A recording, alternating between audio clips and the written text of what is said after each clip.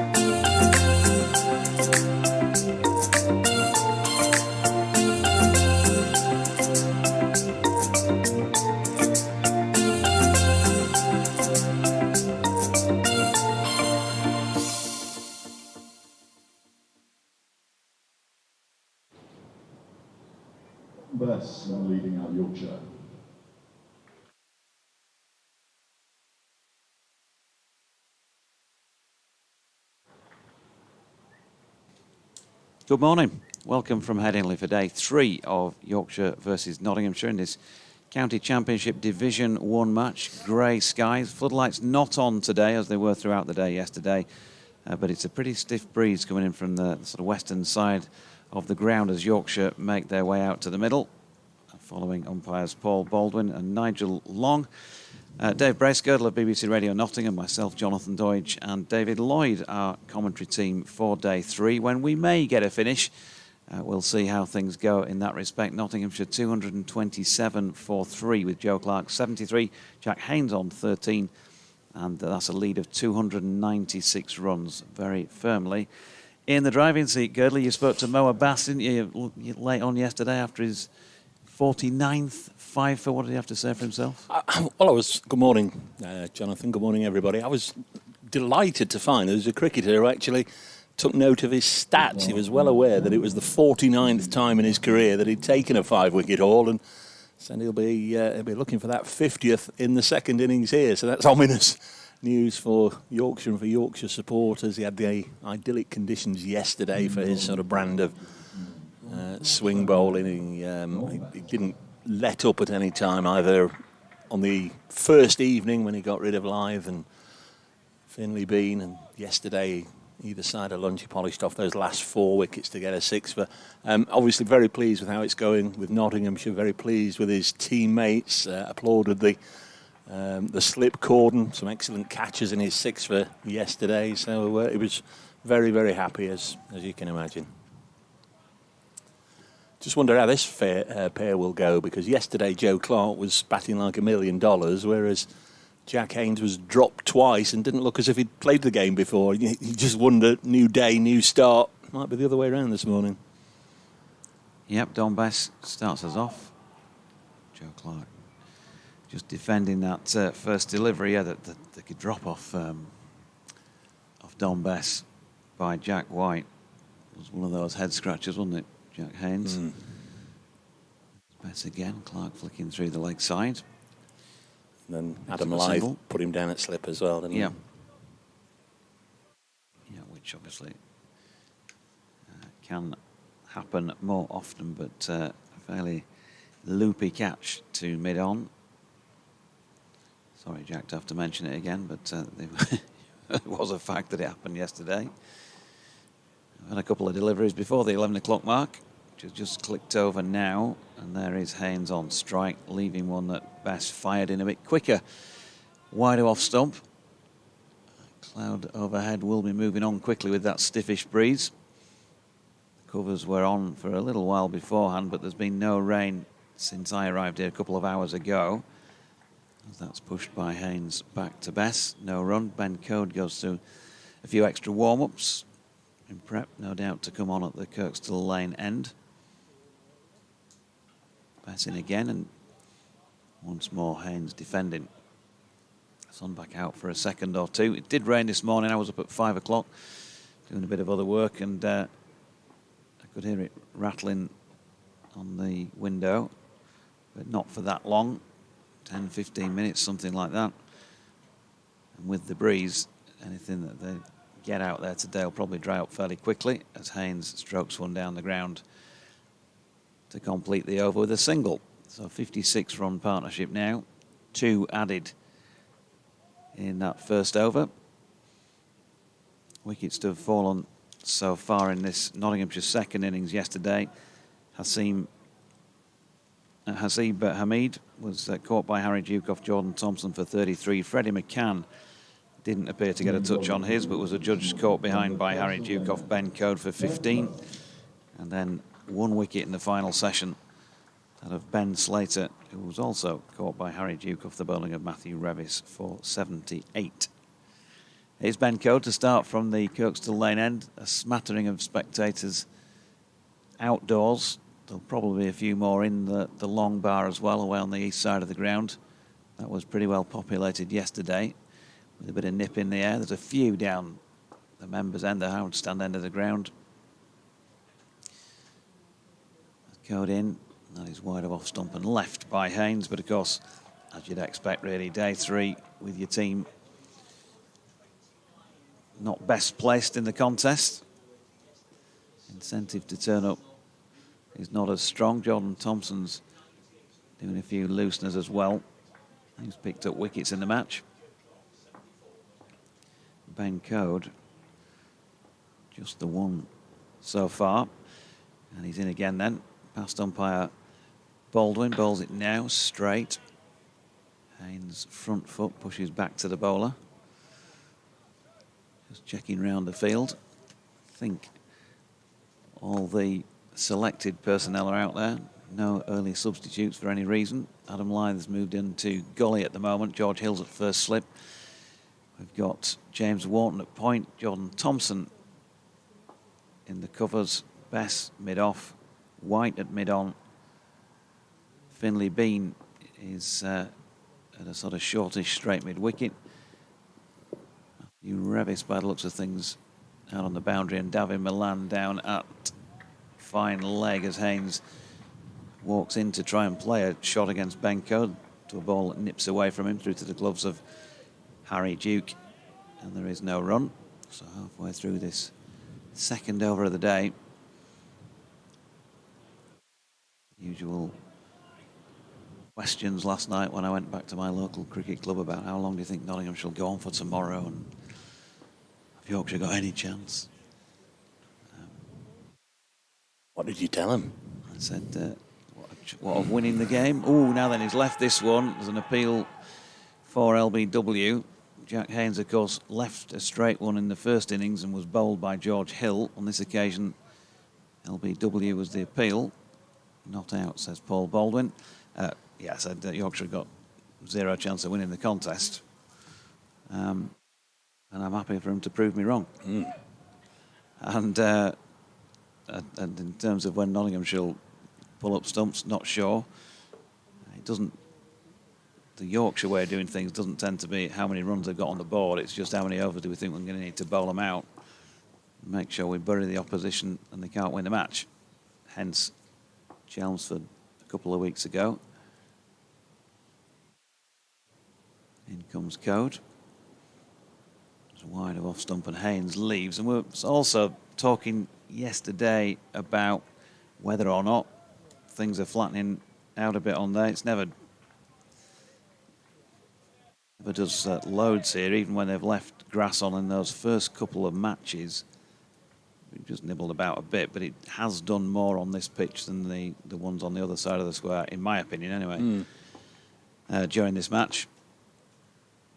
But maybe batting might have got a bit easier yesterday. I'm not sure. He's left another one here, padding off everybody up. But he looked like he was almost on the next strip there, Jack Haynes. And he survives that appeal. End of the over, 229 for 3. The lead now 298. Yeah, it's been a really difficult innings for Jack Haynes so far. He has got outside the line there, but he's not playing a shot. And certainly the question being asked of umpire Baldwin. Still, in terms of runs, relatively early in his innings, Haynes, but he has been dropped twice. A simple chip up to Jack White at mid-on last night, and then a snick to slip. And sometimes if you do get those early moments of good fortune in your innings, you can go on, and especially if there's a break overnight, as there has been for Haynes, sometimes you can just try and erase that from your memory, start afresh. But he's looked a little scratchy, a little nervy this morning. Clark, in comparisons, played beautifully in this match as he pushes this back to the bowler, Don Bess. So spin from one end, the quicker stuff from the other. New ball is around about an hour away, should Yorkshire wish to take it. This is the 64th over. Notts have already gone past their first innings tally. 228 on the first day, as this one is just worked away through square leg. Very close to umpire Baldwin by Clark, and he moves on to 75. It's had a good few days. Clark made 119 on Monday at Durham, 64 in really difficult circumstances on the first day of this match. Took him over 3.5 hours, but played with greater fluency yesterday as Haynes pushes this one back from Dominic Best, just trying to get a little bit of bounce and turn. One or two took off last night from Dom Bess. He'll be trying to, I'm sure, hit the same spot. Comes in again, and Haynes this time a little more circumspect, pushes it back to the bowler.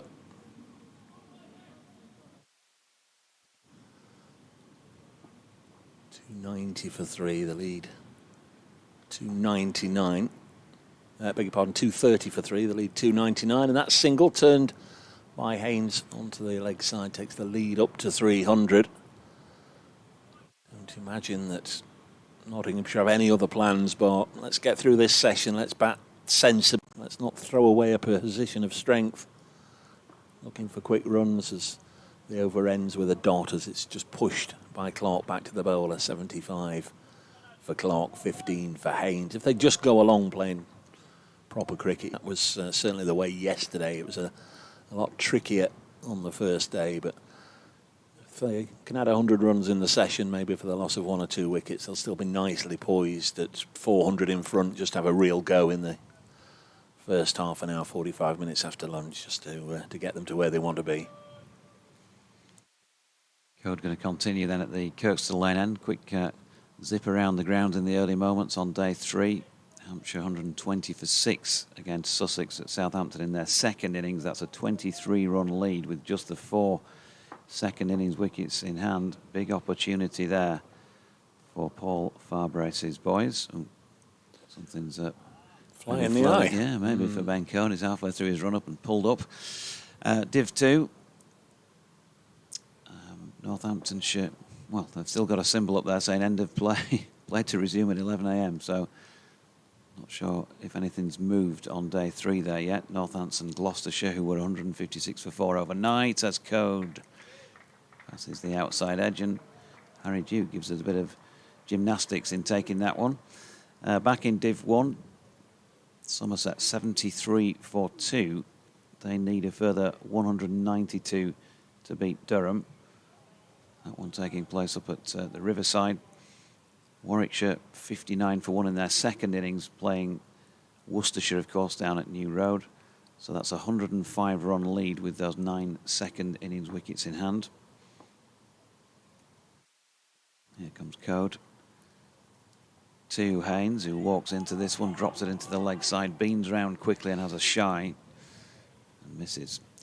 Down at the Oval, the champions Surrey playing Essex, who are 201 for 2 in their second innings. That's a lead of 139 with 8 second innings wickets in hand as well. So that's looking like it could bubble up into a decent last couple of days down there. And then in Div 2, Middlesex 12 without loss, 216 behind Glamorgan, batting for the second time. Up against it is Code bowls there to Haynes, who defends into the offside. Lancashire 4 without loss in their second innings, trailing by 247. Leicestershire, of course, their opponents down at Grace Road. And Derbyshire Kent is taking place at Derby, just the second innings of the match there.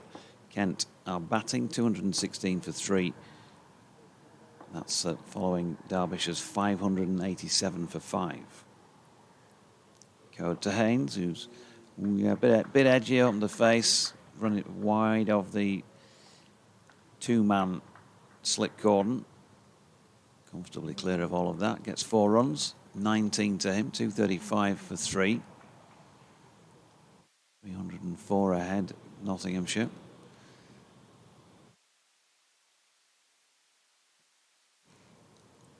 Ben Code, just the last couple of weeks, he's delivered the ball just like he always seems to do. Not had the best of luck on his side at times.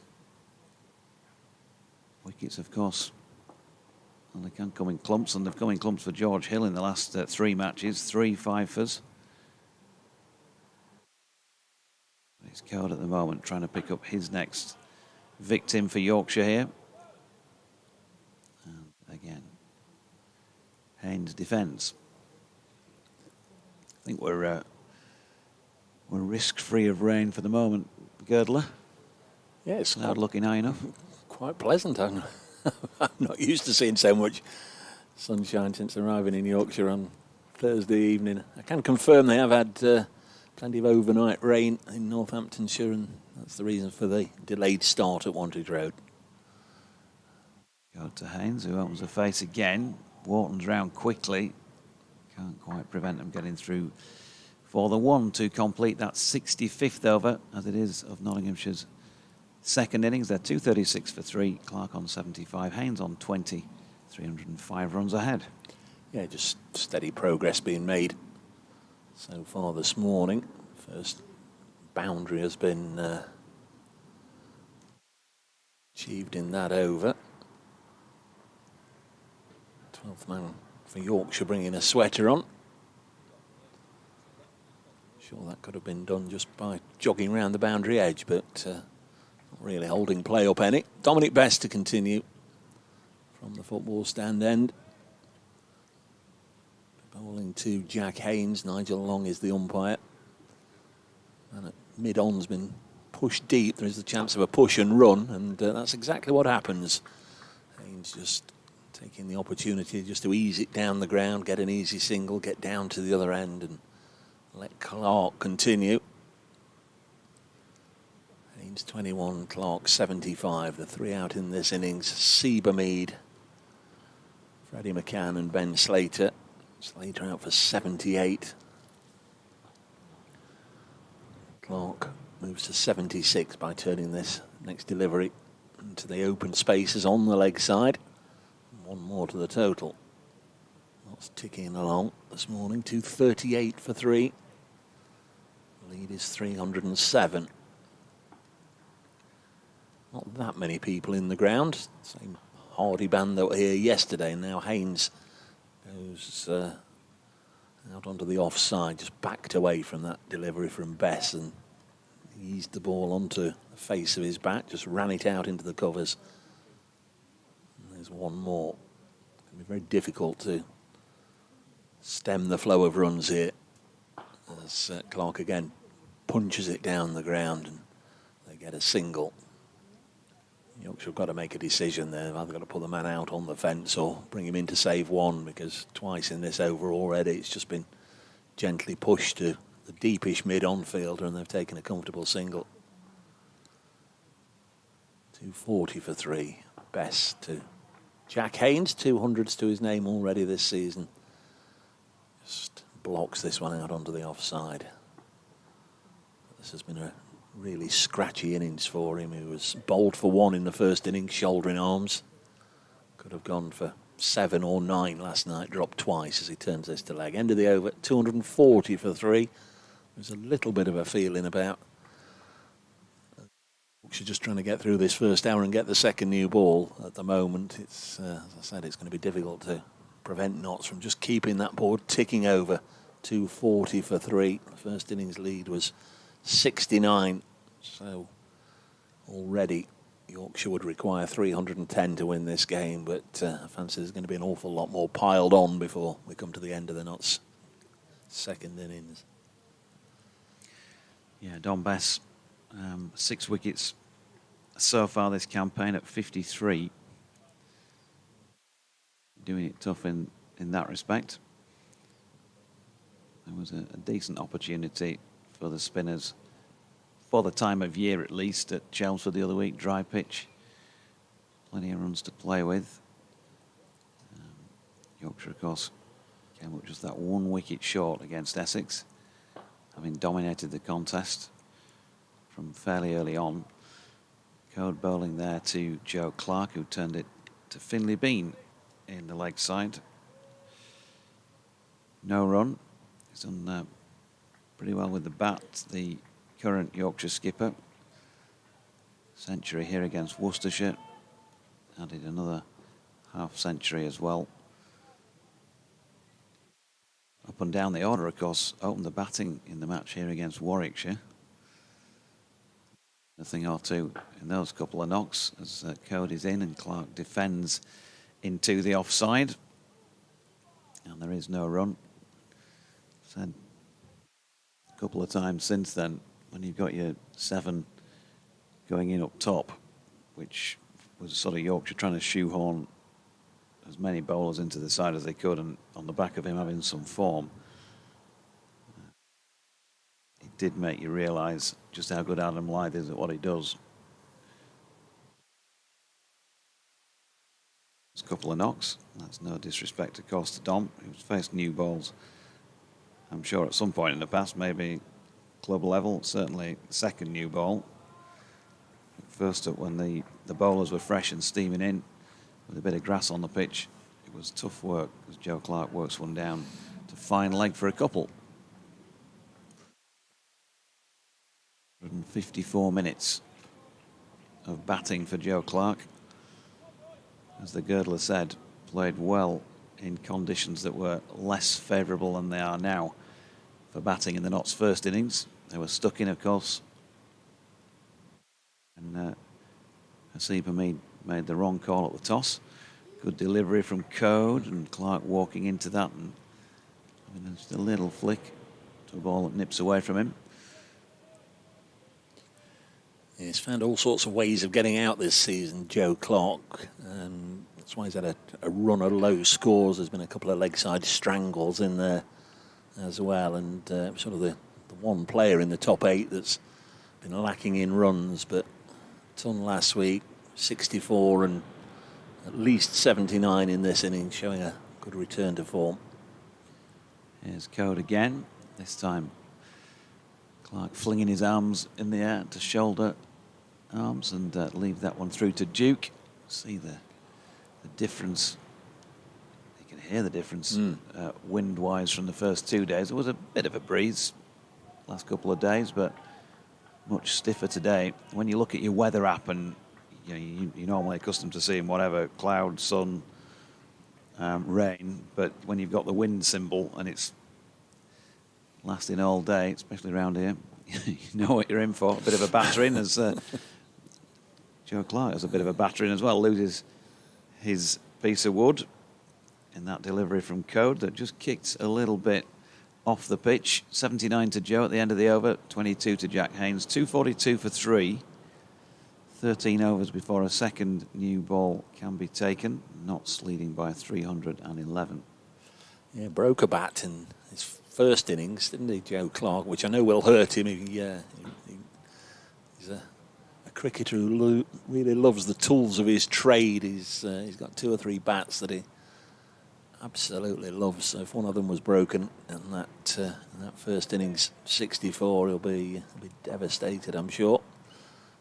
There's Bess into Haynes, and it's blocked. Got a birthday for you, Nottinghamshire birthday. Pasty Harris, Mike Harris is 81 today.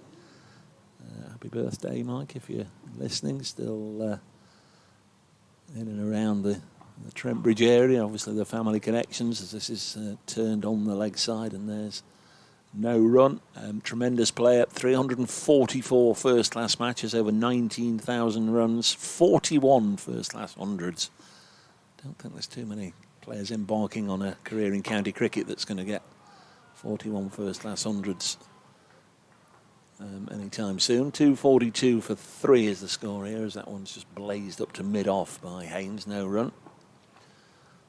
I think once or twice, Bumble may know better than me, I think once or twice he was very much in the selector's thoughts as this is turned on the leg side. He had a season where he scored 10 first-class hundreds. I think that was in about 70, 71, and there was talk that he might go on that Ashes tour, I seem to remember. I know talked to Sir Garfield a time or two about him since then. He thought Barry Stead and Pasty Harris should have gone on that tour. This is pushed into the offside. And there's no run. 242 for 3. Happy birthday, Mike Pasty Harris. Of course, started his career with Middlesex, and very much a son of Cornwall who made his home in Nottingham. Next ball is squirted by Haynes to short third. Jack White does the fielding. End of the over. 243 for 3. At the end of the over, add 59 to that, and we've got, I think, 312 the Nottinghamshire lead. We have Clark 79, Haynes 23. Yeah, 41 first-class tons, great effort. That I was mentioning Adam Lyth a few moments ago, allied to his abilities opening the batting. I think he's ticked off 38 now with the couple that he's got this year. And Anthony McGrath was the only man in terms of 21st century runs for Yorkshire who was ahead of him. He's passed him as well now. So his coach kind of submitted at Hampshire at the start of the season that he's entitled to be on that list of Yorkshire greats. Somewhere on the top 10 of batting greats, apparently. As Cody's in, and that's a shouldering of arms again from Haynes. I mean, nobody is going to get those sorts of figures now because they play so much fewer first-class cricket, and anybody with that talent is also going to be snapped up on the international scene. So again, they're going to be taken away from the county game. It could be a tremendous effort for, as I say, anybody starting now to get 40 red ball hundreds.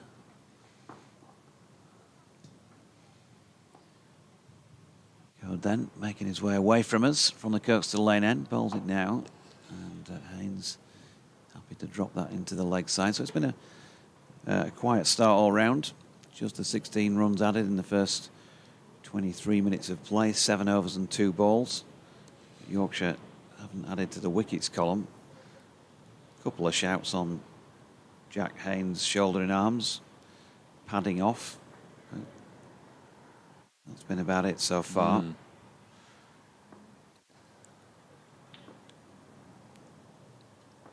On the bowling front, I know Mo Abbas, and I talked to him about that as well. He's just shy of 800 first-class wickets. That's a terrific effort from him, 793 or 4, something like that.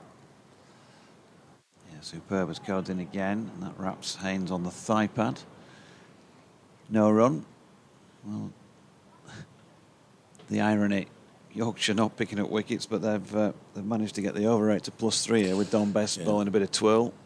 There was some annoyance that they lost one of the 3 points in the home match against Warwickshire that they'd earned because of a slow over 8. So, and it has kind of looked like they've made a conscious effort. They've been pretty quickly round. The ball in the bowler's hand quicker than we've had to become accustomed to over the last few years as Haynes drops one into the offside. I know it's something that Bumble will probably talk about from time to time as well. Get round, get on with the game. Well, yeah. Yeah, the umpires will look on you favourably if they can see that you are at least trying to keep the game moving forward. It's when there's just endless delays and we have to watch people getting dressed. All the pads are brought on and we all stand there and sit and whatever and watch somebody preparing to get dressed to stand at short leg. Yeah, Code in. Haynes turns that into the leg side. Finley Beanfield, yeah, it does get to be a laborious watch, doesn't it? Just crack on. And it's the endless fielding changes at times as well, isn't it? One ball to the next. I know left hand, right hand, you've got to change. Yeah. I'm glad we're in here at the FX microphone, picking up all sorts of things seemingly flying about. Might be one or two advertising boards that have gone over or something, but there's plenty clanking down below. Code in again, and Haynes once more defends. Bank Code 19 overs, 2 maidens, 1 for 49. I'm going to bring in our friend just a couple of minutes early, if that's all right, and just pop off and finish off my other bits.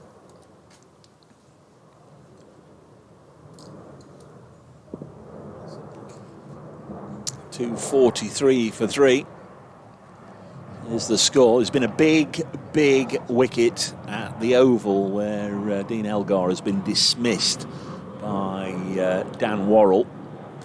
Elgar out for Essex, who in their second innings are now 205 for 3. You fancy that's a big moment in that game.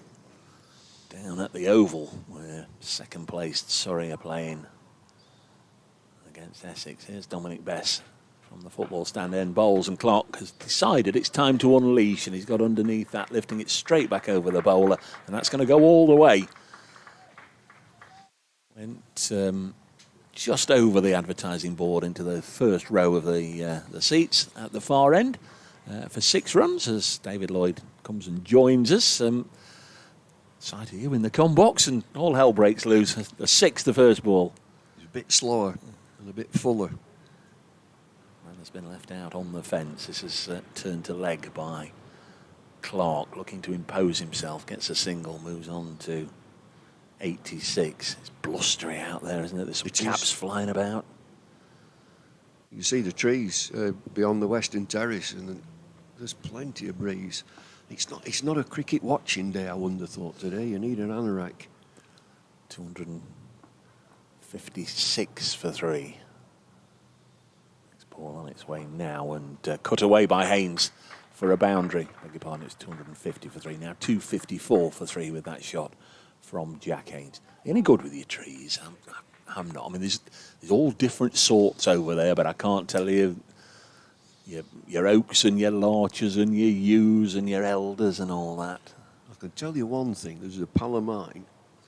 There's a willow tree coming down in this place, and it's enormous. Bat manufacturers, Yeah. There's a willow tree coming down.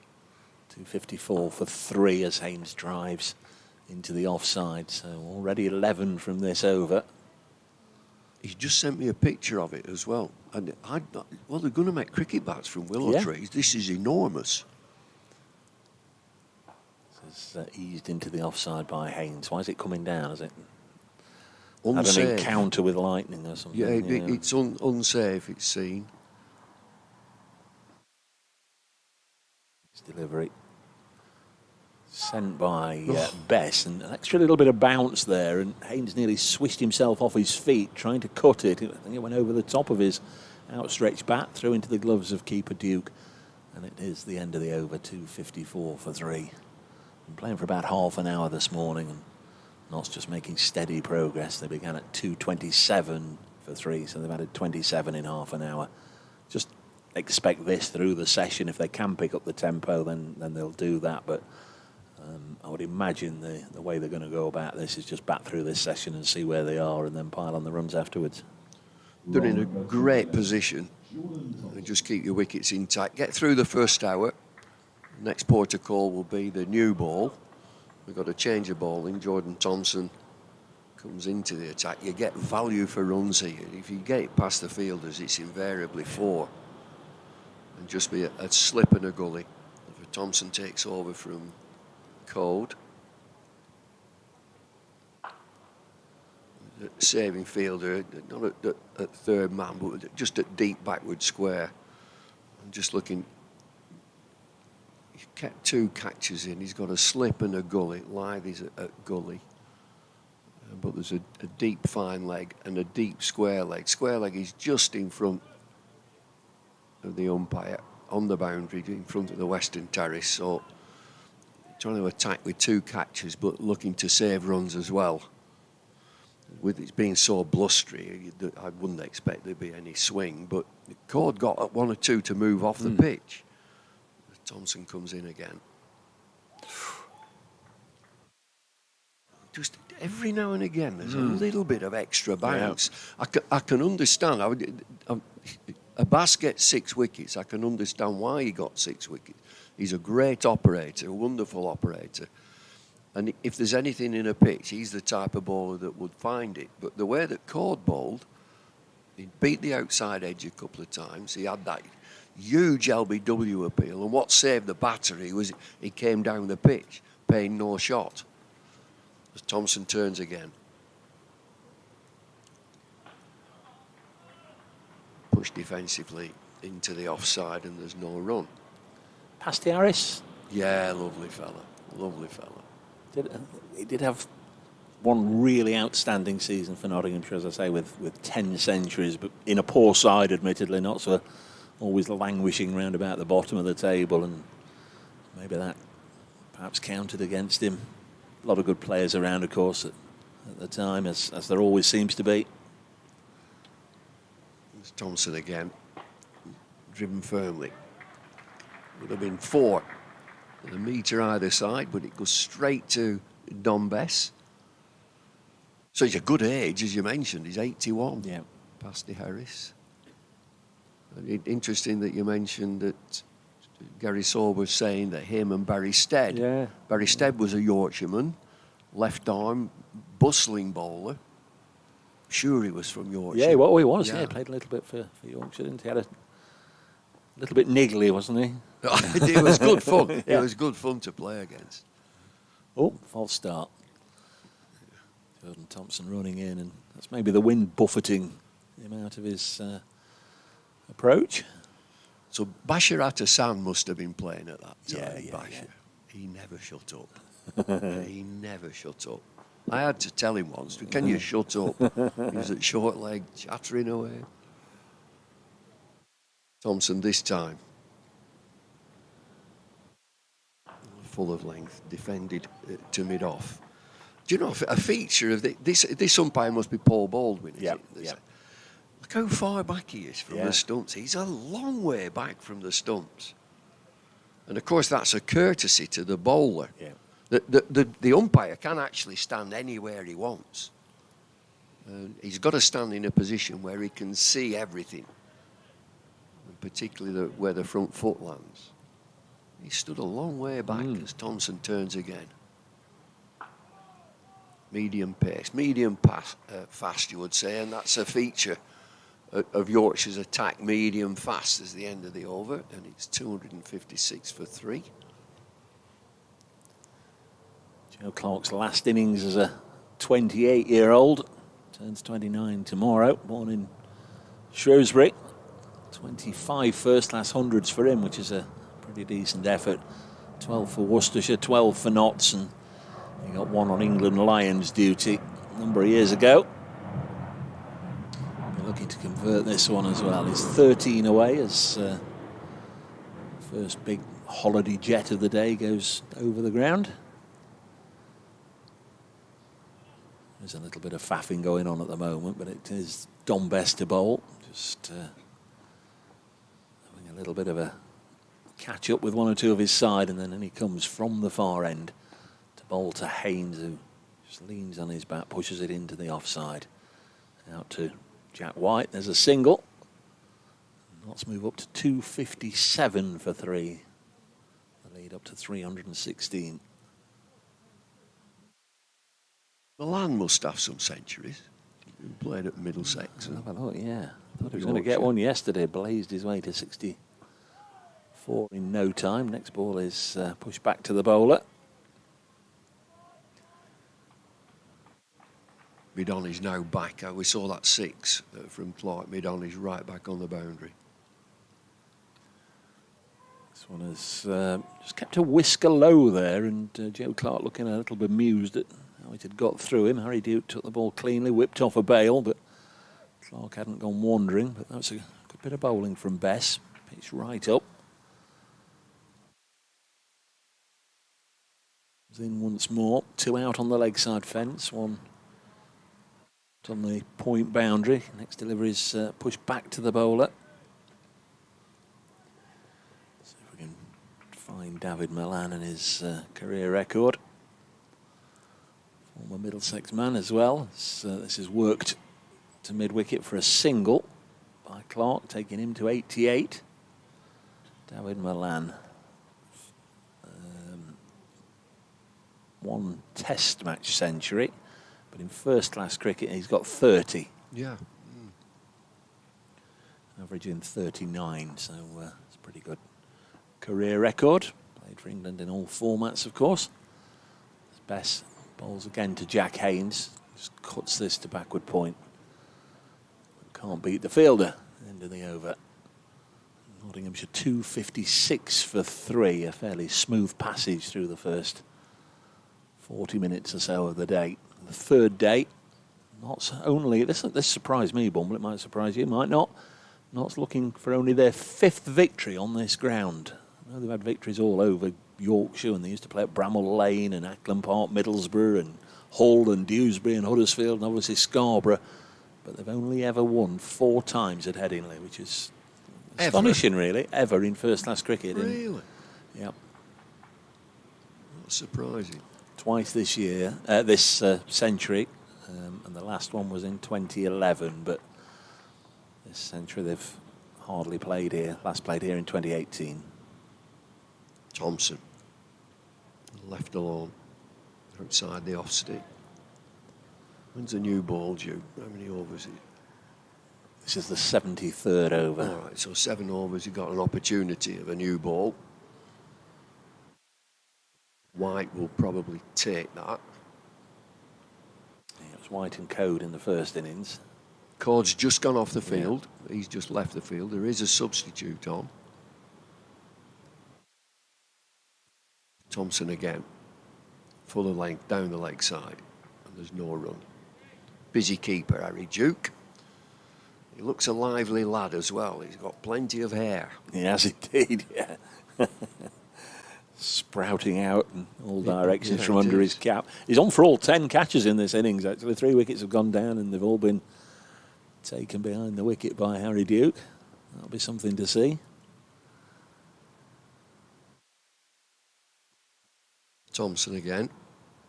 Past the umpire. A single into the leg side to the sabre, that fielder. And there are plenty of practice pitches over there. It's a feature of Headingley. The square extends from one side to the other, all the way along.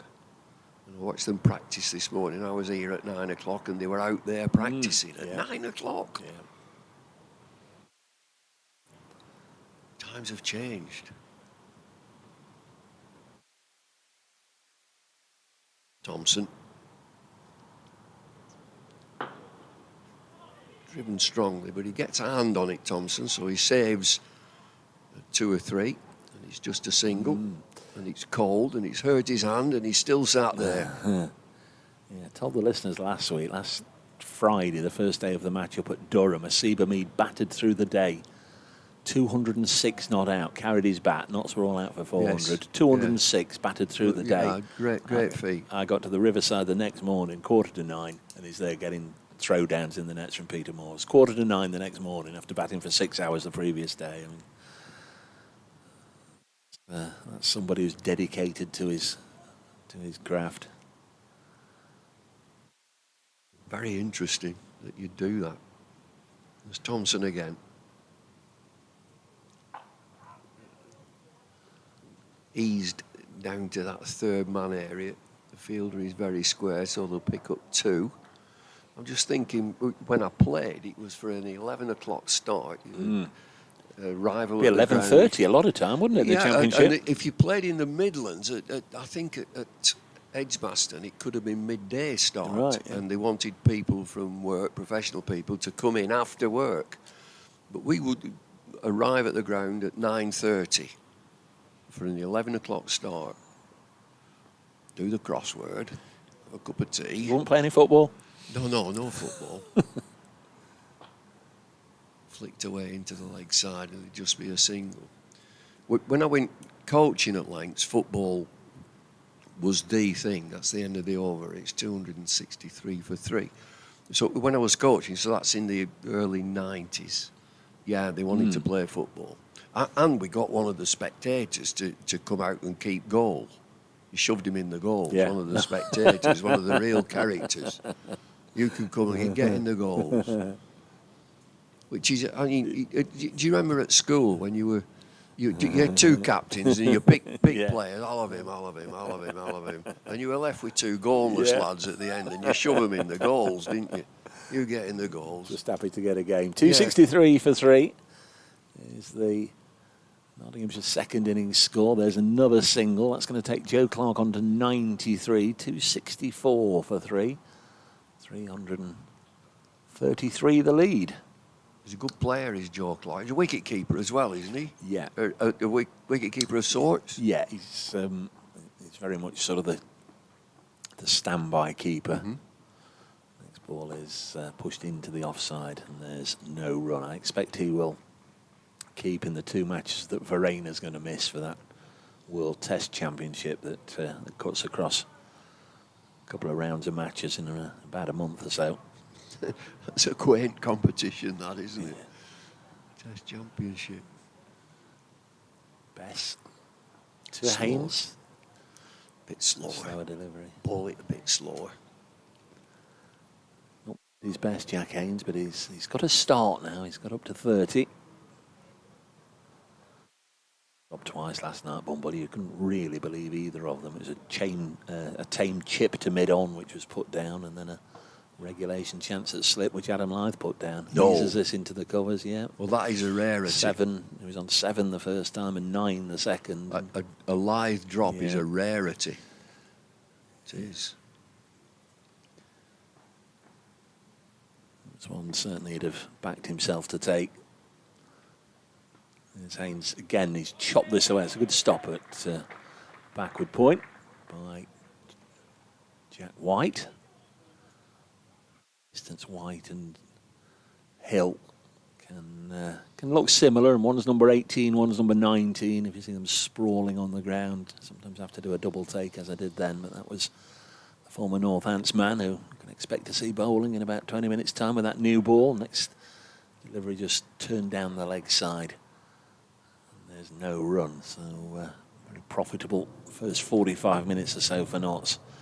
Just continuing to build an unassailable lead, they will hope, and to see if they can pick up their first victory on this ground since 2011.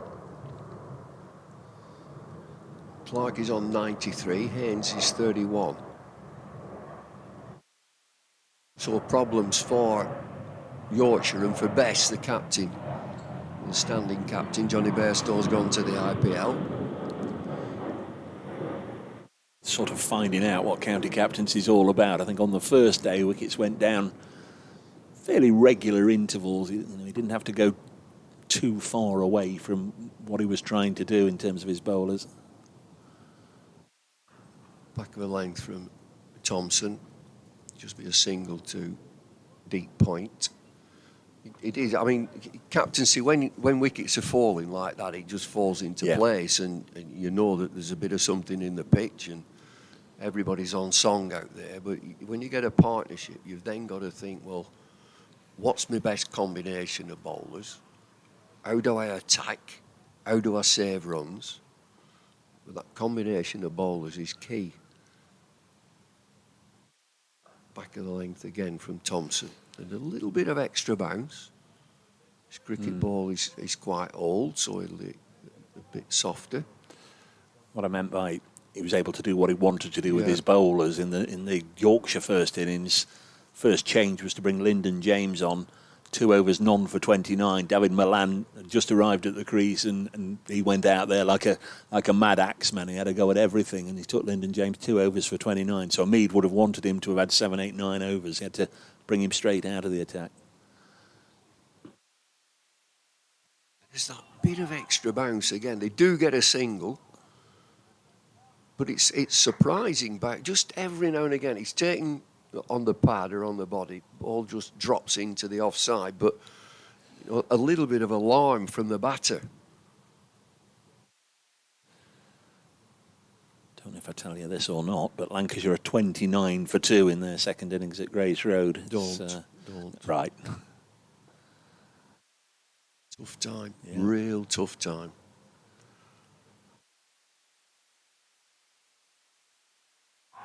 Huge appeal and given. A ball from close to the umpire, close to the stumps. Ball of full length. A huge appeal from Thompson and the wicket-keeper. And it's Clark. No, he just saw, and he's looking as if to say this is high. But it looked straight enough, it really did.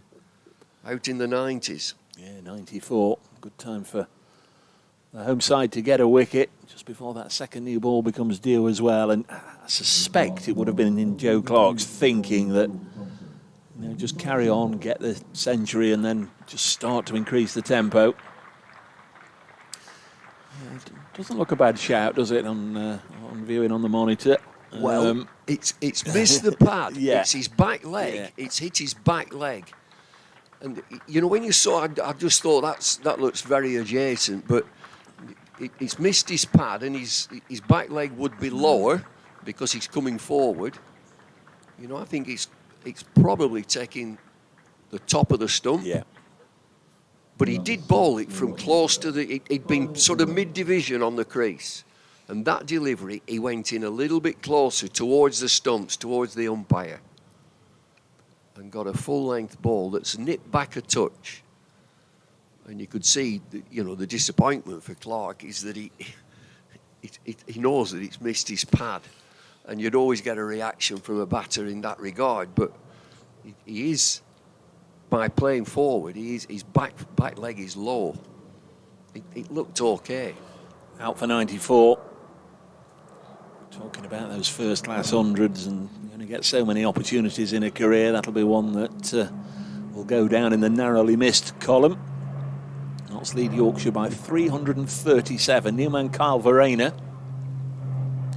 got a beast of a ball in the first innings from George Hill that nipped back and took the off stump, went between the bat and his body. Lovely bit of bowling, lovely shape to it. He's a good bowler.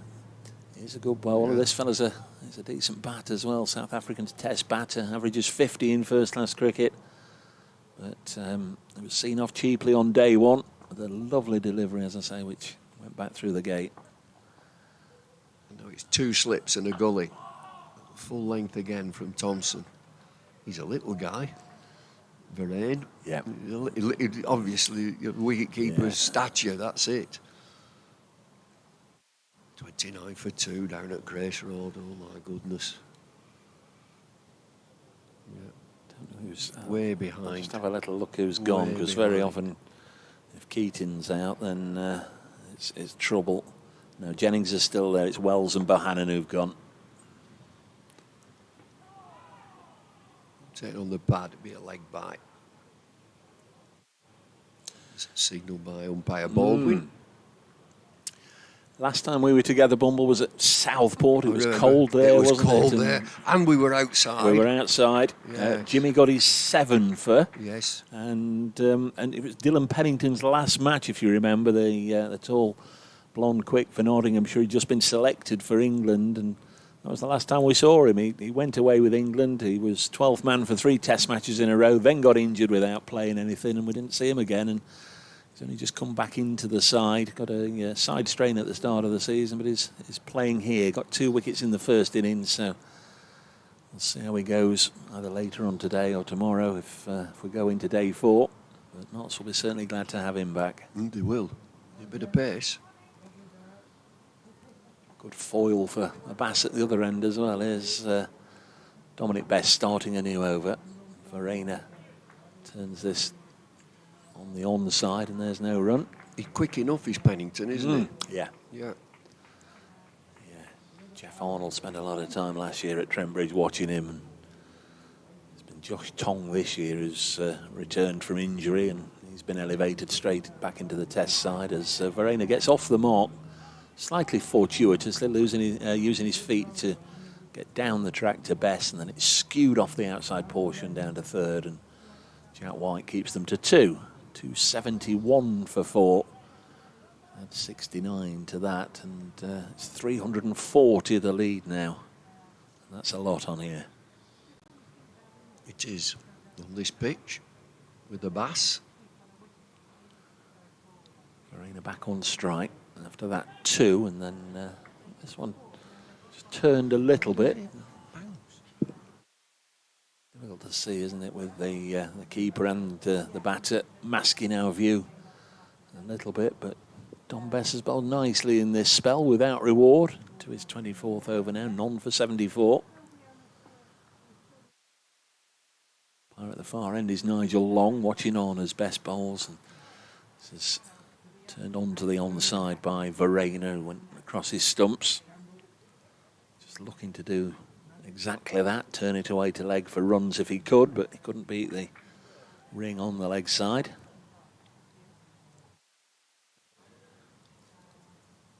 .271 for 4. Breezy morning in Leeds. It's Dominic Bess, the Yorkshire captain for this game, bowls, and again the South African just eases it defensively into the offside. Bess looking to make fielding alterations now. He's bringing another player over onto the leg side, just bolstering that mid-wicket area, I think. In fact, he's going to push him all the way. Well, Verena hasn't looked to play a shot in anger, and the fielder has been dispatched out onto the deep mid-wicket fence. Dominic Bess has a plan. I'm not sure what it is. And Verena, in fact, just strokes this down the ground for a single. 272 for 4. The lead is 341 at the end of the over. So just having a game plan, Verena, an accomplished batter, a South African batter, against Bess bowling off spin over the wicket. When he sets up, you can see his leg stump. He's right across the offside. You talk about what guard you take, leg and middle. You can actually see his leg stump. So he's gone right across his stumps to bat against Dom Bess. So Bess has moved the fielder from the offside onto the deep mid-wicket boundary and left it open on the offside. There's cat and mouse between the two of them as Thompson will continue. Yeah, wicket in his last over. 2 slips and a gully. A false start and he comes in again.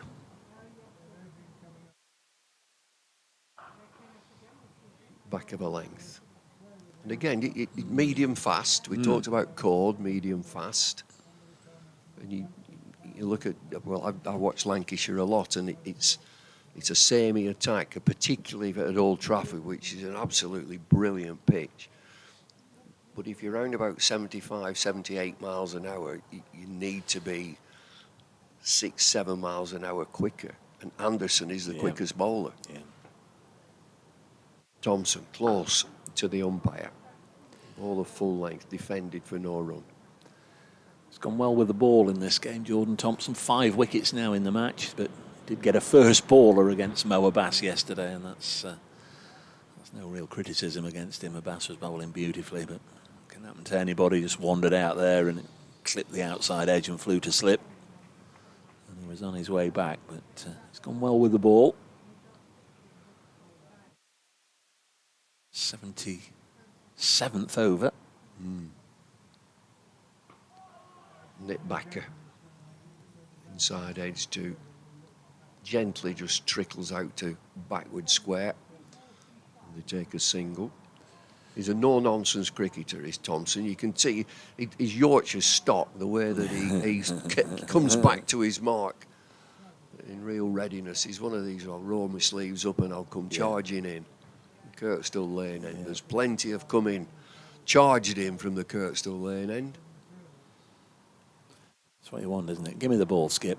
That's Give me it. the ball. That's it. He's that type of bowler, I'm sure. On a tough day, give me the ball. I'll do my bit. He's another false start. Yeah, I was going to say he's a well-built lad, but even the breeze is buffeting him and knocking him off his stride. Short and slightly wide. They should get 2 across the practice pitches. It's a nervy start at Jack Haynes last night and indeed again this morning. There was a couple of LBW shouts where he just padded up, but just starting to get going now. He's on to 34, and obviously with Clark out, he's the senior man at the moment. I give the second one, LB padding up. I give that. Although he had come down the pitch, he'd advanced down the pitch, and that saved him. Just that element of doubt, maybe running through the umpire's mind. Driven, parried, just got a hand on it. They should get 2. They might get 3. They will get 3. Jack White, the fielder. Yes, even with the fall of the wicket, the runs are still continuing to flow. Knots haven't gone hard this morning. They've only added 51 in 56 minutes, but it's pretty much what I said at the start. Maybe back through this session, 100 for maybe 1, 2 or 3 wickets, and they'd still be nicely poised with a lead of 400 by lunch. Thompson comes in, defended, and there's no run. That's the end of the over. It's 278 for 4. I mean, I suppose that they would see the main threat to Yorkshire would be pace. There'll be a spinner in the side, Patterson White, and I would expect he'd be a supplementary bowler to the quicks, because if there's anything that's happened here, it's a bit of indifferent bounce from the quick bowlers, Kirkstall lane end. We've not seen a ball spin. Don Bess has done all the bowling, but it's not spun at all, and the pitch doesn't look as if it's going to spin. Yeah, Patterson White didn't even get an over in the first innings. Right, 6 wickets for Abbas, 2 for Hutton and 2 for Pennington. Job done. There's a little drop and run by Haynes. Starts a new over from Dominic Best. 279 for 4 as we close in on midday. Third day of this match. Notts haven't played a county championship game here since 2018. They've only played Yorkshire once away since then. That was the following year at North Marine Road. This is nudged down the ground. They met in 2021 in that sort of zonal setup that they had for the Bob Willis Trophy, but they've been in different divisions since then. So nice to lock horns once more. Share a county border, of course. Nottinghamshire to the south of Yorkshire. As Dominic Bess bowls once more, and this is just played back to him by Verena, who's on 4. Still to come, Lyndon James and Liam Patterson-White, who've both had hundreds this season, been in good form. And the bowlers, Brett Hutton, Dylan Pennington and Mo Abbas if required. This one's turned out to deep mid-wicket, and there's no run. I beg your pardon, there's 1 run. Just looking at the time bomb, but I'm going to have to vacate and do an update for Radio Nottingham, and I'm sure Doige will be not too far away to take over. Well, carry on. He'll quite defensive now from Bess and Yorkshire, just waiting for that new ball. Bess comes in a little bit slower. I think it's better to bowl it a tad slower. Get the ball above the batter's eye line. Might get a little bit of extra bounce. It's certainly not spinning. Good amount of grass on this pitch as Bess comes in again. He goes through the fielder with Jack White, and they will take 2. So the new ball must be any minute now. Second overs. Overs bowled 79 must be now. That's the end of the over. It's 282 for 4. There's an aeroplane goes over. Where is it? Is it going or is it coming back? It's coming back. Is it? Been on their holidays somewhere. They've probably been to Manchester, somewhere like that. Salford. 12th man's been on. There's been a sweater removed. Very brave. Take a sweater off. Whereabouts in Manchester, in Salford, would you choose to go for your holidays? Well, Costa del Salford, the wetlands of Wigan. Anywhere around there, get a good weekend. And of course, over here, this is Ponte Carlo, isn't there? Oh, aye. Sky-Bardas. Can't go wrong. Cannot go wrong. So what have we got? Jordan Thompson at the Kirkstall lane end. Carl Verena stroking one out to Don Bess in the offside. There's no run. Yeah, Ponte Carlo, Cas Vegas. Yeah.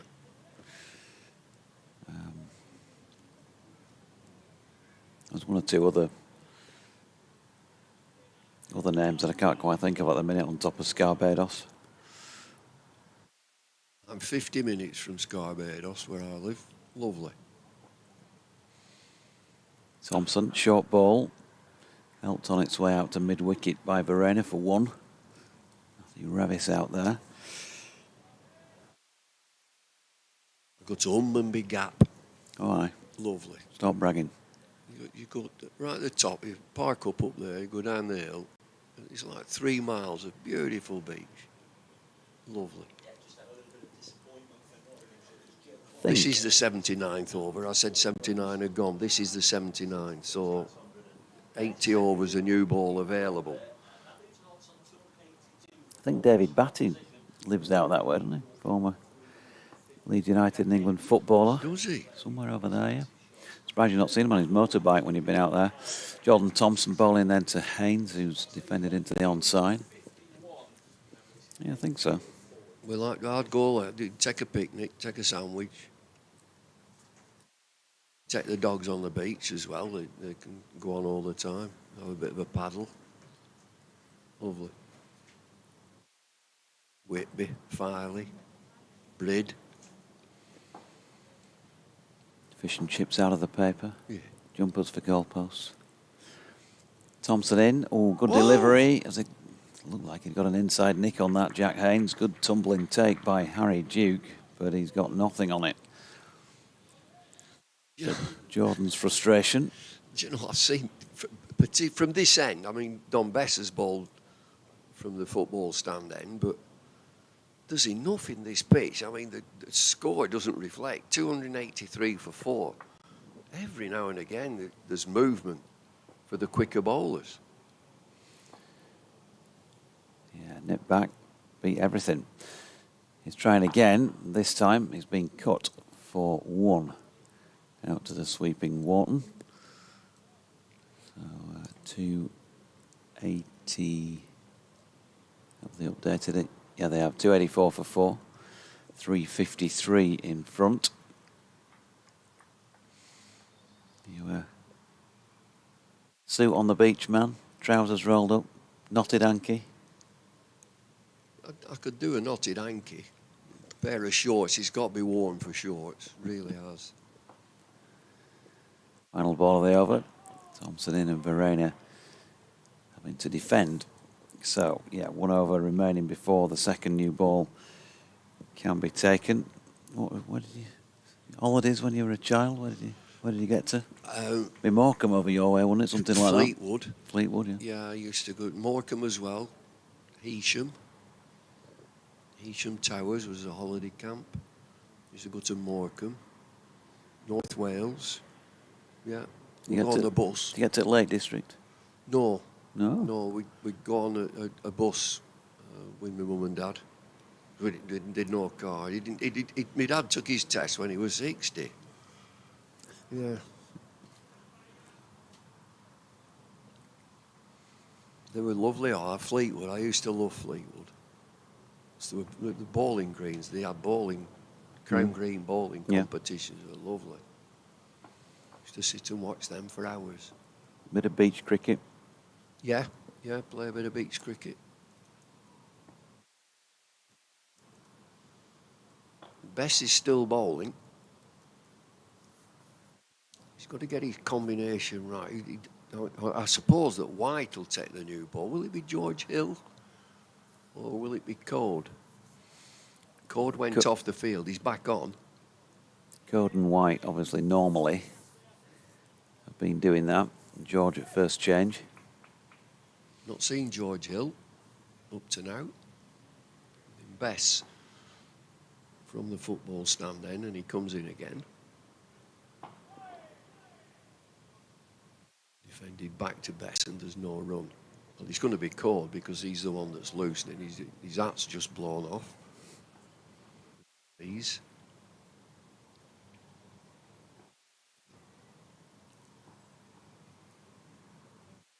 slower. Brain goes back and just pushes it back to Bess. Got a message here from Andy Easom. Did you ever umpire with pasty? Do you know, I wish I could remember. What would I do? I go, I don't think so. I might have done. Bess comes in again.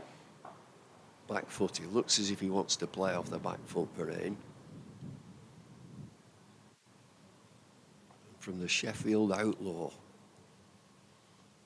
United or City, the Outlaw. Can you wish Joe a very happy 13th birthday? Very happy birthday, Joe. 13. Teenager.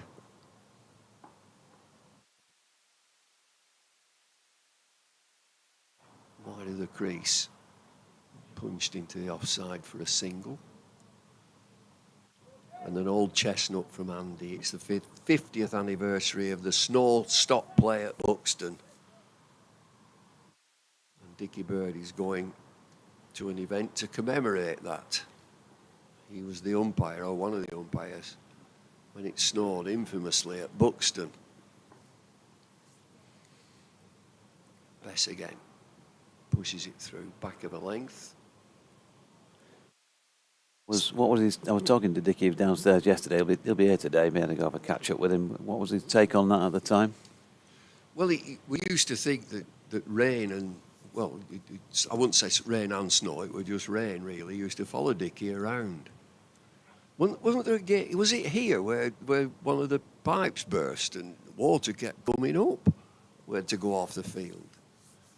He had all the controversial matches. We played a game at Liverpool, Barry Wood and I, Yorkshireman Barry Wood played for Lancs, against Derbyshire, and we'd played 7 overs or so, and Dickie decided that the wicket wasn't in line. So it started again. So he used to get controversy. So we've got that new ball that is available now. There's a sub on. Yeah. There's a young chap come on. Number 7 has come on. So they're taking the new ball straight away. I'm sure they've got it as well. Sometimes they just have a loosener with the old ball, but I think this is a newie. Jawad Akhtar is the substitute fielder at mid-off, taking the 7. Jumper off Matthew Fisher, who of course has gone off to Surrey. So Ben Code bowling to Verena with what we think is a second new ball. Did he make an announcement then, Howard? Didn't quite catch what he said. Well, it sounded like the new ball on the bat. So, well, yeah, it is. It's a cherry. Sorts of names for the new ball, isn't it? From the professionals, the cherry, the nut, the Swede, the pill, the conker, all that sort of stuff. So Ben Code to Kyle Verena at 288 for 4, with 3 slips in place, and Verena just drops that one out backward a point. We'll pick up 1. Malcolm Palmer's emailed in. You can also do that, folks, if you want, on BBC West Yorkshire Sport at gmail.com. He says, "Hi JD, as an ornithologist who gets out a little less frequently as I get older, I amuse myself by identifying birds shown casually on the telly. On a daft reality show on Spanish TV, where people are marooned on a Caribbean island, I've so far identified 7 species. More in a moment, because Ben Code is making his way into bowl to Jack Haynes, who cannons one into the turf and to third slip, where Finlay Bean takes it. So he said, I've so far identified 7 species, but the excellent cameraman has beaten that with 8 so far, including a nice red kite soaring over the ground. Yeah, we had one of those yesterday, hovering around. Better, I'm afraid, he says, than Yorkshire's cricket. He'll have spotted a pigeon or 2 then. Are you a fancier? I am. Yeah, I am, very much so. Code making his way in again then.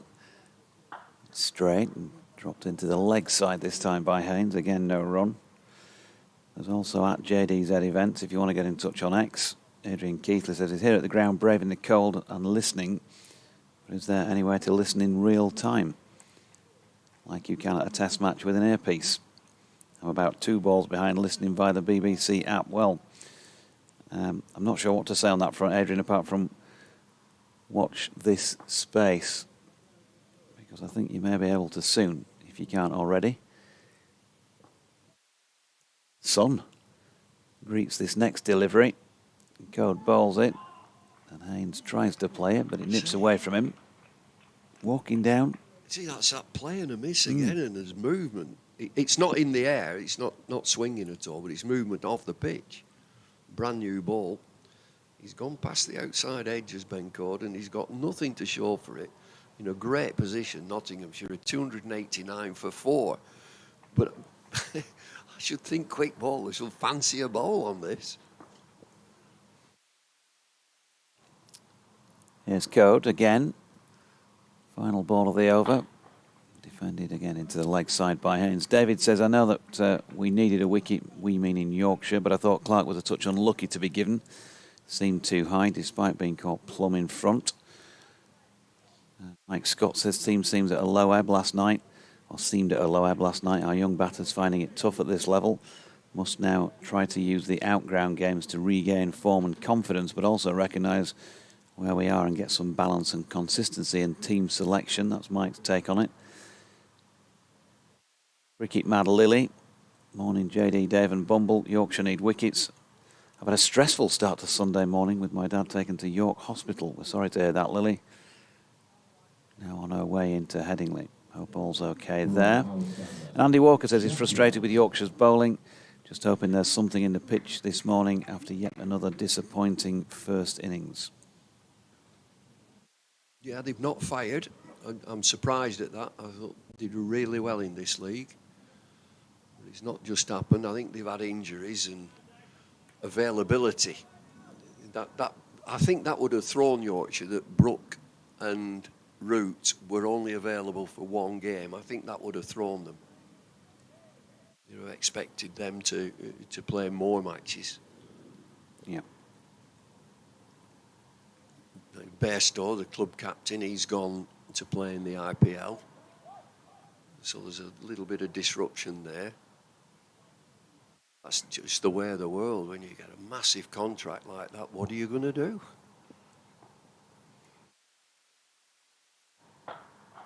Jack White then.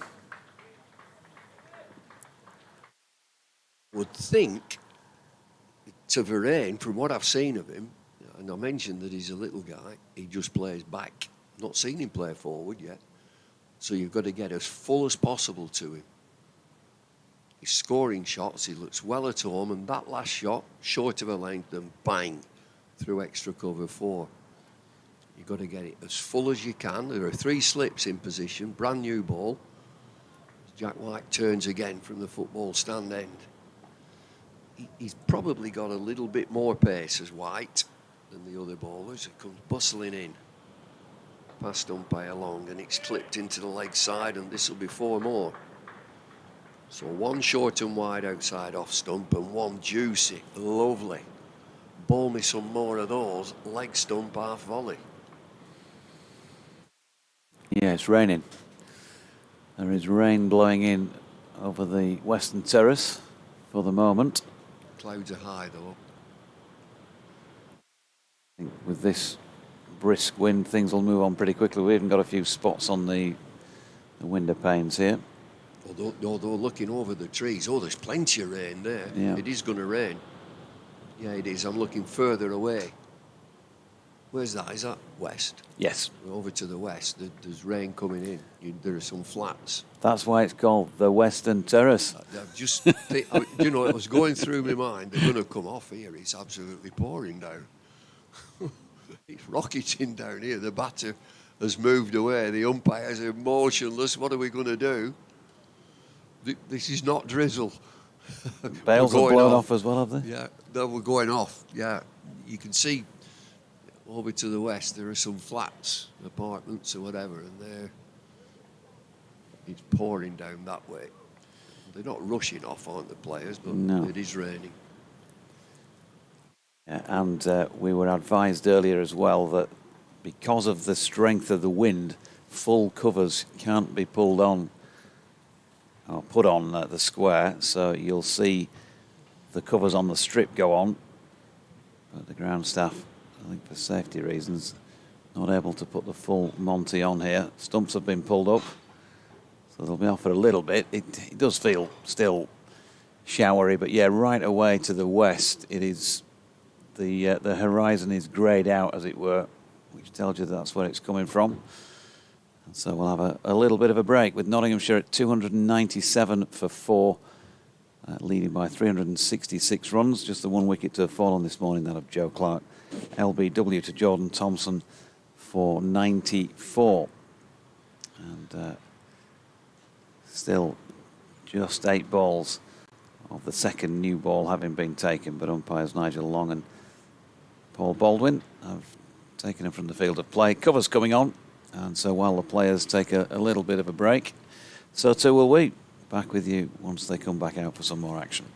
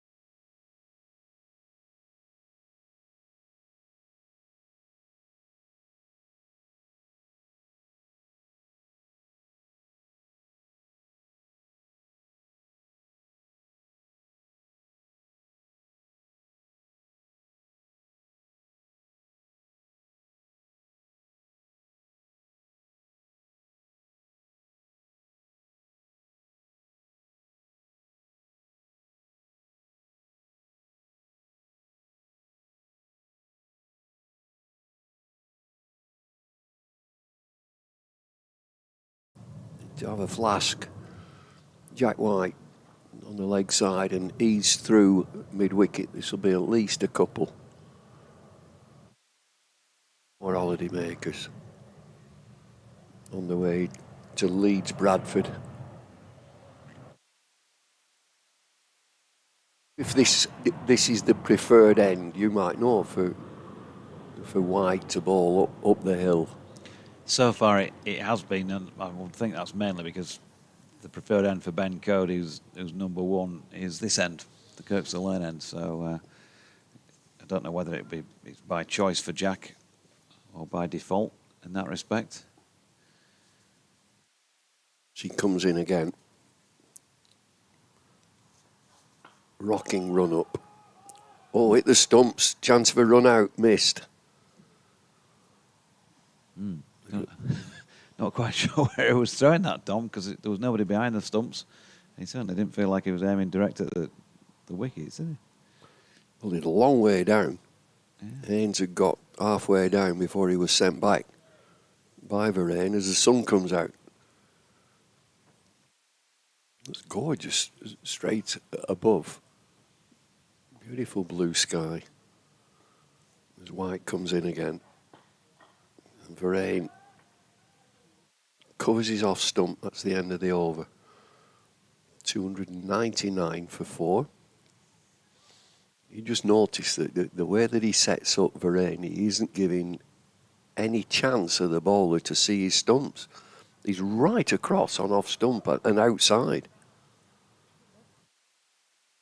David Milan wasn't on the field when they came back on, but he has now reappeared. That means that Akhtar's going to leave the field of play as a substitute. So Ben Code to continue. That second new ball not yet yielded anything in the wickets column. Notts have still got 6 of those in hand in this second innings and lead by the proverbial country mile, 368 runs. As we get a movement of spectators, one or two braving it. Now the sun's come out, back out of the long room where they've taken shelter with that little shower. Oh, getting out for some fresh air. Here comes Code. Walking into this, has he got an inside edge? He has, and that's the end of Jack Haynes. He's walked into a few, and Ben Code punches the air. He's not had a lot of luck in the last couple of matches, really. But an inside edge, that's a good catch as well by Harry Duke. So 299 for 5, and Haynes gone for 43. That's an excellent catch. He came down the pitch, Haynes. He's struggled, to be fair, this morning. He's come down the pitch and he's looking to play a cover drive and he loses his shape completely. Has a real hack at it, gets an inside edge, and it flew. And they're always difficult. An inside edge which would wrong foot the wicket keeper, but he was very agile and athletic and took it in his left hand, and it's a breakthrough. The new ball has done the trick. They've picked up 1 wicket. They're way behind Yorkshire in the game, but the only thing they can do is to continue to take wickets. They've just taken the new ball. Lots of rags have come on to keep the ball dry because they weren't allowed to put the covers on when we had that shower because of the wind, a high wind. They couldn't get the covers on, so plenty of rags have come out to dry the ball. I should think that any water, it wasn't much, would disperse pretty quickly. 299 for 5 and a lead of a lot. Yeah, Lyndon James coming out at number 7, made 29 first up, was caught by Harry Duke off Jordan Thompson, trying to pull a ball that was wide of off stump, got it sort of toe end of the bat really, and Harry made a good 25 yards or so to get under it and take the catch. See what Lyndon can produce second time around. We're 1 ball into this 83rd over, so Harry 4 catches from the 5 wickets taken in this second innings. He has the record actually between these two counties in terms of victims in an innings, 7 back in 2021. He's still got a possible chance of beating his own record as we stand at the moment. As Codes into James, who drops it into the offside, no run. Do you know, a feature of this, well, of what I'm seeing in county cricket, I've seen a fair bit this summer, lack of bouncers. Don't see many bouncers. There were quite a few last week at the Oval. You missed that one then. Yes. They bowled them well, actually, did Surrey. That was best use of the short ball I've seen for some time in county cricket. Code in. James defends. So who were the bowlers? Were they the Surrey bowlers? Yeah. So Fisher? So Fisher. Worrell? No, he wasn't playing last week. Nathan Smith. Yeah, Smith. Tom Laws.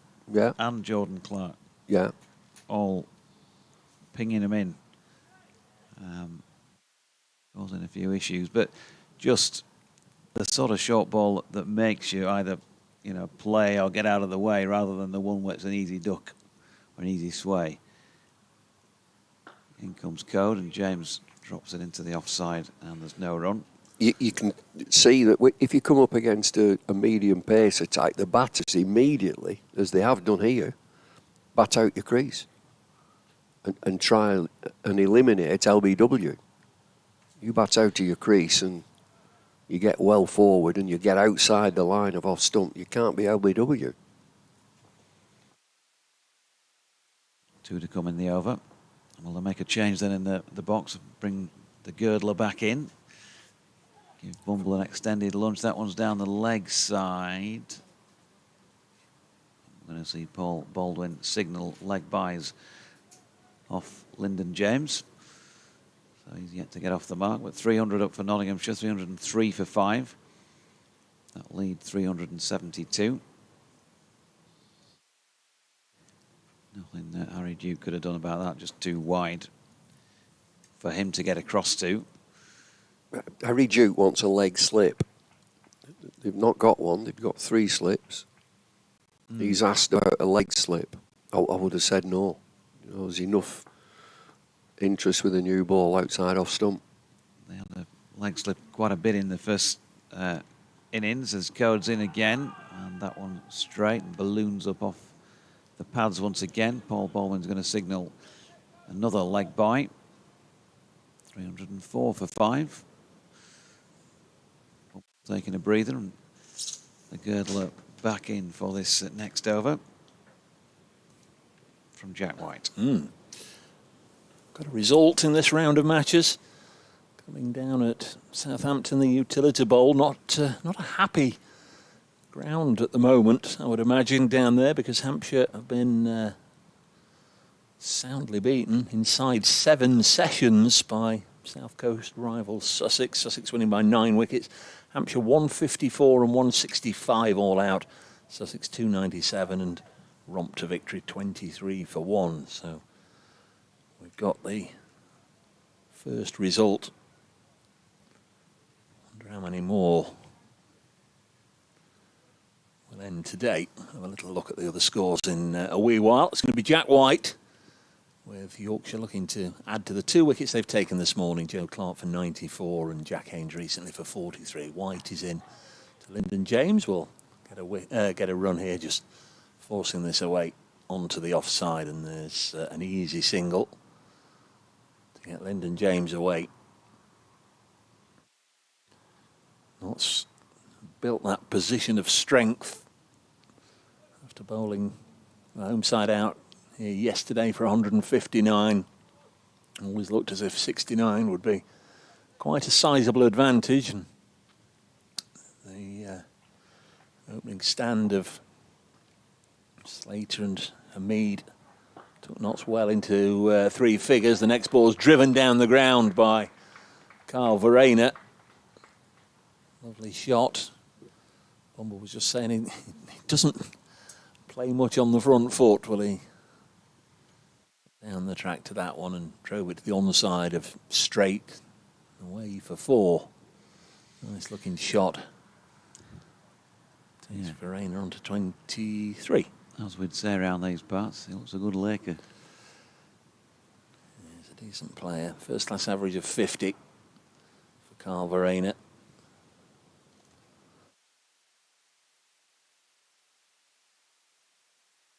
comes White. Bounding in. Bowls and again walking forward to meet it. Verena pushes it into the offside, and Don Best shows what you shouldn't do with a new ball as he plays keepy-uppy to himself. And then remembers that it's a brand new ball, so begins polishing it. Joe Clark LBW to Jordan Thompson for 94. After being at the crease for exactly 3 hours, so he's had 6.5 hours at the crease in this match. Joe Clark for scores of 64 and 94. Jack Haynes caught Duke bowl code for 43, the other wicket to go down. White bowls, and Verena just trying to square cut this, but it just nipped back on him. Just plays it down into the ground, and there's no run.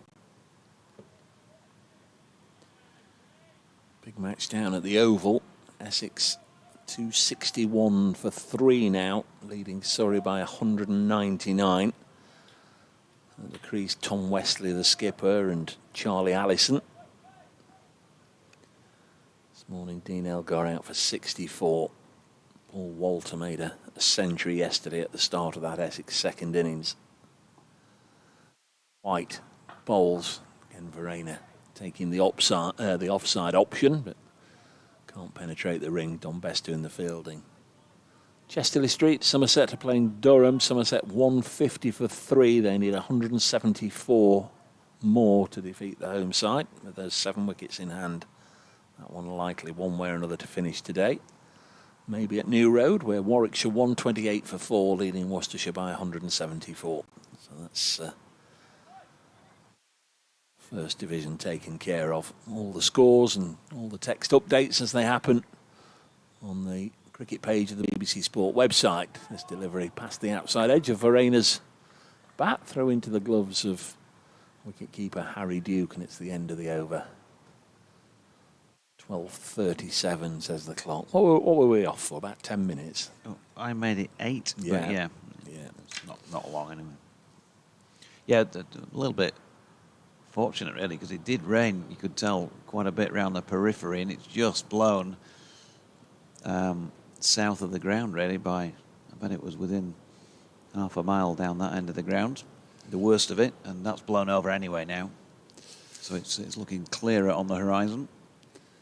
Gary Regan says he's listening to us in beautiful Croyd in North Devon. Know that very well. Surfers Paradise, Croyd. A lot of thatched cottages down there in North Devon, not too far away from where I was based in the RAF back in the 80s. Played my cricket at Braunton. Too far away from Croyd there, Saunton Sands. All those gorgeous beaches. Here comes Code, outside edge from Lyndon James, down to third man. James Wharton quick over the ground and keeps them to 1. Mark the Mod following us as always from Sevenoaks in Kent. I also say hello to Sports Extra listeners who've just joined us. With Nottinghamshire on 310 for 5 in their second innings. That's a lead of 379 now. 2 wickets have fallen today. Those of Joe Clark and Jack Haynes. More on that in a moment, because Ben Code, who's bowling from the Kirkstall Lane end, is in now. And that is edged and has been snaffled by Adam Lyth at second slip. There was a moment where I thought it might have bounced first. The 2 umpires are going to go and consult as well. Yorkshire celebrate. Kyle Verena is not for moving. And yeah, I think Paul Baldwin's just checked with Nigel Long, who's at square leg, to see if he thought it carried. And just like my hunch, I think he said no. It'll be an interesting one to try and get a feel of on the monitors in here when we have a little look now. Verena pushing at the ball. Was always dying on Adam Lyth, who taking it very, very low down. That's very, very difficult to judge, to know for certain. Even with all the television technos and gadgets and gizmos, difficult to see. Here's Code again. Verena turning it to leg this time. Revis Fields, no run. So Joe Clark, the first man gone. Took 46 minutes for Yorkshire to get a wicket this morning. That was in the 75th over. LBW to Jordan Thompson for 94. There's been some questions as to whether or not people thought he was, but then isn't that the norm? And then 299 on the board when the most recent wicket went, that of Jack Haynes, who was legitimately caught off an inside edge from a ball that nipped back from Ben Code. Good catch by Harry Duke, diving to his left. Haynes making 43. And Verena has just run one down to James Wharton at third man once again. So Verena on to 24. Lyndon James is the new man out there following the Jack Haynes dismissal. He's on 2. They did take the second new ball, Yorkshire, at the first available opportunity after 80 overs. And that most recent wicket came after it had been taken. We've also had a rain break just before that. They went off for about 8 minutes, about 12:15-ish, and there was a shower. In comes Code, good delivery, which this one kicks and really does carry through to Harry Duke as it passes the outside edge of Lyndon James's bat. One other thing to mention for those who are not aware, that if there are rain breaks here, at the moment, because the wind is so strong, for safety reasons, the sheets are not going to be going on the square. So we did have as I say, a short pause where just the covers over the strip were on. So I suppose if you've got a deluge, that's going to make it more difficult to get things fit to play again. But it's very stiff, the breeze here from west to east. And that's a lovely shot by Lyndon James. Ben Code just over pitching, and James latched onto that, and he's got it just a bit straighter than Jordan Thompson at mid-off for 4 to complete the 85th over at 315 for 5, a lead of 384. Yeah, lovely shot from Lyndon James. Not sort of keeping, well, at least 1.5 eyes on the cricket, what's going on out there, but there'll be half an eye, I guess, on the weather forecast, and certainly I've been a little alarmed to see how dramatically it's just started to fill in around the ground, but then it, as JD was saying a few moments ago, has just fortunately missed us and blown away. Also want to have as much time out there to execute their plan now. You'd imagine that with the lead in excess of 380, they'll go to lunch and then just maybe really put the right boot down and accelerate in the first half an hour, 45 minutes after lunch, get it to 450 maybe, and then up to bowl. There's an edge, and this time Lyth has caught it. Verena will have to go this time, and Jack White's got a wicket.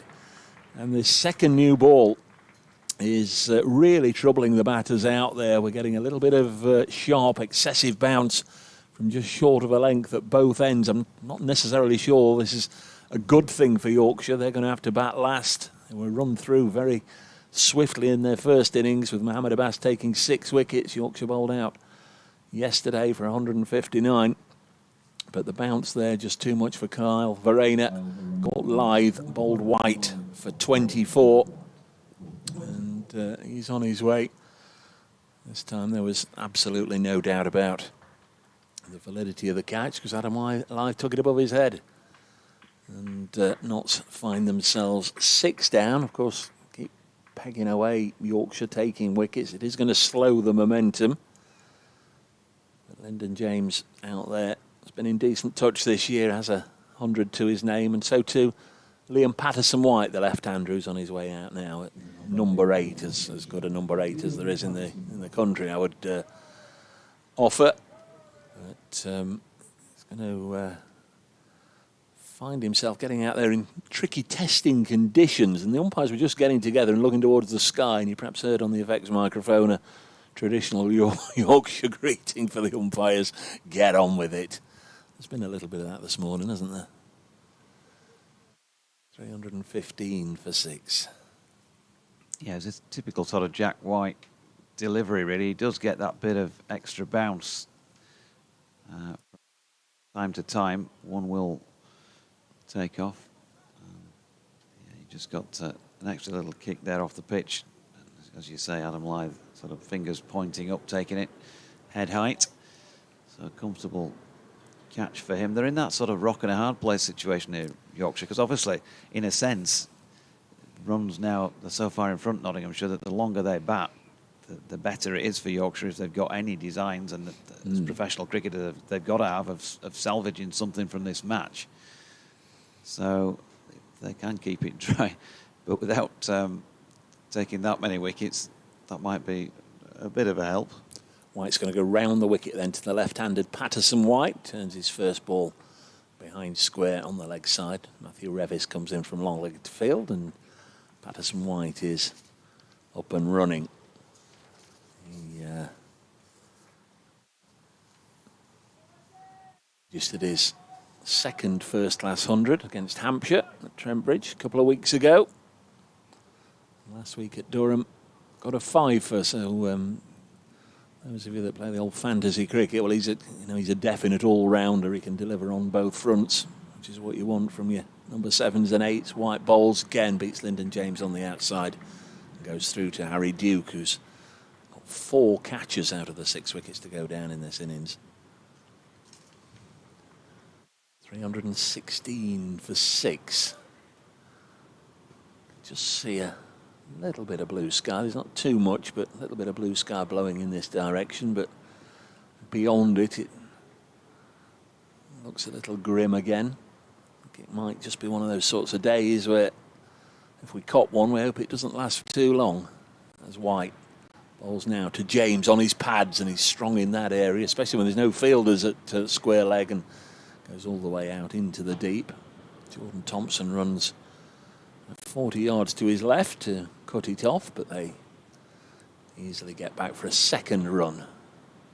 Lyndon James on to 8. He's faced 11 balls. 318 for 6. The first innings lead was 69 for Nottinghamshire, so 387.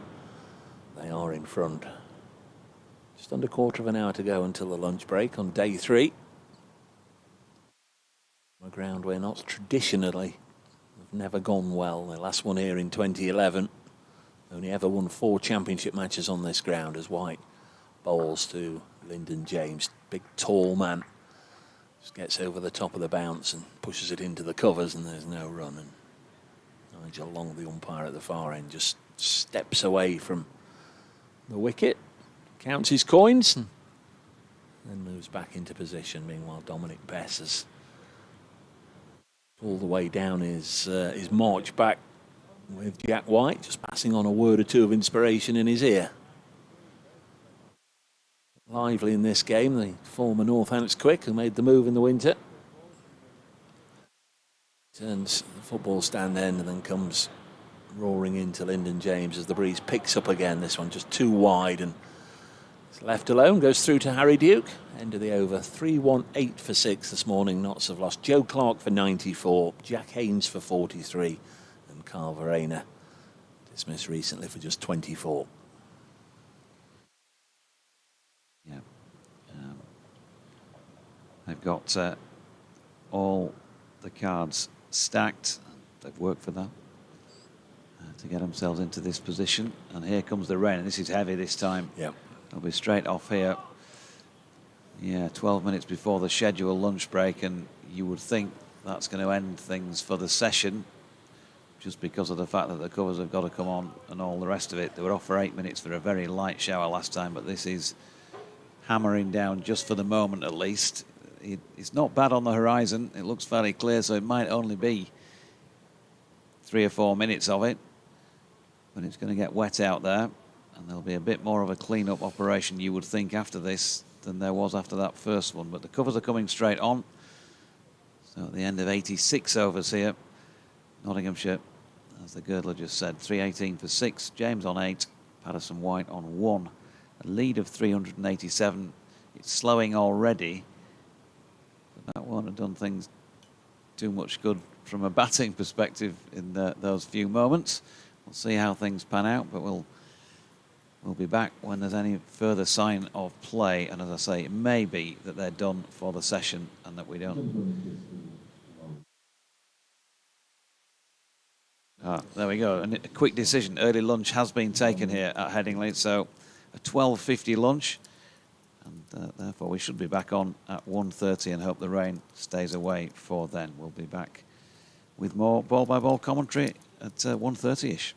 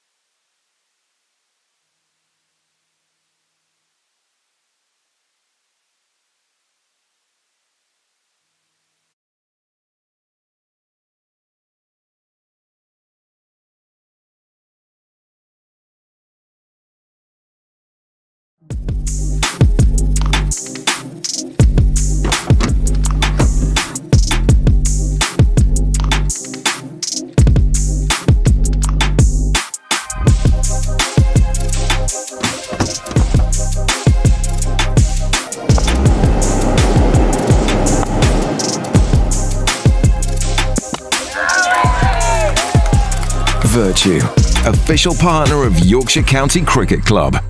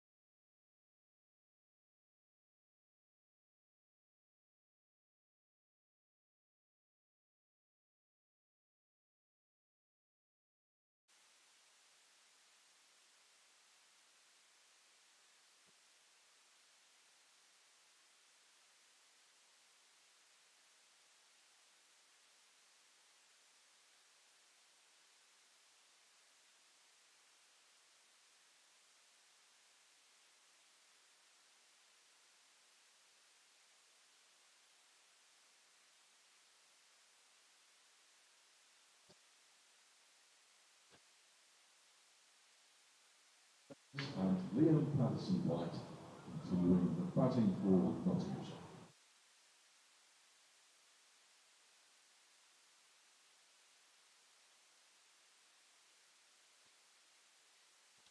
Welcome back. Dave Bracegirdle and myself, Jonathan Doidge, for this first spell post-lunch. Nottinghamshire 318 for 6, second time around, which is a lead that's just disappeared off the board, but it's huge. 87, I there we think. go. Yeah, 387 confirmed. Lyndon James 8, Liam Patterson-White 1. And we've had 6 overs with this second new ball for Yorkshire. Lunch taken early because of a heavy shower just around about the 10 to 1 mark. So back on a bit earlier than the usual scheduled lunch break. It should be a fairly old lengthy afternoon session here because 71 overs remain to be bowled on day 3. Ben Code's going to start things off from this Kirkstall Lane end of the ground. Might go till 4, mightn't they? Sometimes do that when they've lost a bit of play. Maybe. Yeah, they're sometimes fixed tea, don't they? At that? Yeah. See if we can. I'll see if I can get a word on that from the scorers. We might have more interruptions as well. That's an issue as well. Yeah, a bit grey round the periphery. Code round the wicket. Slides one down the leg side first up to Liam Patterson-White. Top ball. I would imagine we'll have a 10-minute break between innings. I think it's unlikely that Notts will bat until tea, even if they've got wickets in hand. Indeed, there's a number of correspondents already saying 387, weather about, get 'em in, get 'em in. Callum's one of them. The Yellow Belly's another one. Been in touch. Code then turns again. Rain starts to fall once more, and Patterson-White drives down the ground. Got a hand to it, Ben Code, and now rings that as a result, because he did strike it pretty firmly, Liam Patterson-White. No run. I think it's going to feel like it's going to be like this all day, and it's shower on and off. It's not particularly bad overhead. Certainly looked a lot worse overhead yesterday, and didn't rain at all during the day's play.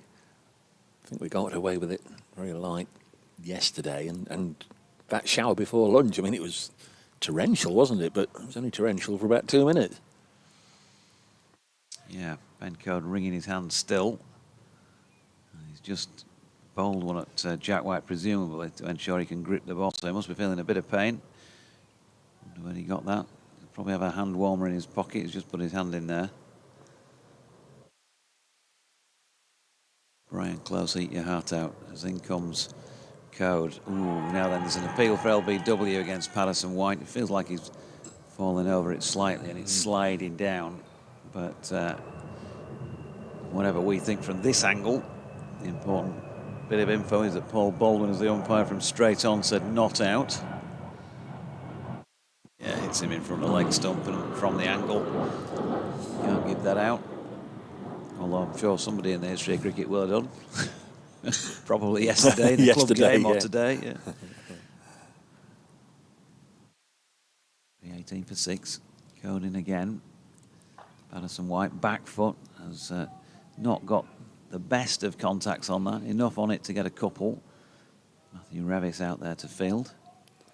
Either he mistimed it, or there's a fair amount of moisture out on the periphery, because that one pulled up quite dramatically, didn't it? It seemed as if it was going to race away for 4. Yeah, we had a bit of rain during the lunch break. The covers were on, of course, on the strip, but the outfield not covered, and the rest of the square not covered.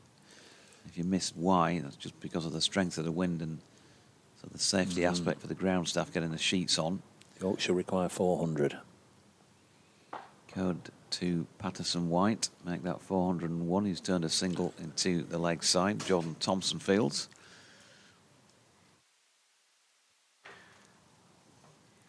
Bumble's back. Extended lunch break for Bumble. He's been ducking in there. Plowman's. One to come in the over. Nice lunch today. Bit of something like a sausage and cheese panini, I think it tasted like. It was good anyway. Oh, Now hello. Ben Code just runs through the crease, and that's because he's decided on the approach that he wanted Finley Bean to move to leg slip. Not sure Finley would have had time during those last two strides. So he's going to have another go here. So time-wise, it's a 7-ball over. Yorkshire +6 on the over 8. On account of some twirl from Don Bess.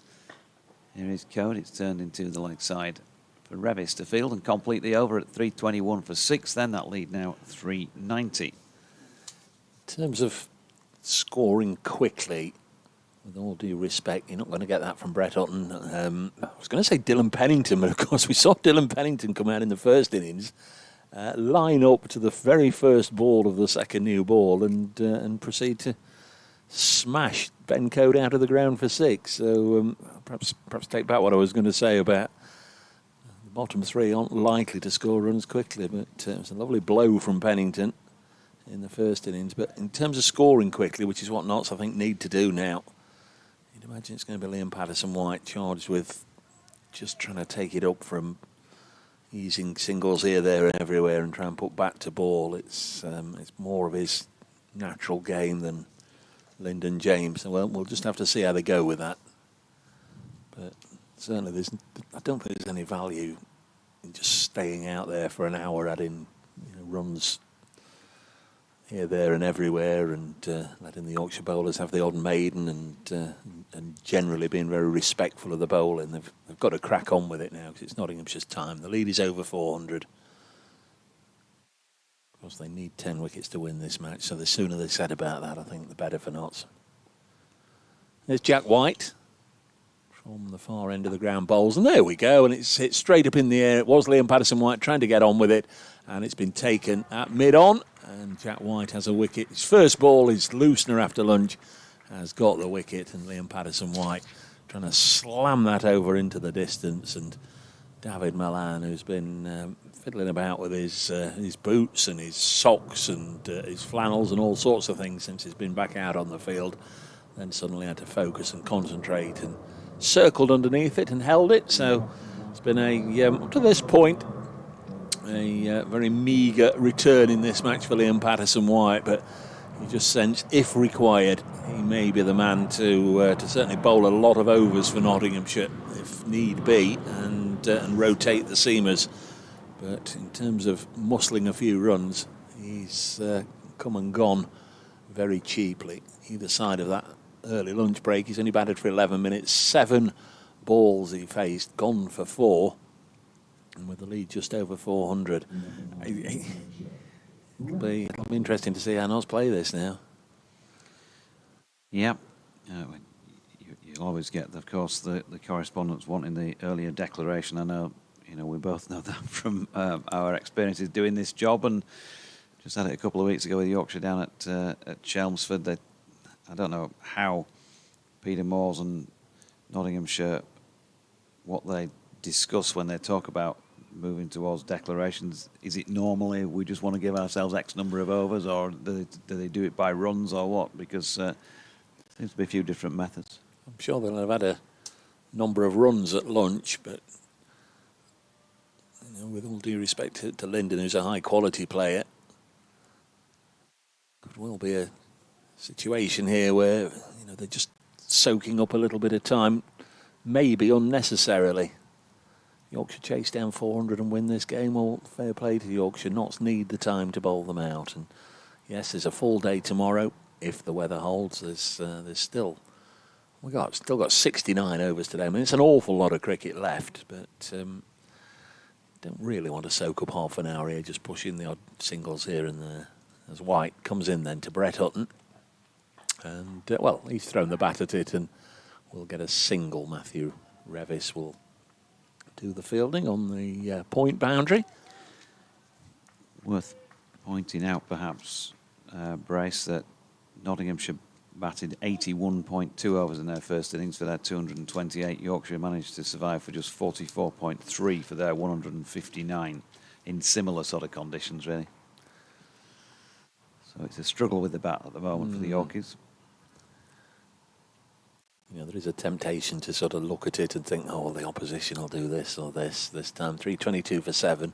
Next ball is squeezed down on by Lyndon James. Got the bottom of the bat on it and it bounces through to Duke. But I'm sure I'm not the only one genuinely believing that Yorkshire will bat much better in the second innings and will certainly make much more of a fist of it, of keeping out Abbas and Hutton and Pennington and James and Patterson-White. But the three principal wicket takers were a handful in the first innings. They had absolutely perfect conditions to with their trade. There's White in again to Lyndon James, a little push to mid-on, and there's no run. 322 for 7. Liam Patterson-White out since lunch for 4 in the morning session. Joe Clark out for 94. Jack Haynes made 43. And Carl Verena made 24. Wicket takers in this innings. A couple now for Jordan Thompson. A couple for Jack White. A couple for Ben Code. And one for Matthew Revis. Yesterday he got Ben Slater. There's White. Sets off again and bowls. Lyndon James slightly cross-battered, eases it into the offside. Paul Johnson, who used to play and skipper and coach Notts, does a bit of commentating. Always had a phrase for Luke Fletcher when he was bowling, that he runs in like he's towing a caravan. And don't want to be, I'm not being hypercritical of Jack White, because I absolutely love to see him play. I love his enthusiasm for the game, and he's a really talented player. But there's just a little bit of how he sets off like Luke Fletcher, in the same manner that we'll have Paul Johnson go, here he comes, towing his caravan. Comes in again and bowls, and Lyndon James will get this into the offside. It's a sharply taken single, but by the time Revis had got there, they were home. So 1 to end the over. It means Lyndon James will keep strike. He's on 9. Brett Hutton, who arrived at the crease, second ball of that over, has 1. 323 for 7. Add 69 to that, and the lead is a lot. It's not gone beyond 400 yet, has it? No, 392. 392, there we are. I always think Mike Hendrick, particularly when you see him from behind Jack White, there's something about him that reminds me of Mike Hendrick when he used to run up. I'm going to see Ben Code from behind here at the Kirkstall Lane end. Just making that circle go all the way round. Hendrick for several years coached Luke Fletcher. Lebaden, good delivery, gone. He's got a nick on this, surely, to first slip. It's not given by Paul Baldwin, so it must have come off something else, he thinks. It looked like, for all the world, it was a simple first slip catch to George Hill. And again, for those who can see it. Oh, no. It's a good decision, he's right. Isn't it? Yeah, it's off the hip. Well done, Paul Baldwin. Do you think there might be an issue with George Hill? Because he was the standout bowler on day one. He was superb. Got his fifer. Every time he turned his arm over, he looked a threat. He's not bowled a ball, has he? He hasn't. I mean, I could kind of understand it before the second new ball was taken, and we're only 8 overs in, so I wouldn't be panicking yet. But, yeah, maybe if it goes on for any length of time, you might wonder if there's a niggle or something, but not as far as I'm aware. And James just playing one out into the offside. They'll tend to bowl 5 or 6, will the opening pair, unless it's going round the park, which is unusual, before you see the change. So give it another 20 minutes, half an hour, and then I guess we'll see. Maybe less than that. Here's Code bowling to James, who works one off the hip with the bat this time, backward of square leg, and we'll pick up 1. Steve Carmichael says, enjoying the coverage and Bumble extolling the virtues of the Yorkshire coast. Turning to financial matters, I've noticed an adult ticket for a day at the County Championship at Scarborough this season is £33, more than double the 16 charged at Headingley. This seems a bit expensive to me, especially if one is planning to attend the full 4 days. Have you any comments? The way things are going, I'm looking forward to the resumption of a 4-day Roses match next season. Here's Code into Hutton, who's flicked one away one-handed down to long leg. Milan doing the fielding. 1 run. Well, That's a case of supply and demand, I guess. They can only get so many into the ground. Who are they playing, first of all, Yorkshire? They've played 2 games in successive weeks, Right. Surrey and Sussex.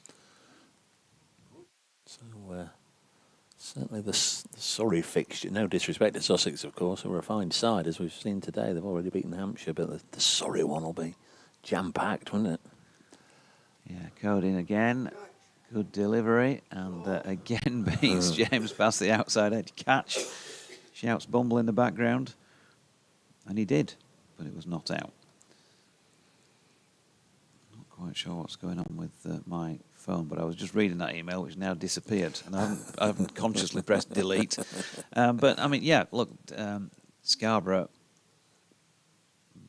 There's somebody listening from Scarborough who might want to answer that, but they'll get their chance to answer that in the fullness of time with those 2 fixtures on, I'm sure.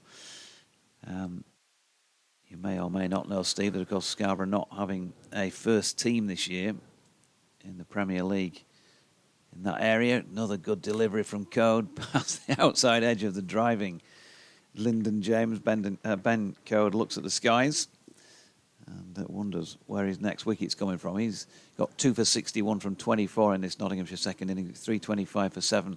394 run lead, but you know, I don't know what the specifics are of the Scarborough Cricket Club finances, but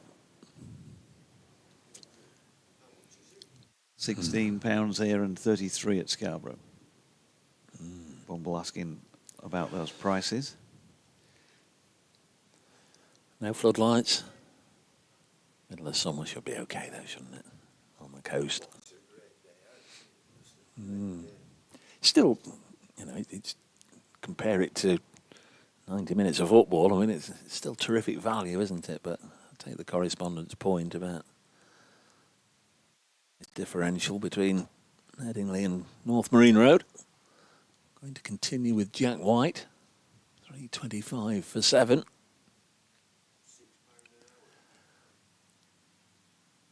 Here he comes. Past Nigel Long, and down the track comes Brett Houghton with a little bit of heave-ho. He was nowhere near it, didn't make contact, but that's a sign of intent from Brett Houghton. Not necessarily the one in the 11 that I would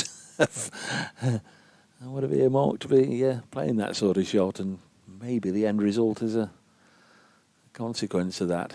Wasn't very close to the ball, but it's made 1 or 2 fielders just go back a pace or 2. Interesting approach, but certainly not, as I was saying at lunch, just can't afford really to just hang around for half an hour without doing anything. And he's got hold of this one. He's hit it up into the air on the leg side, but he's cleared the inner ring, and it'll go for 4. So a little bit of the long handle from the hitman Houghton, as they like to call him. The forward thread. Bumble in the background, imploring Jack White to go short. Give him a little bit. 4 runs. That has taken the lead to 398. Got the maths wrong before lunch. I was certain the 400 had been brought up. Slip has been released, but he's gone down to 3rd man, just in case there's a top edge. And I guess it's just as likely to carry in the air down to 3rd man as it is to sail into the far stand in the distance. Let's have a look. Will he play that shot again? Well, he's just deflected it down the leg side. So handy for Brett Houghton to get a single there. And that does take the lead up to 399. So if Asiba Mead has got a lead of 400 in mind, we're just about there. Lyndon James on strike, halfway through this over. Second new ball is in the hands of Jack White. Only 8 overs old.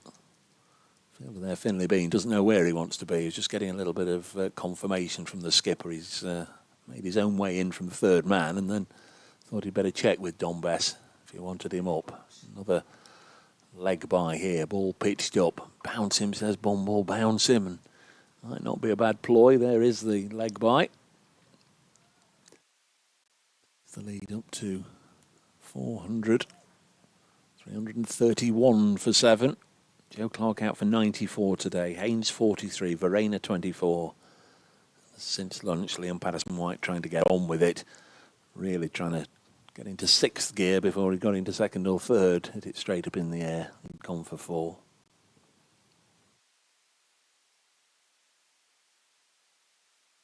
White again. Bowls, and this is hit down the ground by Brett Hutton. He's looking to play positively. Gets a single. The man who put the harm to pharmacy says Dave Haas is a very conservative captain. We've got 5 sessions left in this match. So they know it's... so they'll bat on. They know it's hopeless, and they've got to bat for 100 overs. Psychologically, that'll be tough for Yorkshire, even if the weather is a bit dodgy. This Notts attack is fearsome and should be able to knock them over. Thank you very much. The man who put the harm in pharmacy.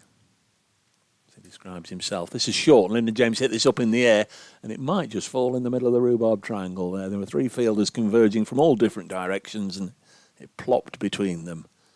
Some days you get that bit of luck. Some days you have a Liam Patterson-White, and it goes straight up in the air into the hands of the fielder. Got a Graham Gooch on the board. 3-3-3 for 7. And again, we miss dear old Shep, don't we, helping about? Yeah. I just have to go and do an update in the fullness of time. Big sports show on Radio Nottingham this afternoon with Nottingham Forest playing Chelsea in the Premier League. Doing updates at all different sorts of times before that one kicks off. Still going to be Ben Code. Yeah, 2 for 61 for B.O. Code. Shirt flapping in the stiffish Headingley breeze, and we've mentioned, well, we went off, of course, twice for rain. Another shower as well during the lunch break, but it is a stiff breeze. And you'd expect any of those sort of showers would be pretty quickly dried up, and it looks that way out there as Code's in. A big flay at this one by Lyndon James, whose feet were static. Certainly not, couldn't accuse his blade of being static, but he missed it. Just replays the shot as he was going to lob it over the top of Don Best somewhere in the direction of the northeast stand scoreboard for a boundary. Maybe he will do next up. We'll see. Yorkshire, really, at the moment, it's one of those occasions where, bowler-wise, you might pick yourself up a couple of nice late wickets to add to the tally, but you're kind of marking time as well in the field to some extent, waiting for the call to strap the pads on and have another crack with the bat. And in comes Code, and he's got underneath this one. Jack White has as well. Will he get there? Oh, that's a very good catch in the end by Jack White with the wind swirling around. And it's the end of Lyndon James, who, Ben Code can't believe it. He's bent down on his haunches, and maybe after some of the luck he's had or lack of in the last couple of matches, I'm not saying it was a lucky catch, but, you know, you wouldn't expect too many people to have caught that. He struggled to reel it in, you could tell from looking above. Bright skies and all that. And that's a really good effort in a stiff breeze. So Lyndon James gone for 11. 3:33 for 8 is the point at which Nottinghamshire find themselves at the moment. They're not going to pull out straight away. They're going to have a little bit more of a go. Yeah, imagine it will be Dylan Pennington, and that might be nice, because I know, I mentioned it earlier, Dylan, of course, hit the very first ball of the second new ball in the Nottinghamshire first innings away for a big 6 off Ben Code. I wouldn't imagine Ben Code was overly thrilled about that, and might just be eyeing up a little bit of revenge here. And I know Dylan Pennington enjoyed it, and it was when I caught up with them at the end of the first day. It was a mighty old blow heaved away into the western stand. Well, 1 or 2 of his teammates might just have said, "Well, out you go, Ben. Let's see you do it again." So let's see if he does try and take on Ben Code from the start. Brereton's just having a word with him. There's only Mo Abbas to come, so I think one way or another we're close to the end of the Nottinghamshire innings. Yeah. Ben Code, well, it certainly looked very grateful when he went across to speak to Jack White, having taken that catch. And I don't suppose there'll have been that many of what is now his 318 first-class wickets that have been taken in that fashion. He's been dropping and dropping and dropping away as he does, top of off stump, beating the bat. And then he has one caught by a bloke running 25 yards to his left at mid-off. It's a very good catch, wasn't it? They'll be eyeing up a 5 for now. He's got 3. Here he is bowling to Pennington. Solid block first up. Yeah, I'm sure he'd be delighted to pick one up, as I say, after recent events. I think you could believe that he only finished up with 1 wicket in one of the innings down at the Oval last week. But really well. You wouldn't send Mo Abbas out, would you? You wouldn't want him to get one on the hand. I'd definitely be sending him out, yeah. No, feel free, Mo. Just, go have a Mo. In comes Code again, past umpire Baldwin to Pennington. Defends into the leg side, and there is no run. There's not a huge amount of point. Think about the fact that Yorkshire survived whatever I just said, 40 overs or so in the first innings. There's 66 left today. And then the whole of tomorrow. So if they've got any thoughts of knocking him off, they've got ample time to do that, for one.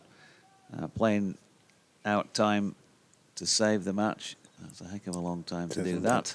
Might need some help from the weather. Here comes Code, and that's a nice drive through the covers and a good piece of fielding by James Wharton, who's managed to keep it in and get himself on the right side of the boundary to pick it up. Ben Code appreciated that. They got back for 2. Played it well, Dylan Pennington. 335 for 8. And some sloppy drops in this match, but there's been some good fielding as well in the deep. Yeah, he unusually put one down. I think it was last week, James Wharton. But I didn't necessarily mean just James. Yeah. Very good in the field, generally speaking. Quick across the ground. So one to come in the over. I don't know if you want to make the change now, if you've got a 2 o'clocker. Yeah. And it is Girdler just going for his half-hour breather, and Bumble coming back as Code bowls, and Pennington flicks one legs down to David Milan. They get through for a single. 1 overs in, 336 for 8. The lead now 405. Bumble's back. I've just got a message from you that says you're on with me now. Oh yeah, that was half an hour ago. Yeah. And then we had a change. We were, a bit like the chef in Fawlty Towers, brilliant but temperamental, and we decided that we'd go with it ourselves. And well, you could just come back I when was you like. wading my way through a ploughman's in that little cardboard box, very sustainable. It was lovely. It is the choice, ploughman's. Yeah, it looked good, I've got to say, but I was quite happy with my panini with whatever it was that was in it. Quite tasty. Jack White is going to continue at the Howard stand end. We had a mail in as well, James Stanfield, asking for about the 4th time now. I think the last time we're going to ask this one, James. He's asked several of us what we think to county cricket being played on a weekend, and rather than in the week, people doing other things. Your thoughts? Well, you're not going to win either way. You'll please some, and other people will be quite unhappy. I think if it's regular, if you just get a regular slot, it just means that if you are available, you can come down and watch. It's not a great day for watching today. It's very, very windy. It's chilly. But I think overall, these last 6 or 7 matches, it's been good.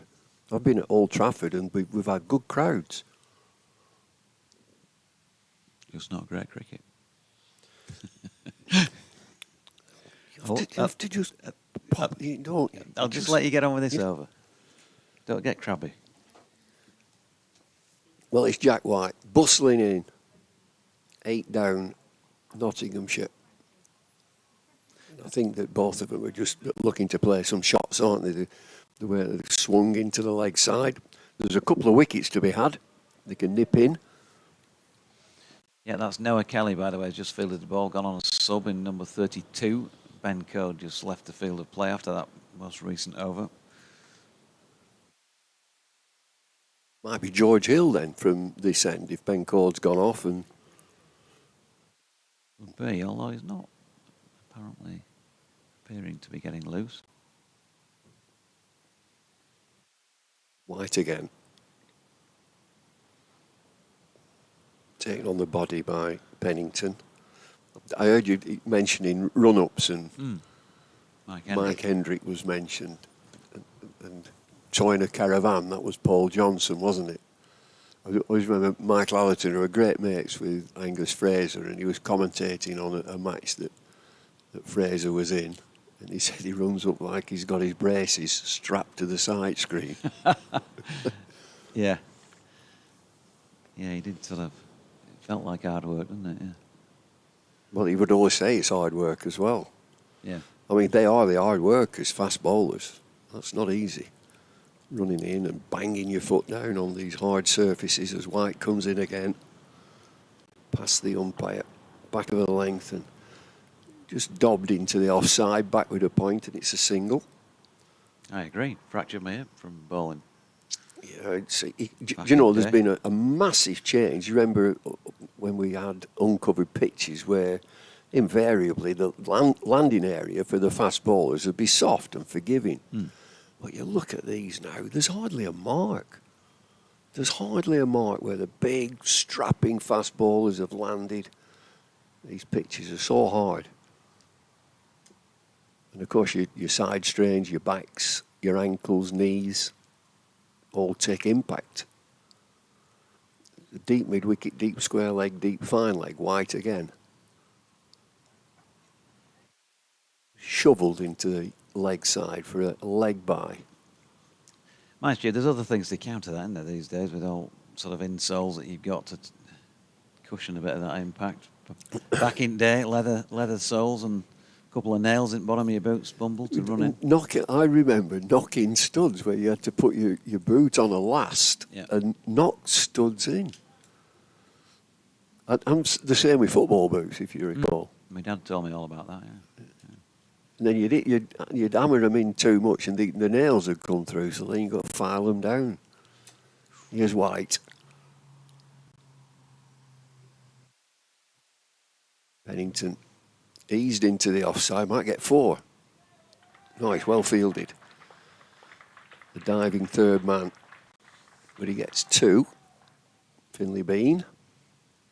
Spread out now. Field is spread far and wide. There's the third man, there's a deep backward point, a deep square leg, deep mid-wicket, deep fine leg, deep mid-on. Rolling in the deep. Who was that, Adele? Yeah. Excellent cultural reference. What are your thoughts on the declaration then? Questions been asked, the girdler says?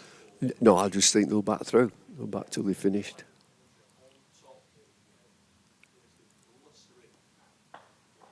Pennington boshes one down to mid-off. You'd think there's a single there, but he doesn't take it. It's the end of the over. It's 340 for 8. No, when I was at Lancs, we got Malcolm Marshall in for a little while to coach the quick bowlers who to be with them. Yep. Get a fast bowling together, get them all together. And Malcolm, how do you bowl at 9, 10, 11? He said, hit the hands. I thought that was, he said hit the hands and then they won't bowl. Yep. And he was available. He was playing league cricket up in the Preston area, so that'd be Northern League. And we thought we've got to get him in. And he came in and worked a bit, and then Hampshire pinched him back. They said, well, what are you doing here? You've got to come back. And so he went off back down to Hampshire. Yeah, there is a change. It's Thompson, isn't it? Yeah. So George Hill must be injured. Well, yeah, you're starting to wonder, aren't you? Yeah. Now that Jordan's coming on before him. 340 for 8. See if we can get any intel on that front. There's Jordan Thompson then. Kirk's the lane end. First ball's a slower one.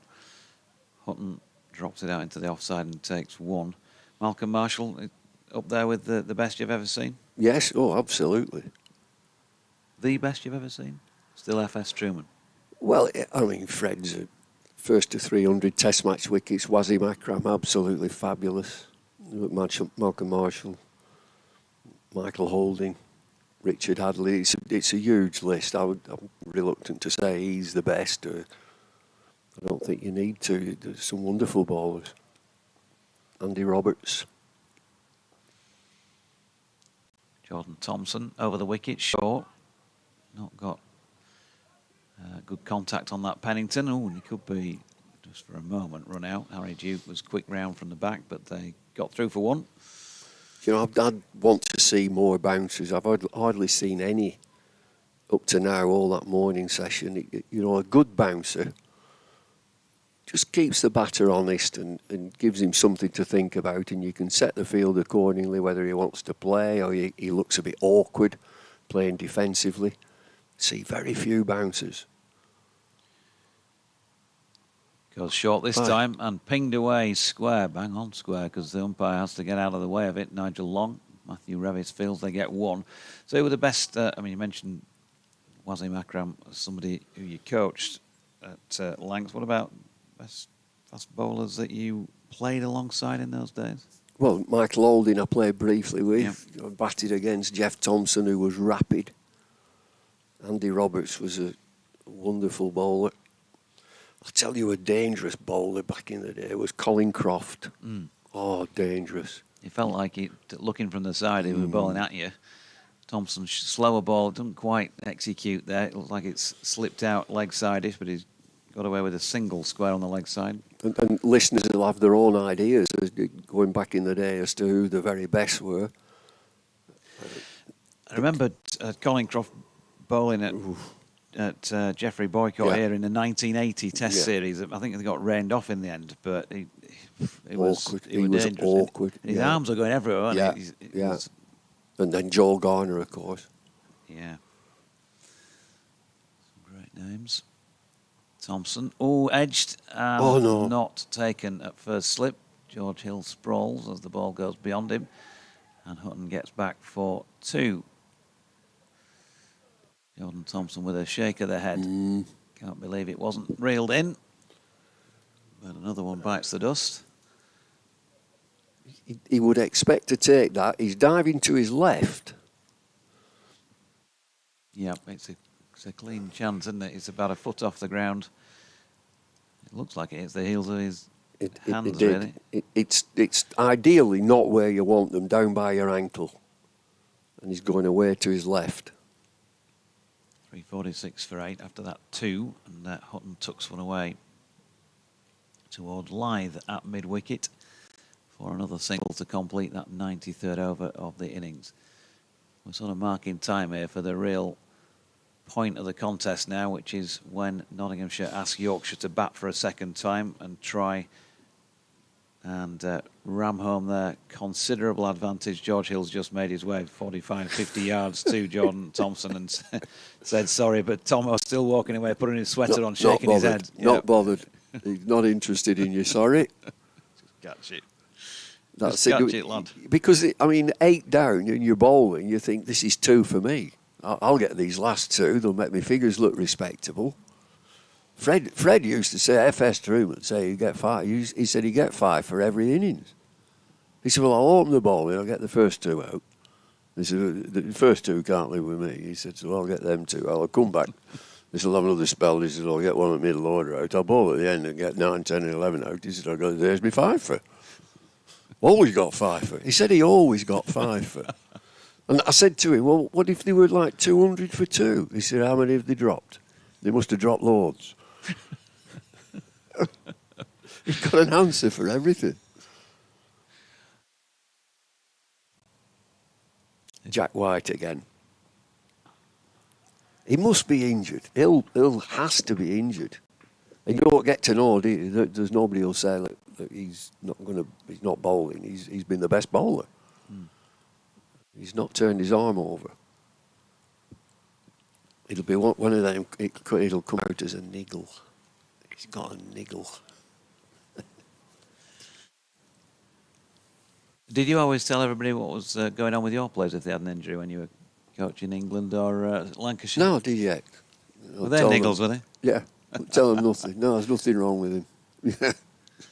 You know the bloke's in agony. Nothing wrong with him. White again turns. Rumbles in. Smashed into the leg side. A real heave-ho. There is a fielder there. It's just a single. The forward Kevel. Yeah, they're spread out, aren't they? Fielders are spread out. It's so defensive. There is, he's still a slip in, and that's Adam Lythe. And this is a time when your opening batters just get their batting head on. I'll be opening soon. It'll be Mohammed Abbas, a bit of Pennington, a bit of Hutton. You'll think there's enough in this pitch. If you've got a real quality bowler and the luck's with you, as White comes in again. Not like that. That's just pitched and bounced and moved. Yeah, Adam Lythe's got the ball in his hand and it's not the sort of thing you'll want to see. Halfway through day 3. I saw the roller this morning, and it was the smallest little hand roller that Nottinghamshire had on this pitch, and it almost like rolling a tin of baked beans down. It was such a small roller, so they didn't want it to change. I wouldn't be surprised if they put a heavy roller on and The movement off the seam keeps you away from the bat.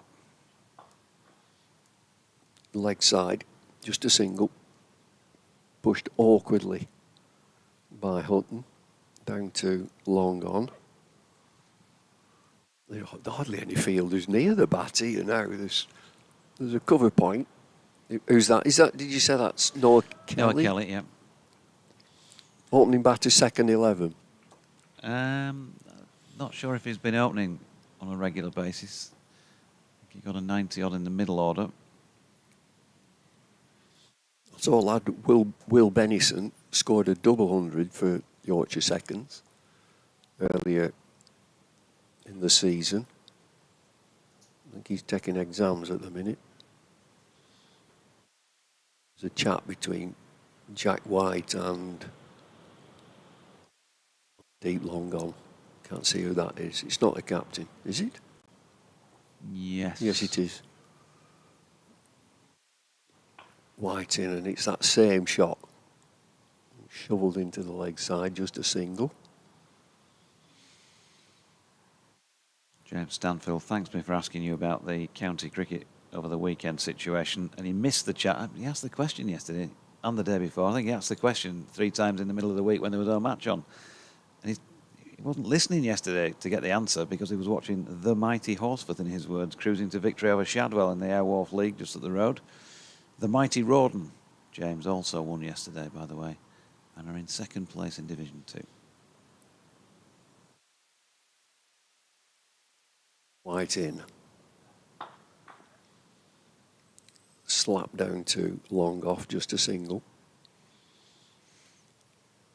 That's the end of the over. It's 352 for 8. 2 wickets to go then for Yorkshire. It really is help yourself. The bowlers will be saying, I'll nip these 2. They should have had one that last over.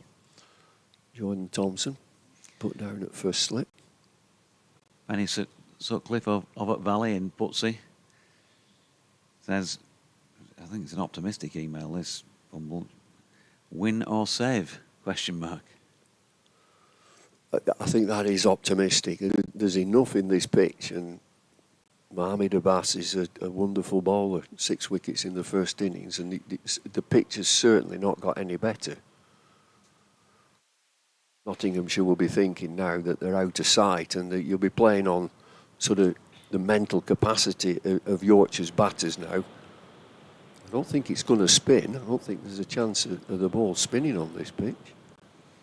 It'll be the seamers that will do the damage for Nottinghamshire. Jordan Thompson, meanwhile, seam up for Yorkshire from the Kirkstall Lane end to Brett Hutton, who gets one quite firmly back to him. Bit of a fumble from JT, but he's cleaned up. Sunshine at the moment. There's still the threat of cloud overhead and maybe a shower or two more to come at the moment. Looks fine on the horizon. Not got anything as an immediate threat. 421 runs, this Nottinghamshire lead. Don Bess, Yorkshire captain here, is out at cover. Nowhere near where that one's been hit, which is wide of George Hill, who was at mid-wicket. And 4 more to Hutton. Got that front leg out of the way. Going to see it again. Yeah, front leg well out of the way and just a forward mow, really, which is fair enough at this stage. He's on 20. I don't think any of these two at the crease are going to caress one through the offside. They're just swiping through the leg side. Real tail enders. Horse slips out now. Look at these. They're all, I think there's 4 fielders. There's 4 in the Western Terrace. Where's he going now? Slip. Adam Lyth. He's going on the boundary. 1, 2, 3, 4, 5 on the leg side boundary. 5 of them. He's going to need counselling, Adam Lyth. I don't think he's ever been that far out in the distance on a cricket ground before. He'll need a sat-nav. Here's Thompson down the leg side. Duke can't take it cleanly. They're going to get through for a bye.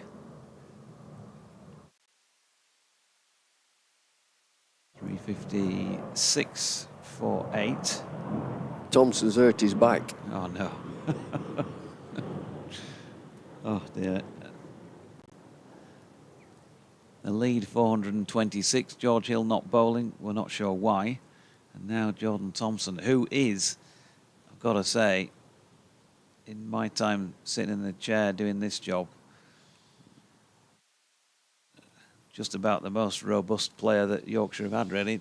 Doesn't misses hardly any games through injury in the last 7 seasons since he came into the side. He's finished. Looks like he's done here. Side, back, something like that. He's not happy with life at all, understandably. And we're going to get our answer with regard to George. He is okay because he's going to carry on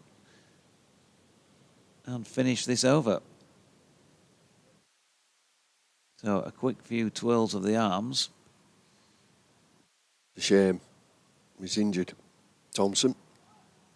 Yeah, better get yourself off and get a bit of treatment. It's his side, isn't it? Yeah. Oh, that's an absolute... Oh, that's horrible for the fast bowler. It looks like it's his side strain. With the T20s looming. Yeah. And the part he normally plays in that side, both with ball and bat. That could be a blow in other ways, not just in the short term here. So George Hill, we are seeing him with the ball. Everything looks fine there. And that's turned into the leg side and fielded by Akhtar, who's on as a substitute. Is that 2 they've got out there? Has Noah Kelly remained on the field? He has. He's down at 3rd man. So Ben Code may not have come back on. They're all at a distance at the minute. Here's Hill bowling to Hutton. He's got under that one and punched it down the ground to Jack White. Another single. Well, that's interesting that I'd have thought that he had a problem, George Hill. He hasn't bowled at all. And he's been Yorkshire's best bowler recently. Wicket taking. There he is again. Oh, it's Pennington on the full. Trying to smash it away through the leg side and he missed out. End of the over then. George Hill and Jordan Thompson's figures are going to have that slightly lopsided look because it'll be a 0.3 each on the end of their analysis by the looks of things. 7.3 overs for 33, George Hill. Yeah, not sure. There's so many different things at play these days. The word workload might come into that. Who knows? Well, there's 2 substitutes on, and for 2 fast bowlers. So that would be a concern. You couldn't see anything with Ben Code as to what his injury might have been, or if he's just gone off for a comfort break. But the 2 substitutes are on for the quicks. You start thinking about the T20 Blast and the next round of championship matches. Almost like last man standing for your quick bowlers. The 2 overseas will have gone or going.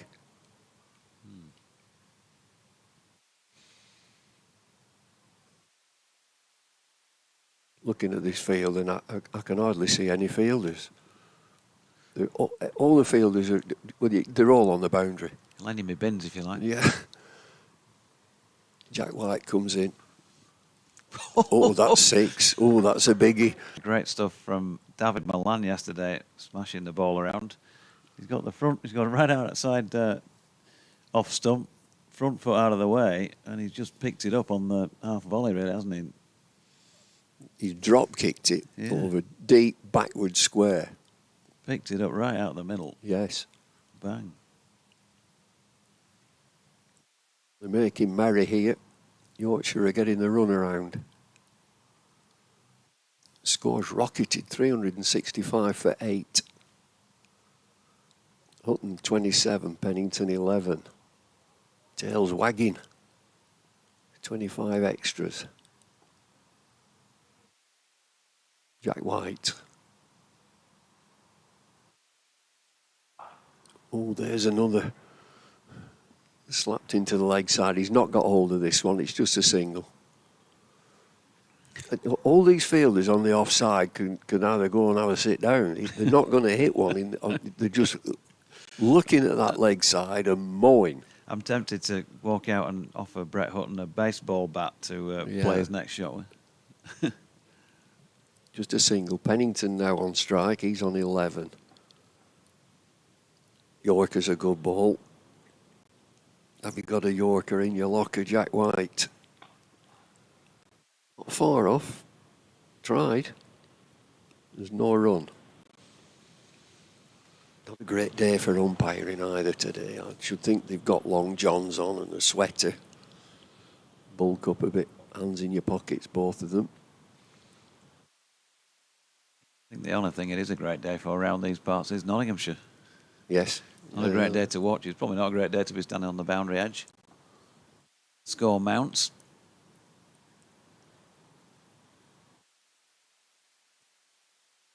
Way above 400 on. White stands at the end of his run. Then sets off.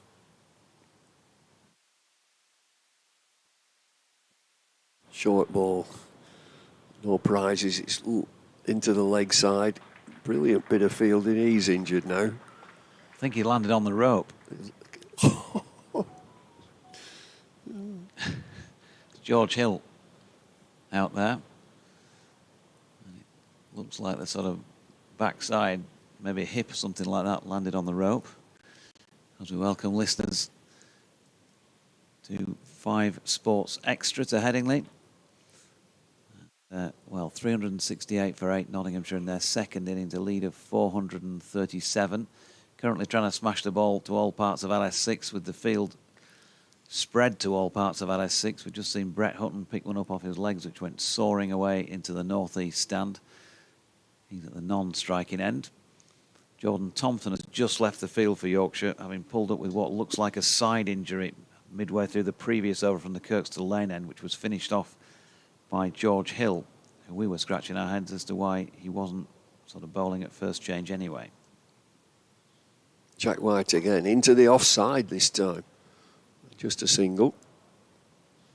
2 substitute fielders are on for Yorkshire. It's just a matter of time. Nottinghamshire just piling on the runs. Way ahead, 430 plus. On a pitch that's just offering enough to the quicker bowlers. There's a bit of extra bounce now and again, and movement, not in the air. The movement will be when the ball is pitched. The field is spread far and wide as White turns.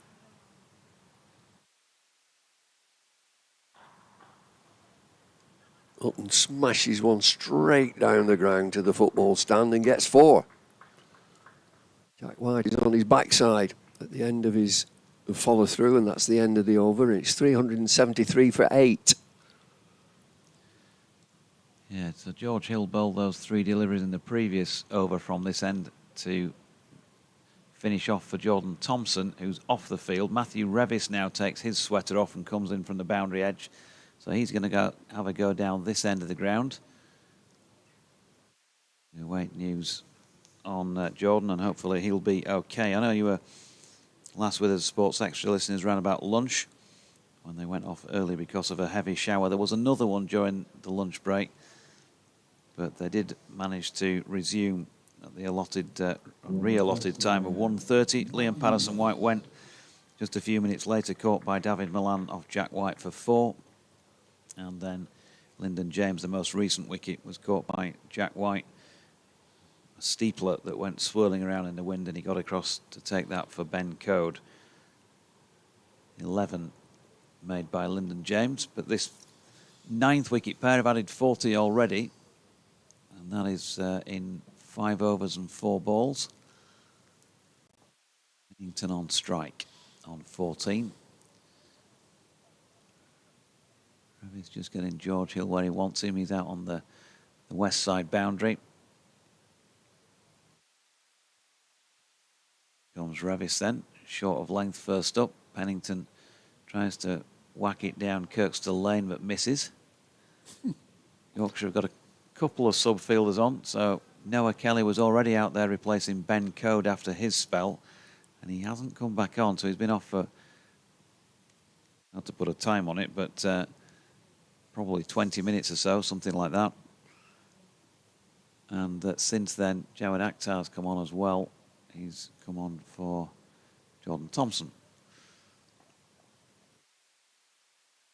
The Revis passes umpire Paul Baldwin and bowls again, and Pennington once more trying to hit the traffic lights, but misses out. Well, he's bound to hit one sooner or later, but the other thing is bowling dead full, just ball dead straight. If he misses, you have a chance of hitting the stumps. Again, that's just a bit of a mystery that George Hill finished the Thompson over and then off, just 3 deliveries and off. Reeves takes over. Coming in to bowl again to Pennington, who plays the same shot, gets hold of it this time and gets 6. George Hill was over the boundary trying to sort of flick it back into Jordan Thompson. Not to Jordan Thompson, my apologies, he's not out there, is he? to Jawed Akhtar, yeah. But he couldn't manage to get enough momentum on the ball to keep it, to push it back into the field of play. 6 runs. Ball it full to hit the stumps. 20 then to Pennington, 379 for 8, the lead 4-4-8. Loads of time, 60 overs and 3 balls still allotted today, plus all of tomorrow. On a blustery day here at Headingley, the sun's shining at the moment as Revis comes really short this time, and that's very good effort by Harry Duke behind the stumps to take that.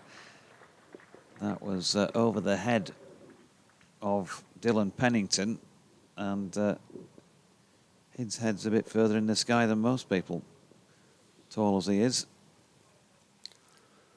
Would Reeves be the quickest bowler? I've only seen 2 or 3, but that's sailed through to the keeper. Probably. Good build.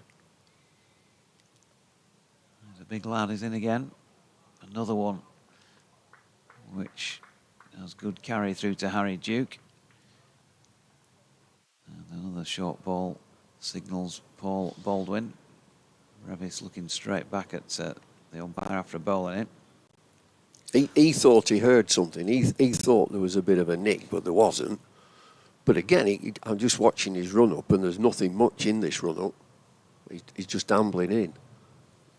but suddenly it's sailing through to the keeper. Yeah, finished up last season with a bit of a stress fracture, Matthew Revis. So there's a lot of rehab going on. Not played all the matches this season. He's gone full this time. Wide of off stump, Harry Duke. Taking that behind the stumps of a fashion. And that's the end of the 97th over of this not second inning. 379 for 8, 448 run lead. Time for a change in the com box. And we'll bring the girdler back in alongside Bumble. Well, he's having a scramble, Harry Duke, behind the stumps there for Matthew Revis. Bowled a couple of bounces, one acrobatic stop, he's diving up, and then he bowled a slow delivery well wide of off stump, and he's scrambling away to his right. It just reminds me of watching David Bairstow wicket keeping to Arnie Sidebottom, and Arnie could send it a bit here, there and everywhere. David Bairstow used to shout at him, "Come on, Arnie!" And words to that effect, which I can't repeat. We got a spin bowling change. We have indeed. It's going to be the captain, Dominic Bess.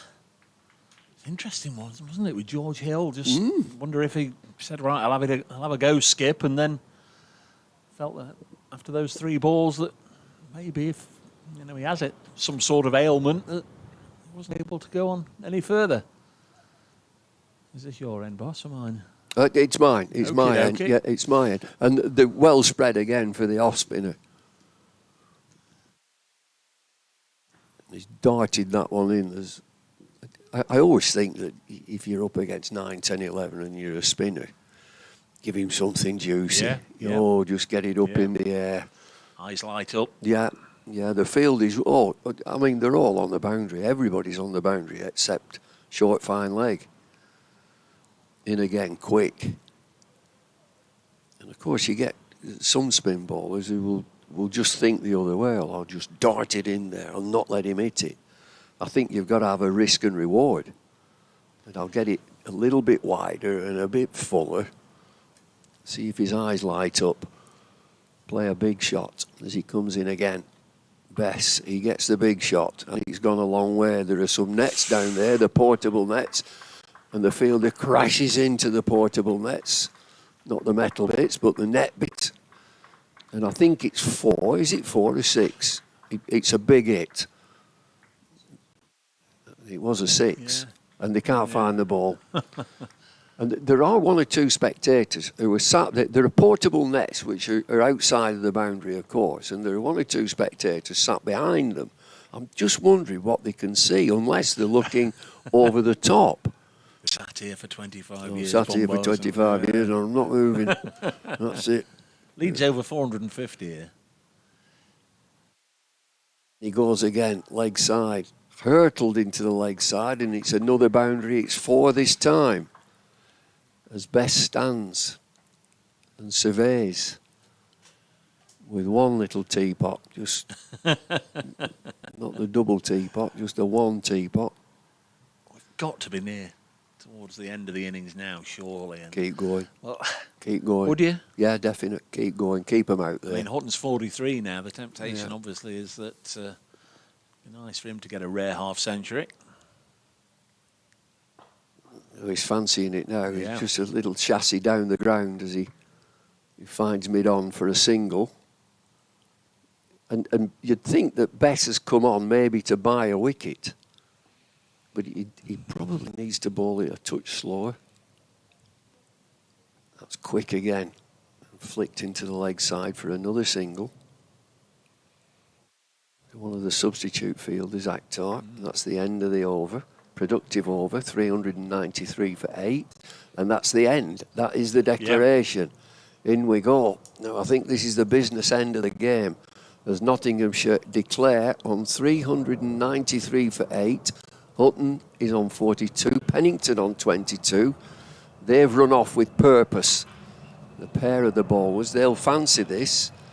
And I'm wrong about the roller. It's a tiny roller. And so that's saying that Yorkshire don't want this to change, this pitch.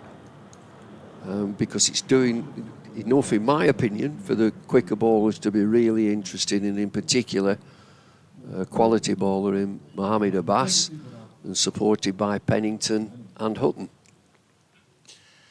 Well, Brett had 4 not out. He and Dylan Pennington rushed off to get themselves ready. No doubt they'll be bowling before too long. Brett Hutton 44 from 26 balls, 4 fours and 2 sixes. Dylan Pennington 22 from 26 balls. And like in the first innings, he also hit a 6, no boundaries. Top scorer in that Nottinghamshire second innings, Joe Clark with 94. Ben Slater, the top of the order, made 78. Solid contributions really all the way down the card, 393 for 8.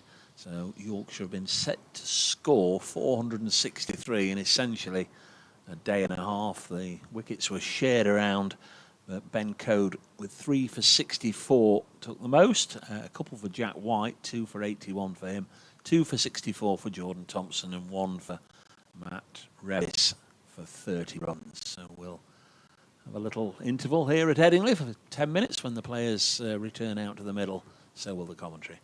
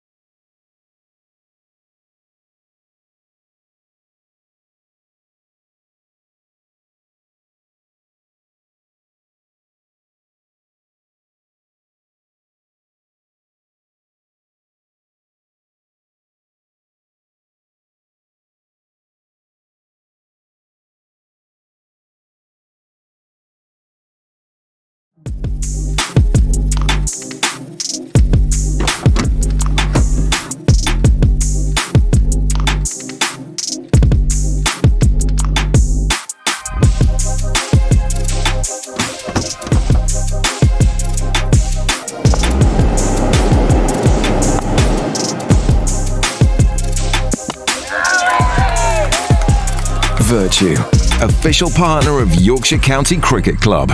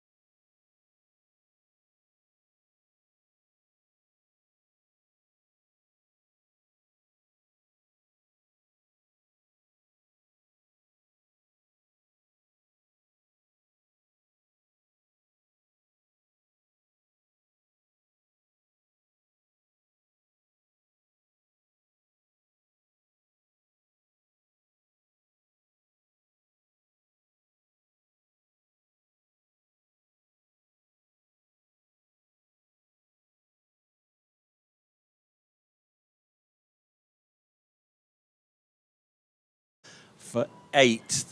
Fun and frolics for Brett Hutton and Dylan Pennington at the back end of the innings.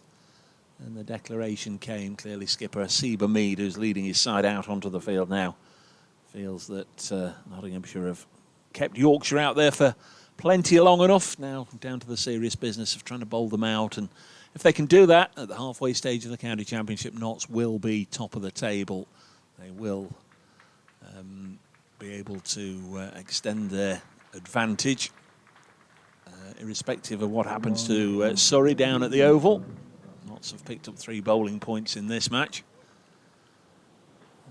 They'll be looking to make some inroads before the tea break here as Adam Lythe and Finlay Bean make their way out to the middle. Both were dismissed for just 2 very early on in the Yorkshire first innings, so they'll be hoping to stay a little longer. Jonathan Doidge will be here in the fullness of time, representing the home stations. I'm Dave Bracegirdle from BBC Radio Nottingham. David Lloyd is here alongside us, watching on, and despite 1 or 2 very brief showers, the cricket today's been very watchable, I think. It has indeed. This is a great opportunity for Nottinghamshire to go top. You've got to seize your opportunities. They've got a formidable lead, and they just pushed Yorkshire back in that last session, in particular with the tail enders, extending that lead, and now it's down to the bowlers to get to work. Yorkshire have had the smallest of rollers, but it's changed the colour of the pitch. It's gone much, much lighter. The sun's out just at the minute. It's still breezy, and they're going to be very attacking. It's going to be 4 slips and a short leg. And from what I've seen in that morning session there's enough in this pitch to keep the quicker bowlers very, very interested. I think the spin bowler will be used as a holding just to keep one end going, but the quicker bowlers should fancy it on here. 4 slips and a short leg. It's going to be Mo Abbas. I guess it's always a little tricky for somebody, even if you're as talented and as experienced as Abbas is, to sort of follow up a terrific performance over the Yorkshire first innings by doing it again. Here he comes, running away from us in to start the innings, bowling to Adam Lythe, who drops it on the leg side. Hamid comes in and does the fielding, and unusually doesn't lose his white floppy sun hat. Invariably when he fields, whether he's chasing the ball or just dropping on it like that. In fact, he's just sort of wedging it on his head. But that white floppy sun hat bumble often goes sailing off into the distance. Notts made a bit of a Horlicks there of returning the ball round the ring, and that won't please the skipper. He'll lose his white hat today in this breeze. He will. There's Abbas. 6 for 45, as I say, in the first innings. Oh, and now he's failed to deliver the ball. Whether he was buffeted as he set off. He was buffeted by the wind there. He's got a quick arm, hasn't he? He's not tall, Abbas, by any stretch. He isn't tall, but when he gets into that delivery stride, his arm, it comes over very quickly. So try again. Turns down below us, runs away. Umpire at this end is Paul Baldwin. Bowls, and Adam Lythe is trying to get forward again. Nudges it up to Hamid at mid-on. And there's no run. Wickets were shared in the Yorkshire first innings by Abbas, who got 6, Pennington, who got 2, and Brett Hutton, who got a couple. Very useful runs from Hutton and Pennington. Dylan Pennington just doing some press-ups I saw down at long leg. Missed a lot of cricket this season already. Missed the second half of last year. There's Abbas in to Lythe. Shuffles across his stumps and turns this away through the leg side. And that will go for 4. So nice way to get off the mark for Lythe. Nice sweet bit of timing. He was on the move, wasn't he? He was on the walk trying to get down towards Mo Abbas and then just clipped it away. Sweet bit of timing. It's one of these leg side clips, very full length. Perfect for a left-handed batter like Lythe. He's prompted a change straight away, and it's Abbas that has done that. He hasn't said anything to the captain. The short leg, who was in a catching position, he's now back in front of square, saving one. So that's Ben Slater.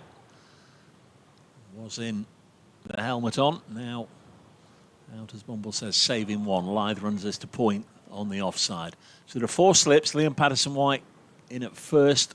Then Freddie McCann. Jack Haynes at third. Lyndon James at fourth. So still think there must be some sort of hand damage for Joe Clark, because he's normally in at first slip. We saw him. In fact, Matthew Montgomery is on the field at point number 14. I'll have to go round the side again to see who's currently off the field. Here comes Mo Abbas in. This is helped down to long leg. That's the 5th run of the innings as we welcome listeners to 5 Sports Extra to Headingley. Blustery Headingley, but a little bit of bright sunshine at the moment. Right at the start of the Yorkshire second innings, they've been set a nominal victory target, if you can call it that, of 463, 57 overs left in the day today when they began this innings, 96 tomorrow. So a lot of time, but it's been tricky. It's not been easy for the batters, and certainly in the first innings, Yorkshire were run through by Mo Abbas, who's going to bowl to Finley Bean, his first ball of this second innings. Strikes him on the pad somewhere. In fact, I think he got lodged there in the pad, and that's the end of the over 5 without loss. It was Brett Hutton who was off the field. He's now coming back out there. He's missed just 1 over. Time off for good behaviour for all those runs he scored at the end of the innings. And Matthew Montgomery, the sub, goes off. 5 without loss. Adam Lythe with all those runs. So 393 for 8. Nottinghamshire, when the declaration came from Asiba Mead, 463 the target. How close are they going to get, Bumble, do you reckon? Well, if the bowlers hit the straps, this should be quite demanding for Yorkshire. I think they've got a real attack, and particularly with Abbas. And what struck me straight away in that 1 over, how tight he gets into the stumps. I mentioned he's got this quick arm. He'll bowl wicket to wicket. And from the bowlers that we've seen from this Kirkstall Lane end, he's the one that's got in really tight and will just bowl wicket to wicket, make the batter play, bowl a full length. And I would think that the umpire, from an umpire, LBW is in play here with this guy. If he bowls full, he's small, he's skiddy, and he bowls wicket to wicket dead straight. So Pennington will share this new ball coming in from the football stand end, much taller, with a bit of pace.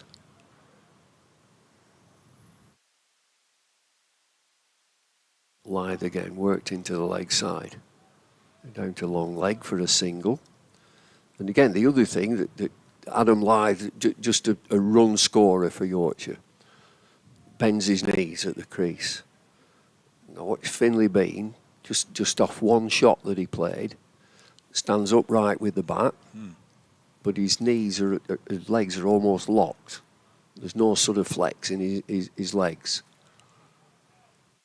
And he just looks round and he sees, what company have I got? Well, you've got 4 slips. As he defends, straight back down the pitch. So Pennington, coming back, I think, from injury. Yeah, side strain. Ooh, and I think that's what Jordan Thompson's gone off with. Yeah. And it is the worst injury for the quicker bowlers. They seem to take a long time to heal. What do you make of the slip, Corden, Bumble? The way they're staggered. Stood, yeah. They're staggered.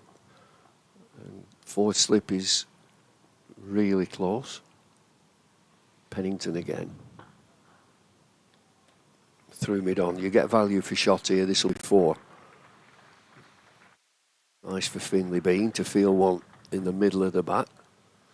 So let's have a look where wicketkeeper is stood.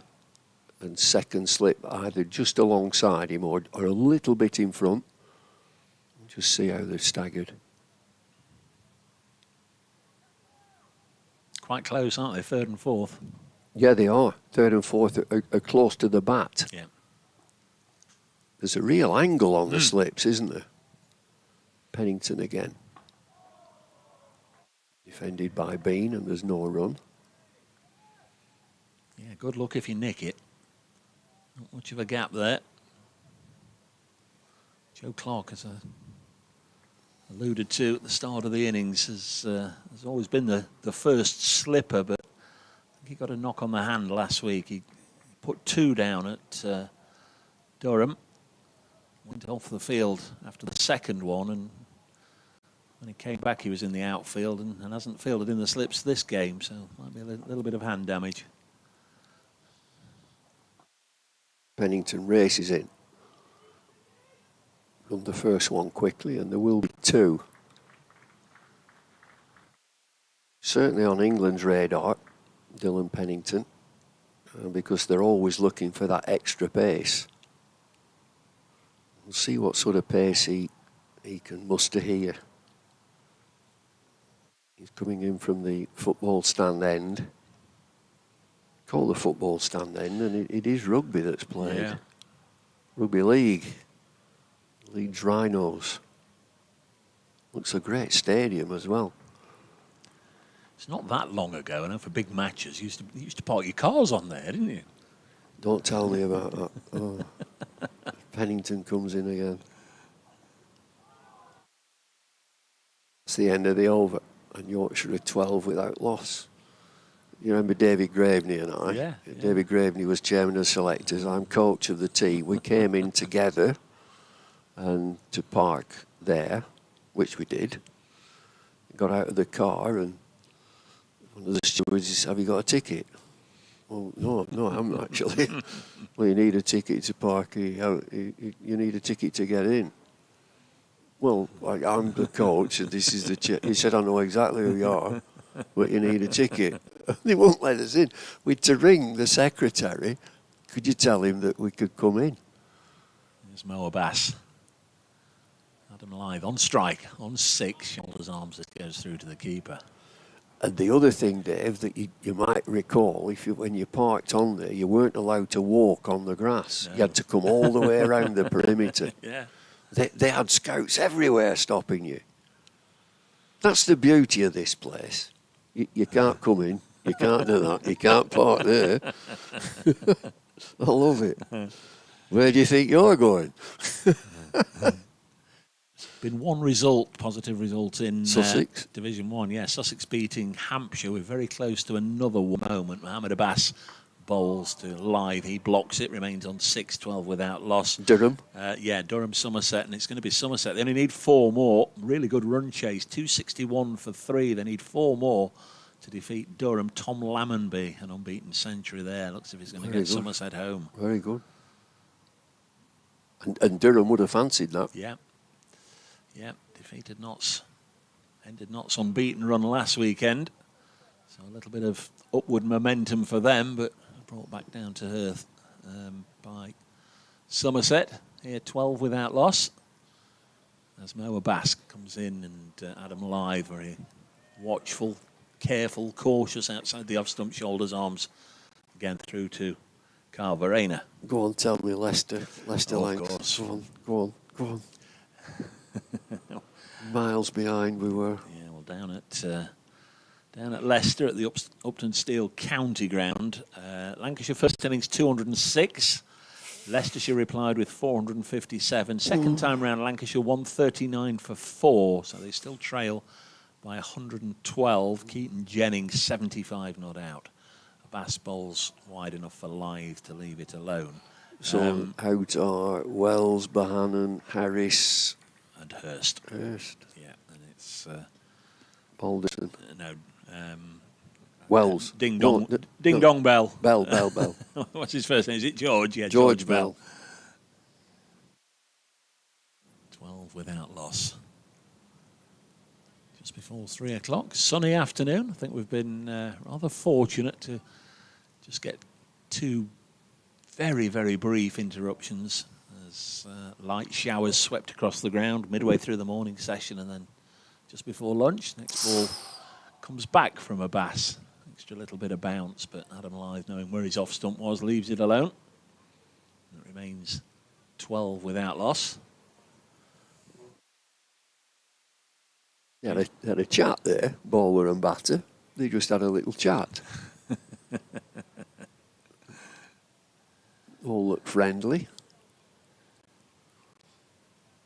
Seems a really lovely bloke, Mo Abbas. I've interviewed him a couple of times, only been with Notts for, this is his third match, but seems a really nice fella.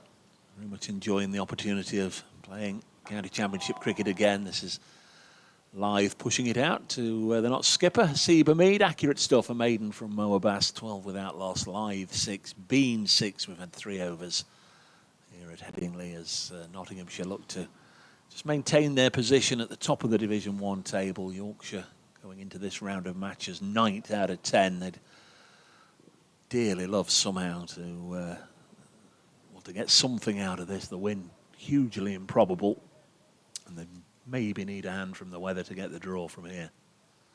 Well, it's set fair at the minute. The blue sky is still very breezy. As Pennington turns and comes in from the football stand end.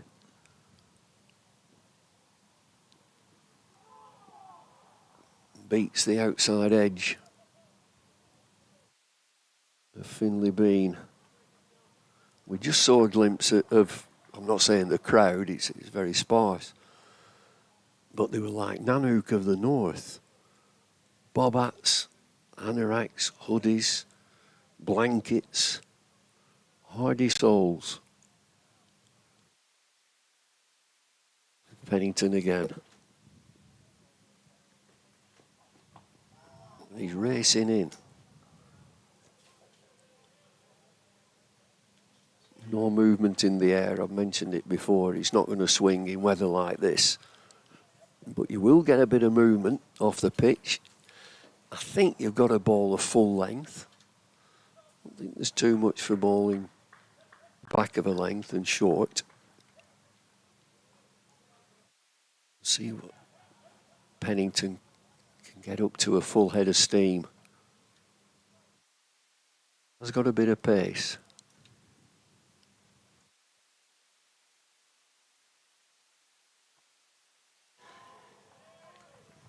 The one thing that he runs a long way, and he's a big unit. He seems to pull up quickly on his follow through. You'd expect a lad, as he's charging in, he's not ambling in, he's absolutely racing in. And he's so big, he's way, way over 6 foot, I'd say he's about 6'5". And then he pulls up quickly on his follow through. And he comes again.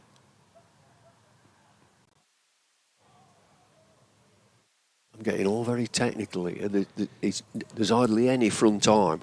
You are. Are you saying then that if he's pulling up quickly, that's extra stress through his joints? You just let it flow. Just flow through as far as you can to be comfortable. But again, his front arm.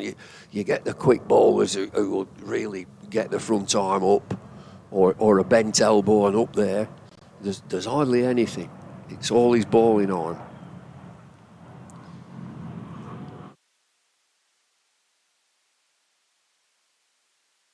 Looking for 2, but they just settle for 1. Mead, the fielder.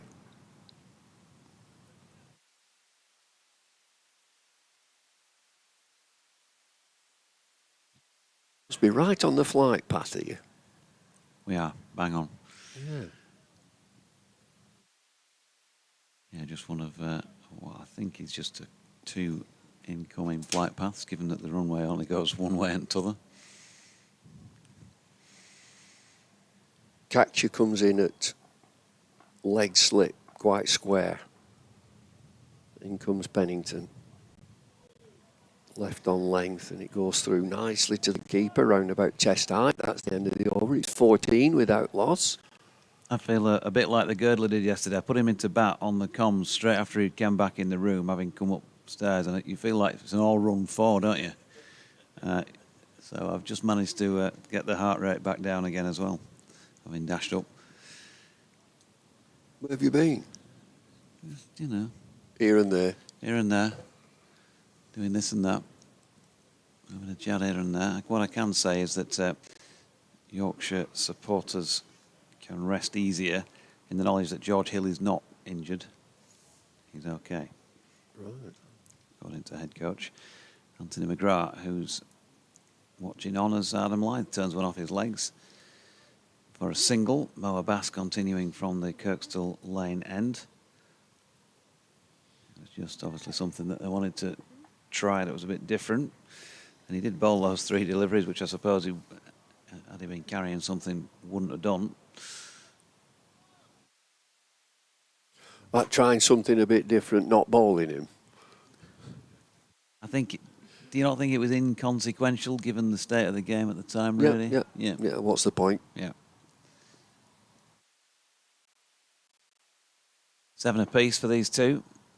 Finley Bean on strike, playing into his pad from this latest Abbas delivery. So Yorkshire set an improbable, some might say impossible, 463 to win. It's not impossible, is it? Because we saw last year that sides are capable of knocking off larger scores than that, but it's improbable because it is very rare to see, and particularly when you've got a bit of assistance from the conditions and a bloke who's got 49 fifers to his name bowling against you. He's just thrown one up wide of off stump and been not interested. But I still think that Yorkshire, with all the time, the first thought is, right, how do we win this game? So the challenge from whoever's in charge, Anthony McGrath, or somebody who might do, maybe the captain, how do we win this? Well, somebody got to get 150 and somebody's got to get 100. And we'll all chip in and we'll see where we are. Got bags of time. Bags of time. Here's a Bass. Oh, edged through the cordon. One hand on it by second slip. Freddie McCann, I think. And it's gone for 4 through third man. Dropped short of him. Skipped away. So 19 without loss. Bit of luck on Finley Bean's side this time. And he's not had a lot of that this season. Yeah, I think I agree with that. I mean, when you've got so much time left in the match and you've got that total, you can't just say, well, let's forget about the score. If we can bat a long, long time. It's just that the mental thing is saying, how do we win this game? All right, we've been on the receiving end for a while. Now we've an opportunity because we've got time. He played that okay. He edged it, but it was soft. He played it softly. There was a Bass again and turned into the leg side by Bean. He's gone round the wicket now, Abbas. And so he's still got his 4 slips, so he's going around the wicket to hit the pitch and then move away to slip, which is where that catch went. Took the outside edge, it dropped in front of second slip because he played it softly.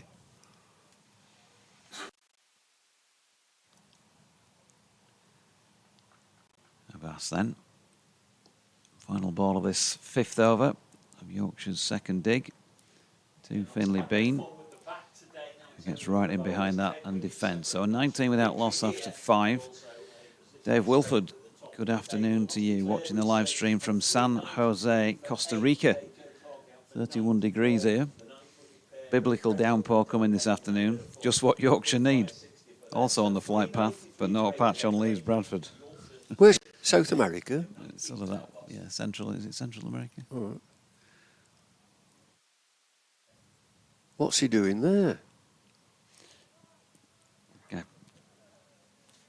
Trade secrets and all that. Is he holidays? On his holidays? No, he's working.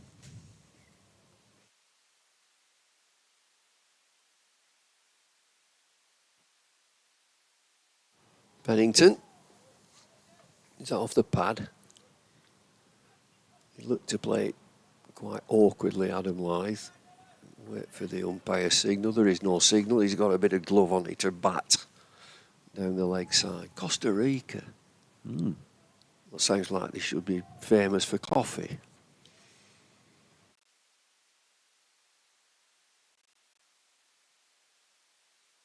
Mr. Humphries has been in.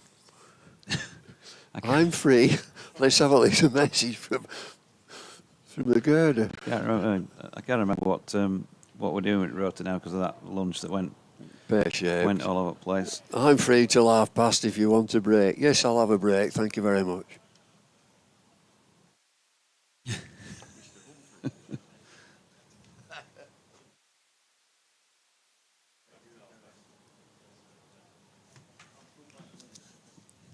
That were it.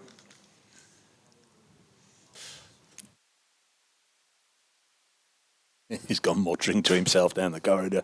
Well, you can do a George Hill and take over the rest of Jordan Thompson over it. It's the fair-haired Dylan Pennington to continue this over the 6th of the innings and 21 without loss. Yorkshire. Notts have got to be patient. Yorkshire have got to just try and preserve their wickets and keep the board moving. And Adam Lyth does this by punching it just to the straighter side of extra cover, just to the left of Asiba Mead. And for the second time this afternoon, the ball ends up in those temporary nets over at the parked outside the boundary rope at the far end of the ground. Kevin Shine and Paul Franks, the Nottinghamshire coaches, are over there, and it's thrown back. I think it was Franks. He went and got it, threw it back. Nice shot. 25 without loss. A more productive start to the Yorkshire second innings than the first, when both were dismissed very quickly, very cheaply by Mo Abbas. Pennington round the wicket to Lyth, and he's played and missed at that one. He went hard at that. Threw everything at that, Adam Lyth. A little fortunate, I guess, but who knows? Maybe if he had got a thickish outside edge, it might have taken off and flown over the slip cord and away for 4, but it did look unusually or unnecessarily rash from Lyth, as if he was trying to take down Pennington. 25 on the board. Adam Lyth has 13 of them. Finn Bean has 11.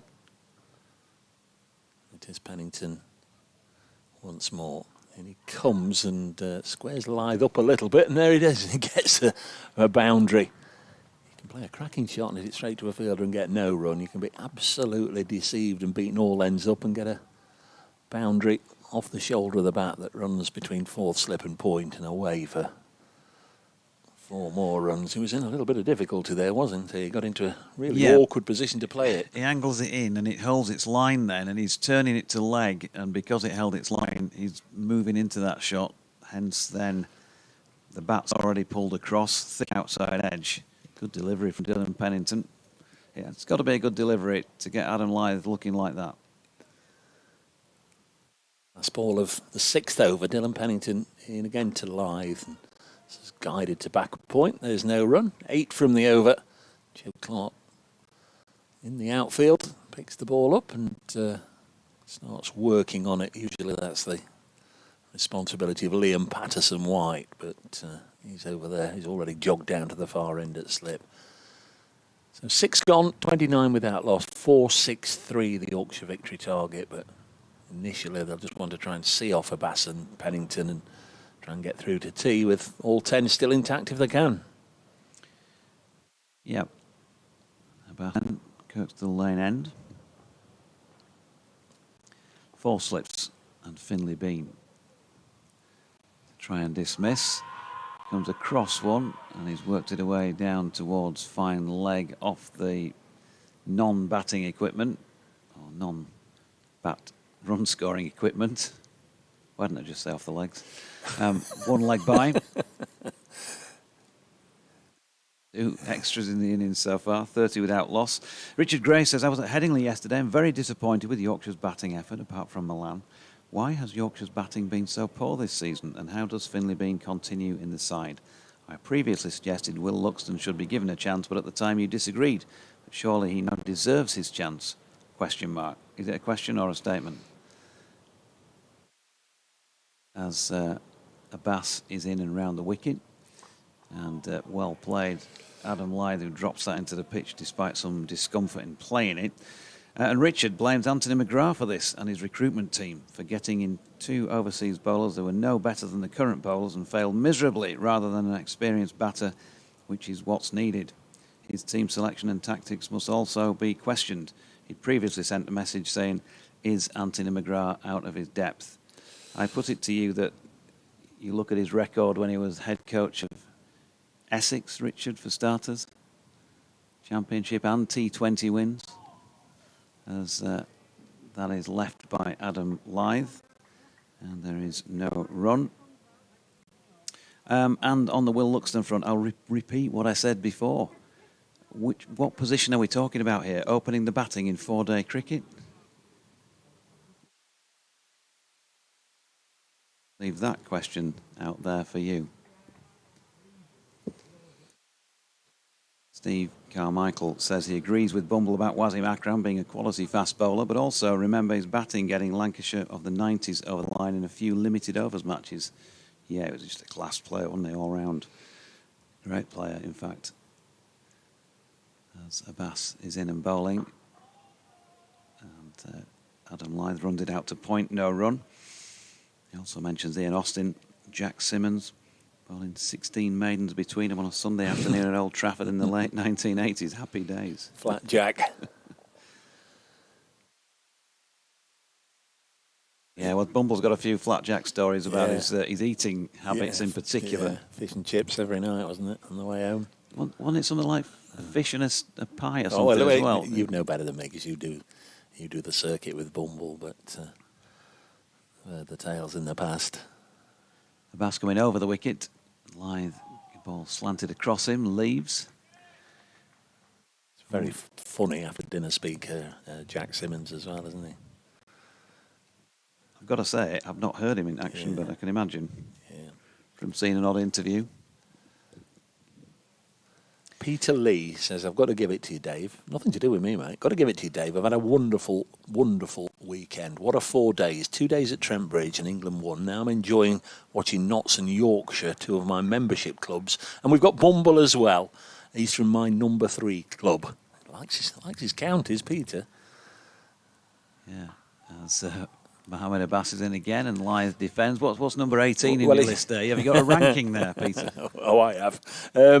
And then he, and I think he's perhaps got this from a lager advert. Can you organise more of these weekends? This is the best weekend ever. So Peter's very happy. Kevin says, can't actually recall seeing Barry Stead play myself. Do you remember Paul Todd opening the batting for Notts? Yeah, I remember Big Todd. He came from Morton near Southwell, I think on his first class debut, Kevin. I think it was in the 90s against Warwickshire and to retire with a fractured jaw. He came and joined me, I think it was last season, on commentary for an hour, Toddy. So, he's about, he's around.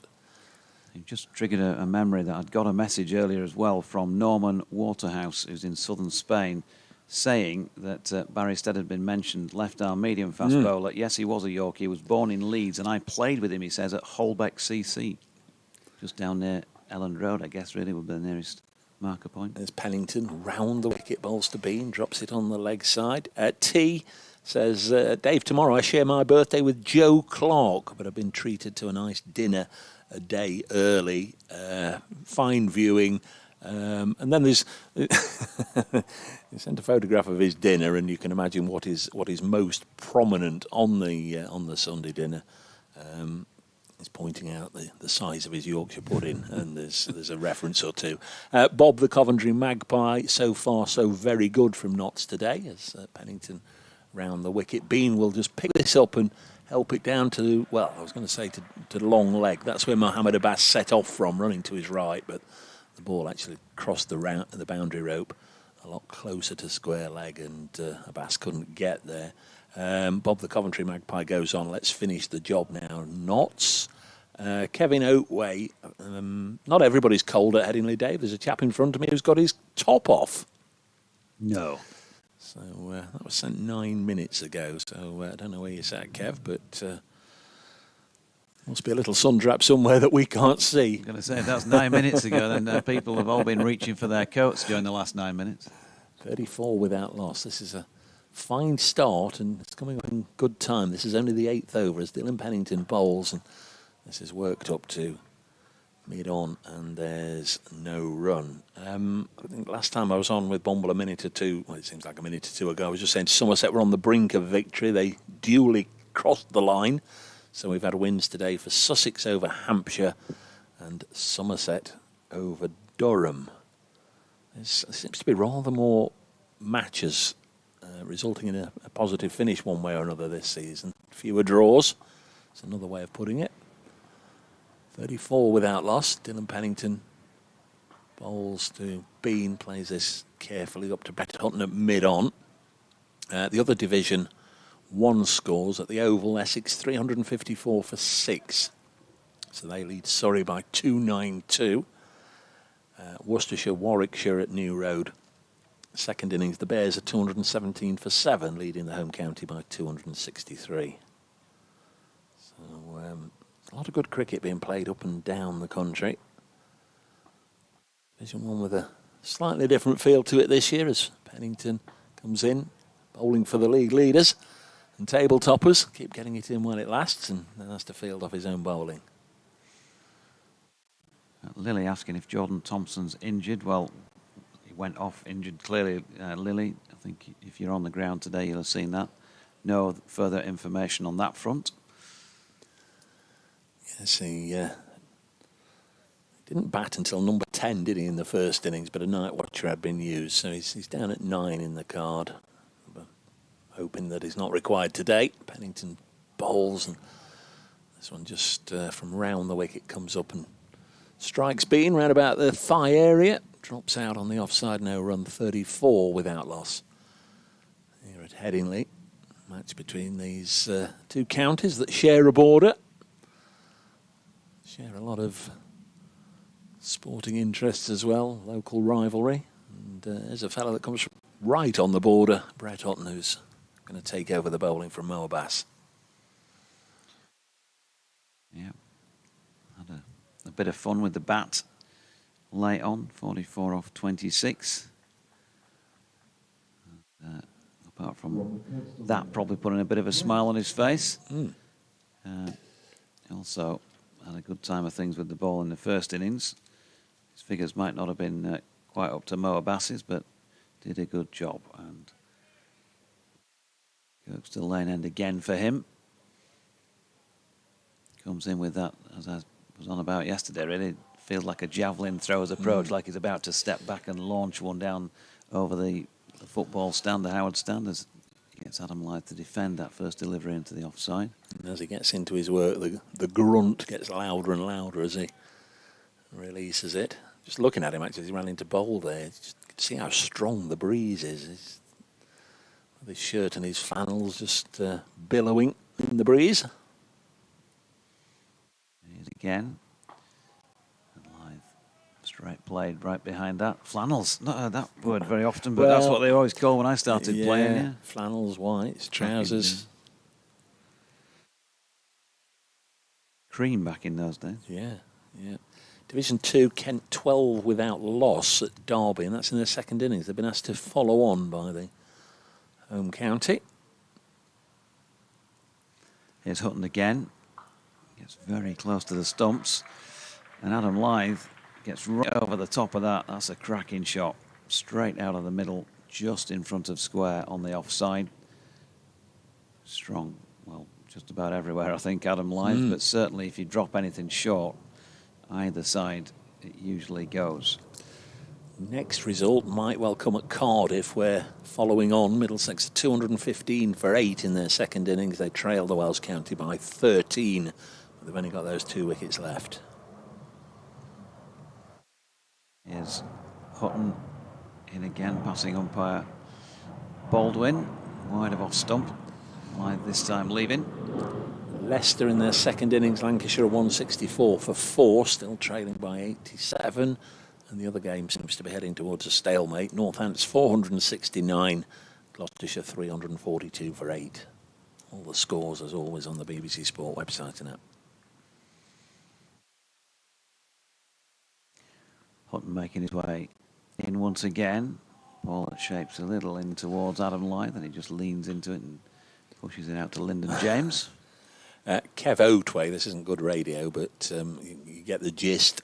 He sent me the picture of the chap with his shirt off, his back to us. We're in the North Stand upper, Dave. So which one's that? Which one's the North? Not the North East. Is this one out round here? Just to our left. Thank you, Kev. Obviously listening to the commentary in the ground. Button in again. Oof, spits on Adam Lyth, who does well to get something on that and drop it into the offside. There's an appeal for run out, was it? Did he hit the wickets? Yeah, I think they're asking for that. To tell from this distance. Oof. That's taken off. And as he's wandering back in, the glancing blow on the stumps from a throw by Lyndon James, they're all appealing. Live's right foot was down, I think, from that view. That would be, I'm not VAR, but that would be my version of it. Let's have a side-on look. Strolling back. Yeah. Got his foot down. I'm sure that will already have been conveyed in the Notts dressing room down below, as they'll have seen the pictures as well, out to somebody in the middle. There's Pennington. That sharply staggered slip cordon of 4 waits on as Bean drops this on the leg side. And there's no run. You're listening to live County Championship cricket. Top of the table, Nottinghamshire. Here at a ground where they've not won in the County Championship since 2011. And again, I know I've made the point a couple of times for those of you that have been with us all throughout the match. They've only ever won here in red ball cricket 4 times in 160 years. It's extraordinary. Only played here about 40 times, but even so. Round the wicket, and Bean steers this to backward point. You look at the places they have won, and you think, I wonder what the facilities would have been like then, back in the day, whenever they've won at Halifax and Dewsbury and Barnsley and Hull and Middlesbrough and Sheffield, and of course at Scarborough. A whole raft of places they've beaten Yorkshire in Yorkshire, but only 4 times on this ground. I'm sure all of those facilities, Bryce, were 5-star. Absolutely, yeah. An aeroplane coming over the ground that's not of the holiday variety. Or is it? Next ball is pushed nicely by Bean into the gap on the offside. Captain as ever, willing to do the running. Not sure what's happened here, because his floppy Sonat has stayed on his head this innings. It usually goes frisbeeing away off his head every movement he makes.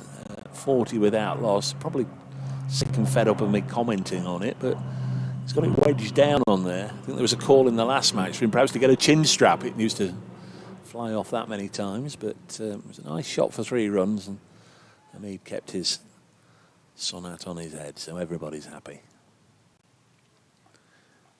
I'm not entirely sure when tea will be taken, but if it is when 32 overs remain, there's a ball from Pennington round the wicket. He's got him! He's got Finley Bean. Notts have the first of the wickets they need. Straight after lovely shot through the offside from Adam Lyth. Bean gets down to this end and gets a good delivery pitched up there. And it might just have nipped back, beating the forward defensive prod from the bat. He's looking at his bat. Finley Bean, not had the opportunity as yet just to give a second assessment of it. Pennington round the wicket, bowling with good pace. It certainly didn't hit the bat. The question was, I guess, if it had have gone on sharply on the angle and missed the leg, but umpire Nigel Long was convinced that it was close enough to being in front that it would have taken leg stump out. Certainly didn't hit the bat, and that is the breakthrough that Notts were desperately hoping to get before tea. Finley Bean out for 17 LBW to Dylan Pennington. Yeah, it didn't look best pleased. It was Nigel Long, wasn't it, raising the finger. I think just when things are not going your way, you are going to sort of question everything. Probably what doesn't help him in the end is that because of the angle that Pennington's coming from, he's moving slightly across towards that way, so he kind of lands a bit slightly further across than where the ball hits him. And you're only human, aren't you, as the umpire, if you think, So, anyway, whatever anybody thinks, finger's been raised, he's got to go, 40 for 1, and 9 more for Nottinghamshire to win this, or an improbable 423 for the hosts. New man is James Wharton, out there, right-hander, taking guard right now from the umpire. Lyth has stayed over on that side. I can't imagine that Pennington is going to go round the wicket to the right-hander. I'm sure somebody will just have a little word with Adam Lyth in a moment just to swap over. In the first innings, James Wharton was caught at slip by Liam Patterson-White off the bowling of Pennington for 7. That was right at the start of yesterday morning, wasn't it? Yeah. So he is going over the wicket. Lyth's moved out of the way and Pennington into Wharton. This one far too wide for anybody to have anything to do with it. 40 for 1 Yorkshire. They need partnerships, they need crease occupation. Almost certainly you'd imagine they need a little bit of help from the weather, either today or tomorrow, if they can extend it that far. Board says there's still 47 overs remaining today. Batted that long in the entirety of the first innings, did there? Was it 44 overs, something like that? That's what I said, wasn't it? Yeah, 40. There's Pennington in again to conclude this over, and played with soft hands down into the ground, runs through to Jack Haynes at third slip, and that's the end of a successful over for Dylan Pennington, a wicket-taking one. He's 5 overs, 1 for 25. Yorkshire 40 for 1. The man out in that over, Finlay Bean, LBW for 17. Yeah, 44.3 first time around. So, got a bit of work to do today. 3-ish, still a long way to go. And I think they've got to play, as Bumble was suggesting earlier, really, in terms of their mental approach to the game, they've got to try and play this as if they're trying to win it, rather than just getting stuck in a hole or trying to bat a ridiculous amount of time for points for a draw. Because the way things have gone recently, that doesn't feel like it's kind of on. And a win, obviously. Not really feeling like it's kind of on either. 423 still to get. But just in terms of how you approach it, I think. And then whatever will be Brett Hutton making his way away from us from the Kirkstall Lane end, bowling to Lyth, who's right in behind that. There is no run. David Milan will doubtless appear from beneath us next time there's a wicket. George Hill, Harry Duke, Matthew Revis, Don Best, Jordan Thompson, Ben Code and Jack White. The remainder of the Yorkshire batting order.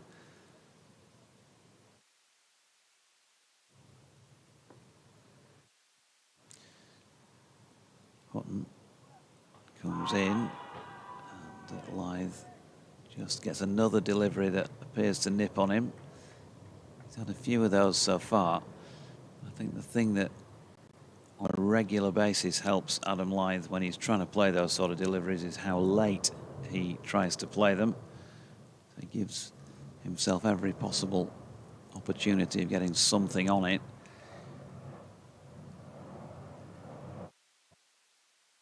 Did that as well as he could do. There's Hutton again, Lyth this time striding across and shouldering arms. You can get in touch, as a few of you have been doing, BBC West Yorkshire Sport at gmail.com. So, at JDZ Events on X, jonathandoige.bsky.social if you prefer your blue sky. Bent Nielsen said he misses the rains down at Headingley as Hutton bowls to Lyth, who angles one down through third man. Opened the face along the carpet all the way. Nicely played for 4. So Ben Nielsen misses the Headingley. A bit single-minded today, he says, but even if I like watching cricket, I like points more, and Yorkshire not being relegated even more. Welcome back, listeners, to 5 Sports Extra. Yorkshire's second innings, 44 for 1. They've suffered the early loss of Finlay Bean.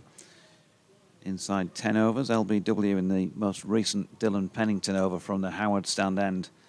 Didn't appear to like it. Ball was angled in from round the wicket.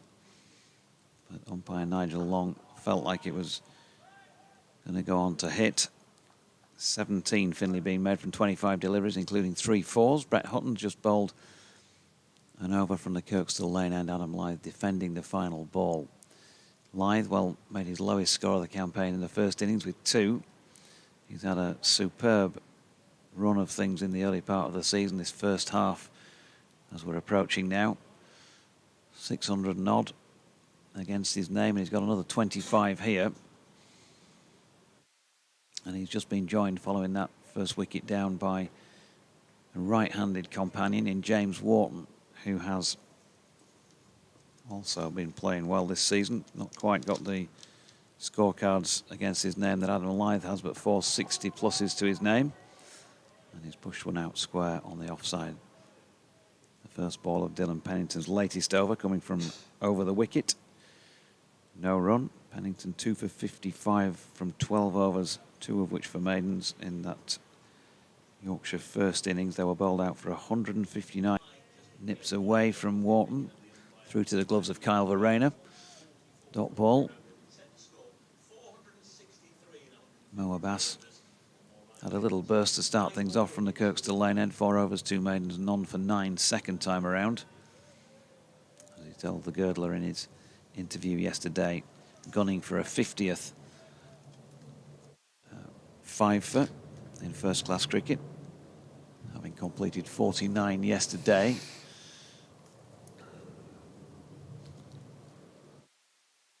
Yet more passing air traffic. Pleasant out there now, isn't it? Take it away if you like. Pennington bowls this one. Shapes away from Wharton, who shoulders arms as it goes through to Kyle Verena. Liam Patterson-White starts working on the board, on the ball, and there's a little chat to Freddie McCann to his right at second slip, Jack Haynes at third, Lyndon James at fourth. 4 for 1. Pennington comes in again, bowling with good pace here, and delivery is just turned up to mid-on. There's no run. Brett Hutton doing the fielding. Ground bathed in sunshine. This time yesterday it was as gloomy as anything overhead. The floodlights had been on all day yesterday. Somehow we managed to get through the 96 overs without any interruptions. Yorkshire weren't able to hung around for too long with the bat, bundled out for just 159 yesterday. Then Notts set off second time around as Wharton again plays defensively, steering it to point. Declaration. Notts' second innings came after lunch. 393 for 8, Joe Clark 94 and Ben Slater 78, the leading contributors.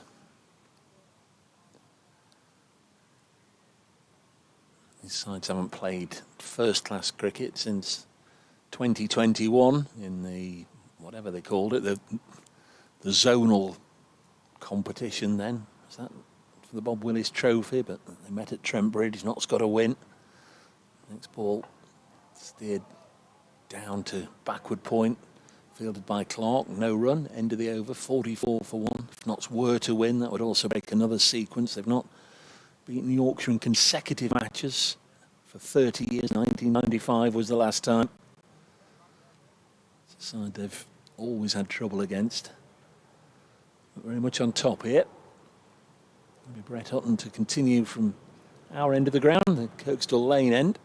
Looks as if he's going to go round the wicket to Lyth. That would be the big scalp that Notts would want before tea, ideally. What a lift that would give them, and likewise, it might just send a message through to the Yorkshire dressing room as well.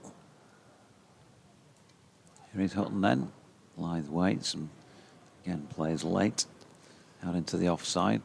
Can't get it past the infield. Bright sunshine at the moment.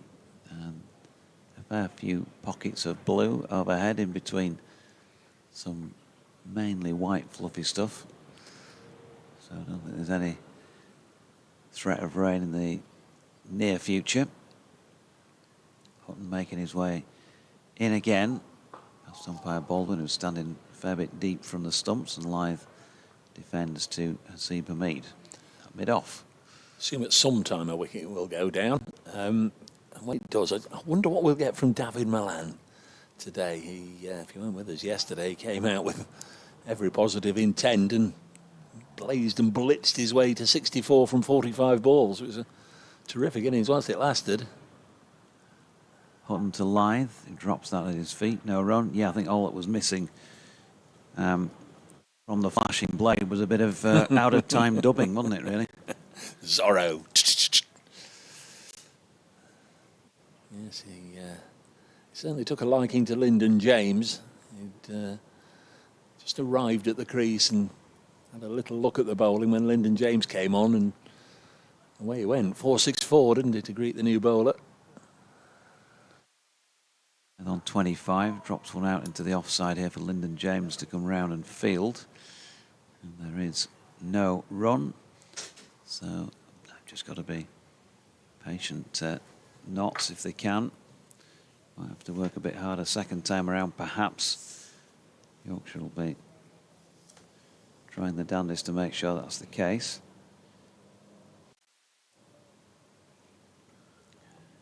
Hutton turns and makes his way in again. And Lyth right in behind that, pushes once more to Hamid.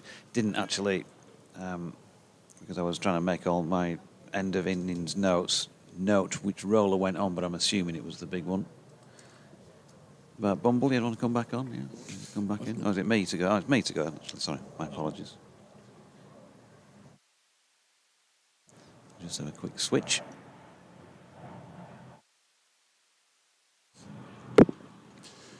Yeah, nicely synchronised. We've swapped a Jonathan and a David for a David and a David. It's Brett Hutton. Last ball of this over. Bowling to Lyth, banged in short. Goes high over the top of Lyth and through to Vertu. Oh, it's called as a wide. Yeah. So I think that's fair enough, probably. Oh, it was. I mean, he got it wrong. He wanted to bowl a bouncer, but he'd almost dropped at his feet. Went way over Adam Lyth's head.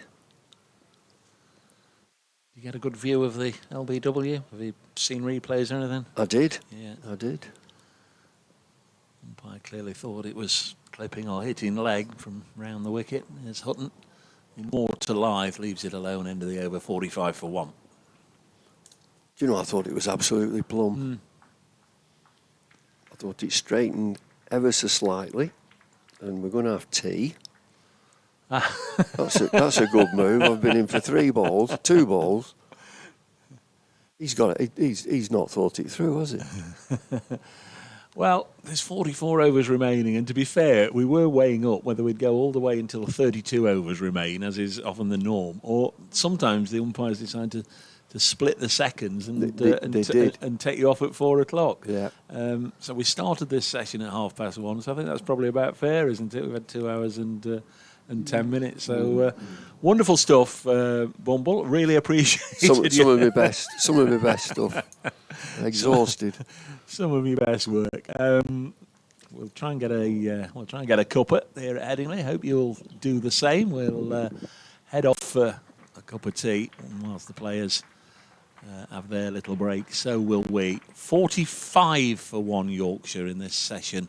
They've lost Finn Bean for 17 LBW to Dylan Pennington, and after lunch Nottinghamshire extended their second innings to 393 for 8 before declaring well, not the last wicket pairing, but the 9th wicket pairing added an unbroken 60 together, at which time Asiba Mead pulled the plug. So still got a lot of cricket left today. 44 overs today, 96 overs tomorrow if we can get them all in. Notts need 9 wickets. Yorkshire in pursuit of 463, 45 for 1 at tea.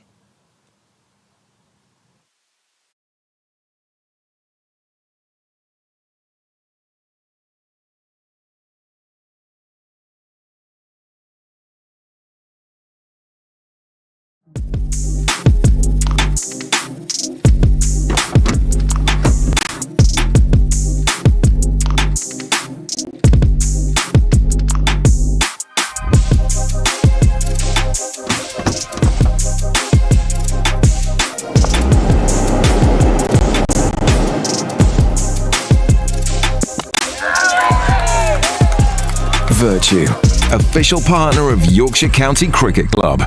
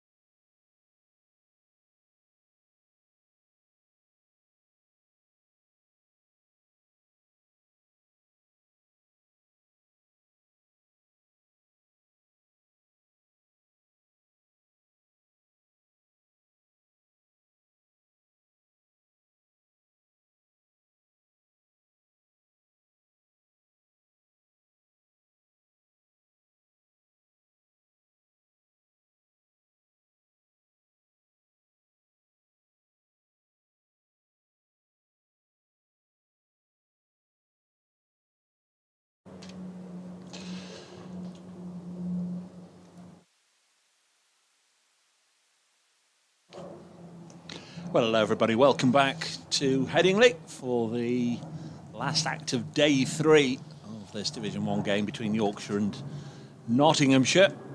Players seem just a little reluctant to follow the umpires straight out to the middle. Nigel Long and Paul Baldwin have made their way out to the middle a good 30, 45 seconds or so ago. No sign as yet of the players, but welcome back anyway. Jonathan Doidge will be with us in the fullness of time. I'm Dave Bracegirdle. David Lloyd alongside me. Just managed to negotiate the tea and coffee machine without any serious injury, and we'll be ready to go in a moment. 44 overs left in the day, so this will be a chunky old session, assuming we get them all in.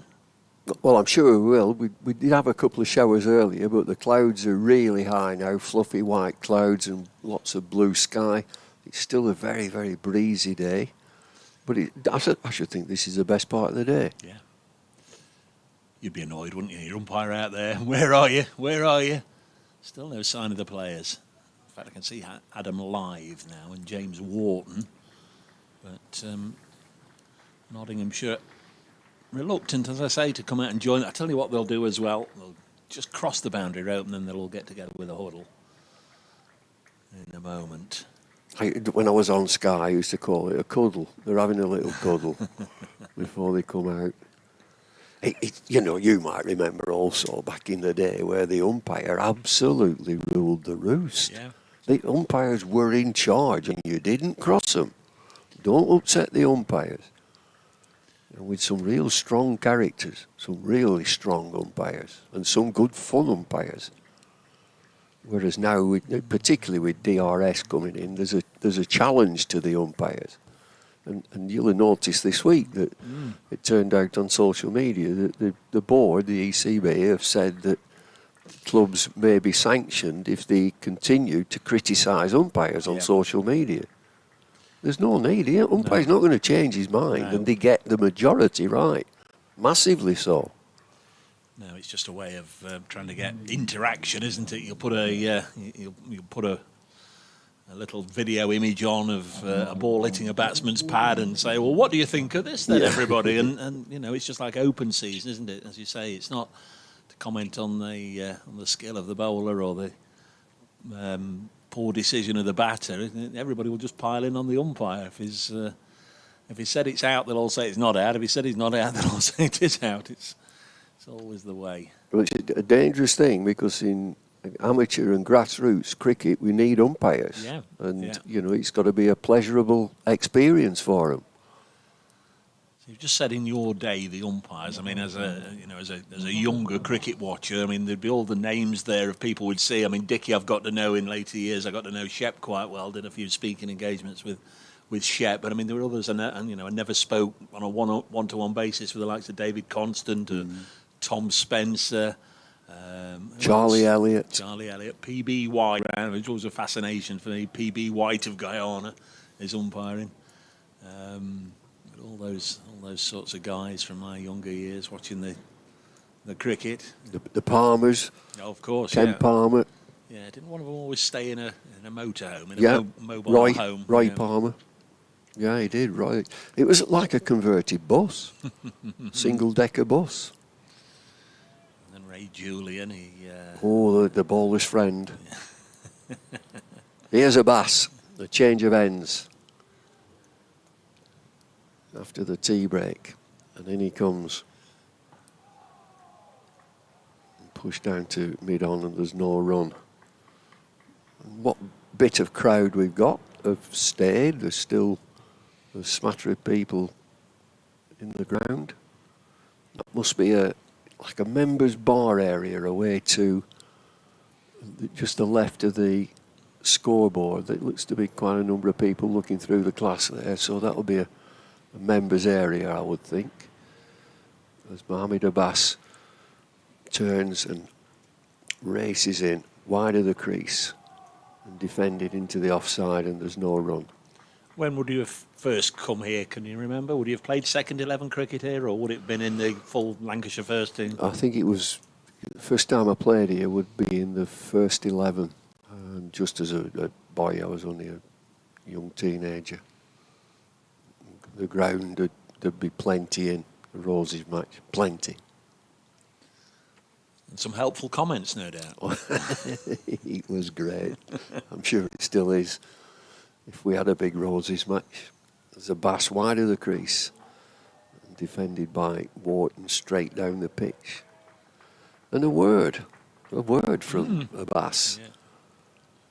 And did you get the feeling as a young man that, crikey, everybody means business this week? There's more at stake for this one than what I've been used to so far? Yeah, and it sort of rammed it home what a tradition of a Roses match is and was.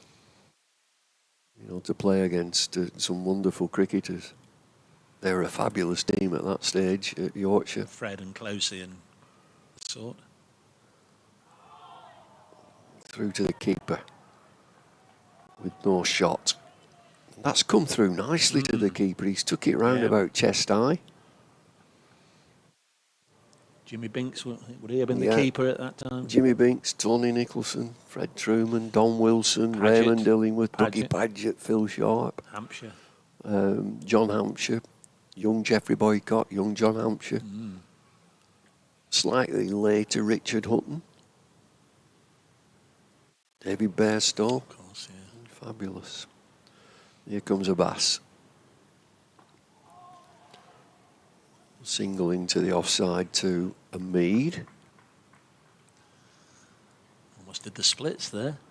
Your man Keaton Jennings, a century not out for I'm glad. That's good. That's good. Yeah.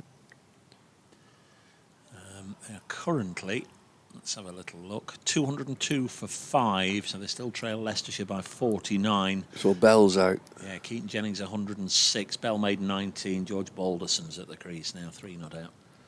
So Balderson, all-rounder, batting all-rounder, then Tom Hartley will be next, but they're still behind. A good season, Leicestershire. They are.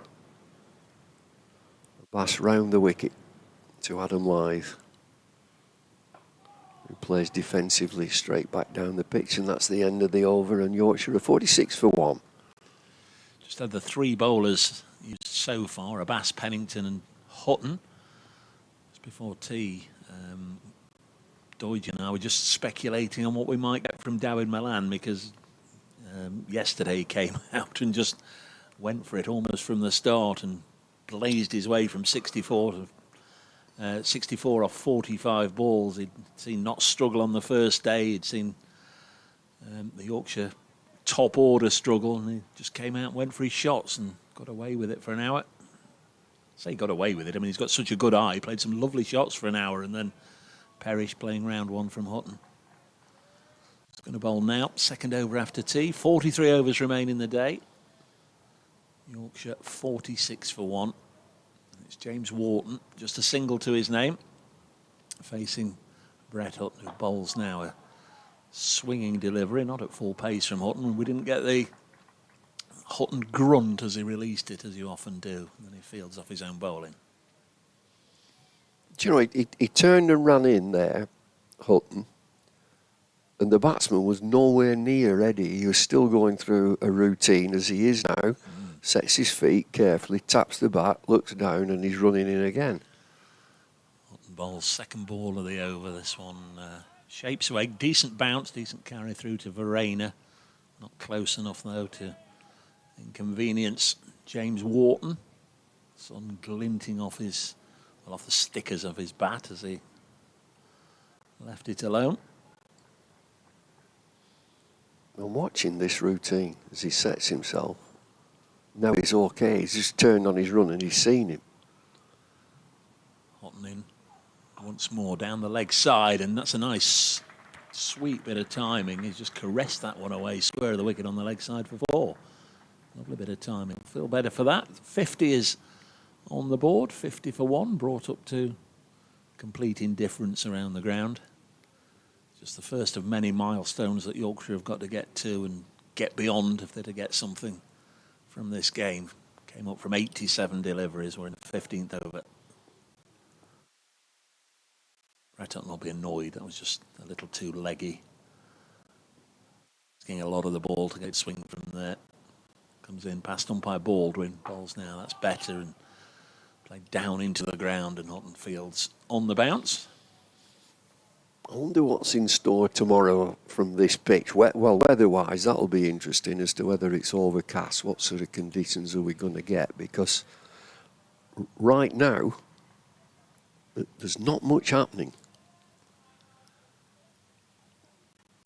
Houghton once more. Bolts to Wharton and playing from the crease. Punches it up to mid-on and there's no run. It's a case of patience, isn't it, from both sides? Knots have got to be patient. They're not going to, or presumably they're not going to run through Yorkshire as easily as they did in the first innings. And for Yorkshire, you're not going to knock off 463 just like that. You've got to take it a little block of overs at a time. Just build partnerships. Keep partnerships going. Slips. Go down as Houghton bowls again to Wharton. And pushes it back to Brett Hutton. So that boundary, marred and otherwise fairly accurate over. 4 overs, none for 13 for Brett Hutton. 50 for 1 Yorkshire. Here on 5 Sports Extra on BBC Radio Leeds, all the Yorkshire stations, and BBC Radio Nottingham. Dave Bracegirdle and David Lloyd with you at Headingley.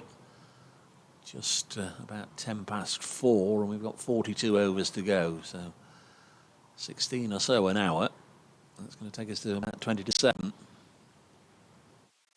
Have you always been a Dave and not a David? Yeah, pretty much. And Except my mother. I'm always David, and my dad, he was the same name, but he was always Dave. And I've always wanted Dave, but everybody calls me David or Bumble.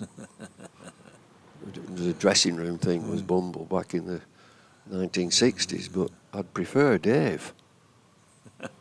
Go on, Dave. A bass round the wicket to line. Pushes forward. He's just out of his crease.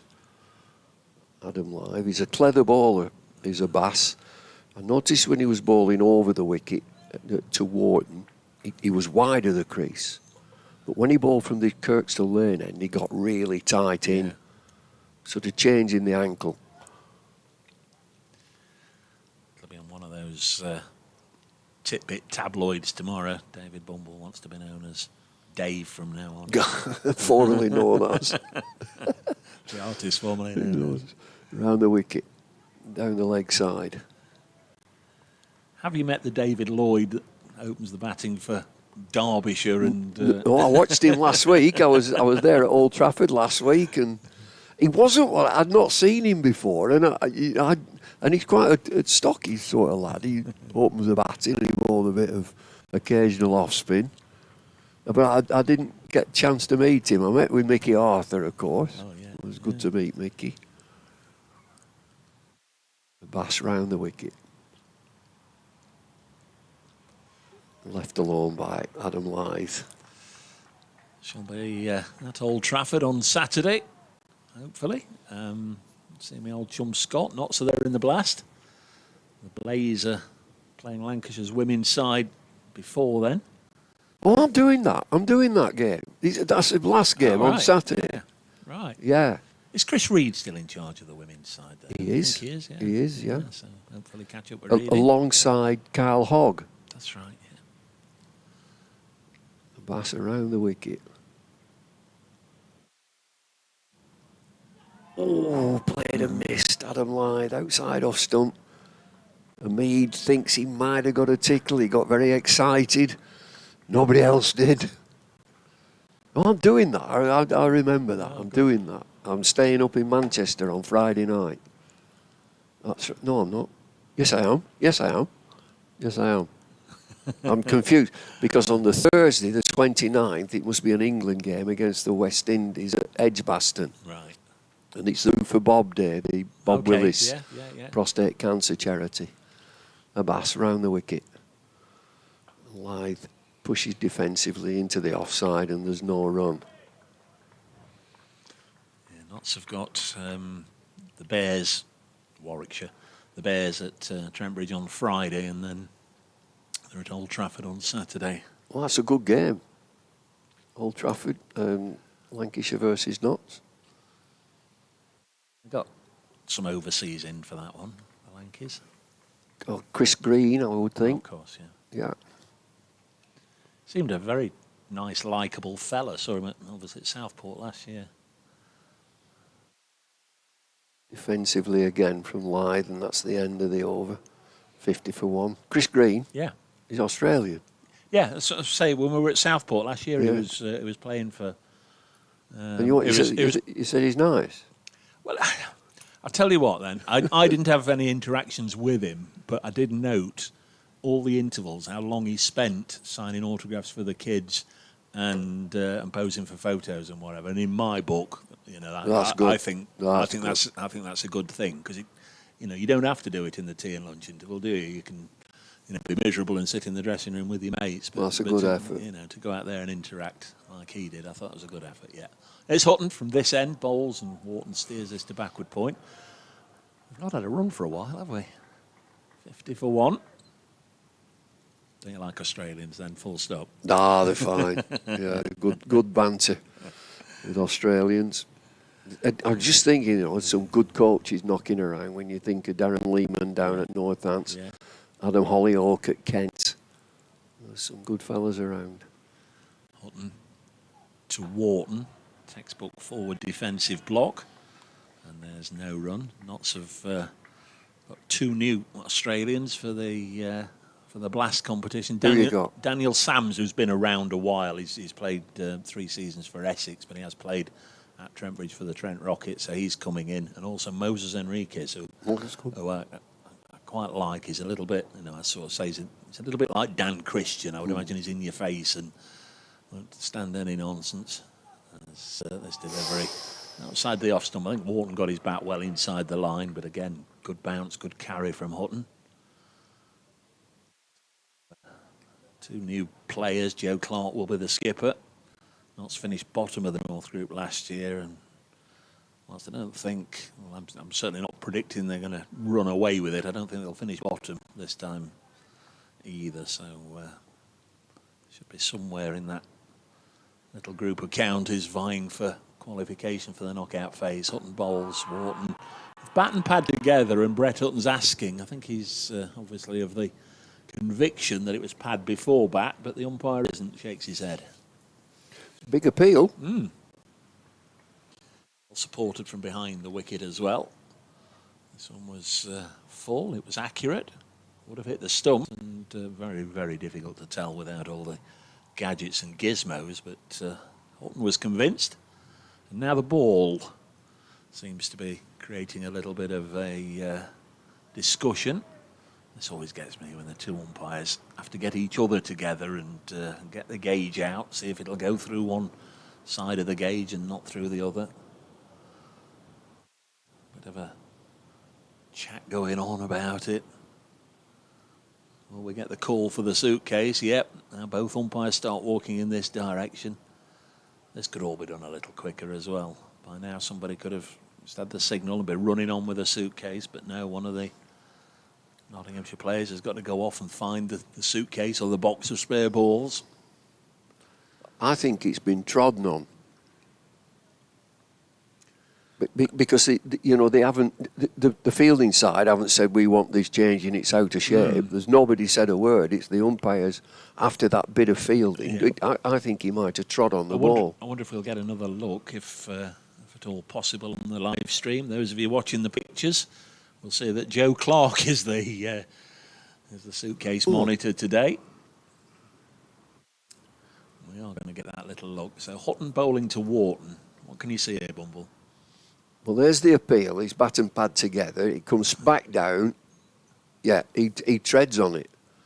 Or it hits the underside of his boot and stops. It stops dead in the middle of the pitch. And then the umpires get together with it. So he's accidentally stood a ball and just damaged its condition somehow. Again, I mentioned earlier about umpires. You wouldn't have bothered about that. No. He's trod on it. Bad luck. Keep going for another 64 overs and you can have a different one. I'd be interested in why do you change the ball? Why? He's just trod on it unintentionally, doing a bit of fielding. So a replacement ball that may or may not be 16.4 overs old, may or may not swing, and Wharton turns it onto the leg side. Slight misfield there from Joe Clark. Bless him, who's only just back on the field, having done all the All the suitcase fetching and carrying. Misfield from Clark, single taken. 51 for 1. And you're always, as a batter, apprehensive when the ball changes. When they've changed the ball, you're always thinking, well, you know, I've got used to this one, and it wasn't swinging, and it's not doing anything.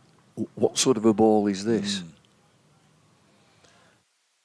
Friend Martin Emerson always makes a big note of that, a big play on the side of his sheet of paper there. Ball changed after whatever.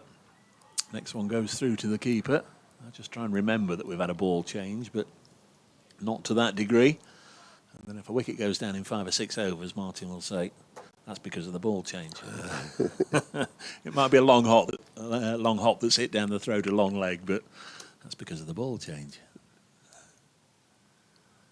Well, just watching Hutton, he's medium, a little bit above medium, but again he gets in so close to the stumps, and so he's making you play most of the time.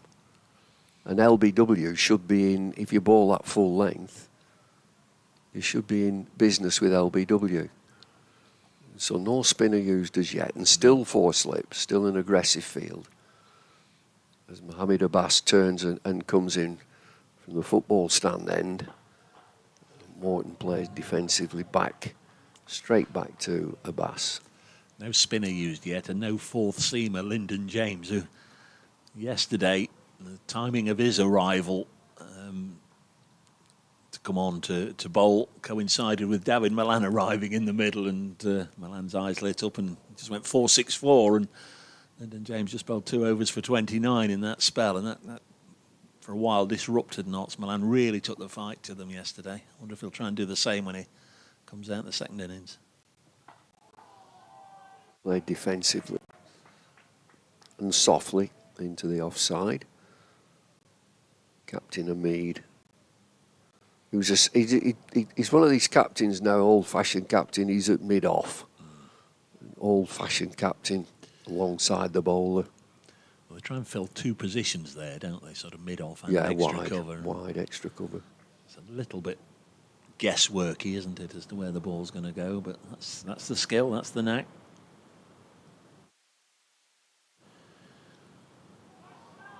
Play miss.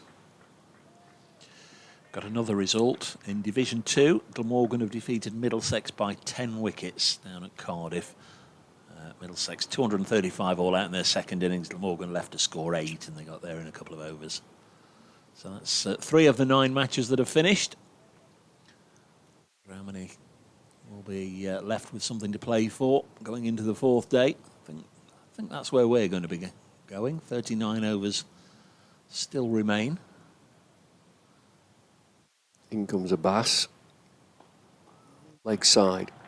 Full length. Half volley. Good timing from Wharton as he finds the boundary. Score moves on to 55 for 1. Certainly not doing as much for him today as it did yesterday. It was hooping red corners yesterday. It was very, very tricky. Indeed, over the first 2 days, it was a bowler's paradise out there, but just getting a little easier with the sun on it and the wind having dried the surface out. Did he swing yesterday? Yeah. Did it? Yeah. There's no swing today. Just a little bit, just enough for him. He puts it in good areas, gets that little bit of movement. Caught the edge a lot. Wide of the crease. Driven powerfully. Well stopped by Abbas on his follow through. 2.5 day tests, is that the way forward? Well, it was for debate a few years ago, and it was actually Colin Graves, the chairman at Yorkshire, who, when he was ECB chairman, he threw it out there about 4-day test matches. Yeah. And they are finishing. The matches are finishing in 4 days. Abbas, close to the wicket, outside edge, big appeal, not given. End of the over. 56, 55, 56. Need my glasses, 56 for 1. Wasn't a great deal of conviction about that appeal, was it? They all sort of went up at different times. Yeah, he's nowhere near it.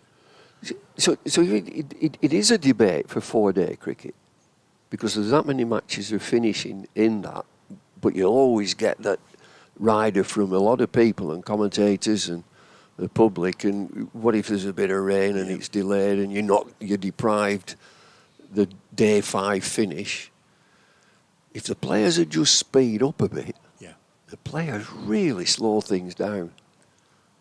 Hutton into Adam Lythe at the start of a new over, defensive block into the offside, no run. As far as I'm aware as well, although it wasn't a prompt 6 o'clock finish, I think they did get all the 90 overs in each of the first 2 days, and just maybe with that little feeling that, well, it's 4 days, we do need to make sure we get all the overs in that we can. But, again, those that had tickets for today, the 4th day, unfortunately didn't get to see any cricket, as Hutton bowls to Lythe, turns this to leg, and there's no run. But it was billed as a 4-day test match, wasn't it? Yes, yeah. I bet you had to do a little bit of media work ahead of it, didn't you, with your extensive past experience of Zimbabwean cricket? I did a bit. Yeah. I did a few interviews and reflective about 1 or 2 things being reminded of in 1996.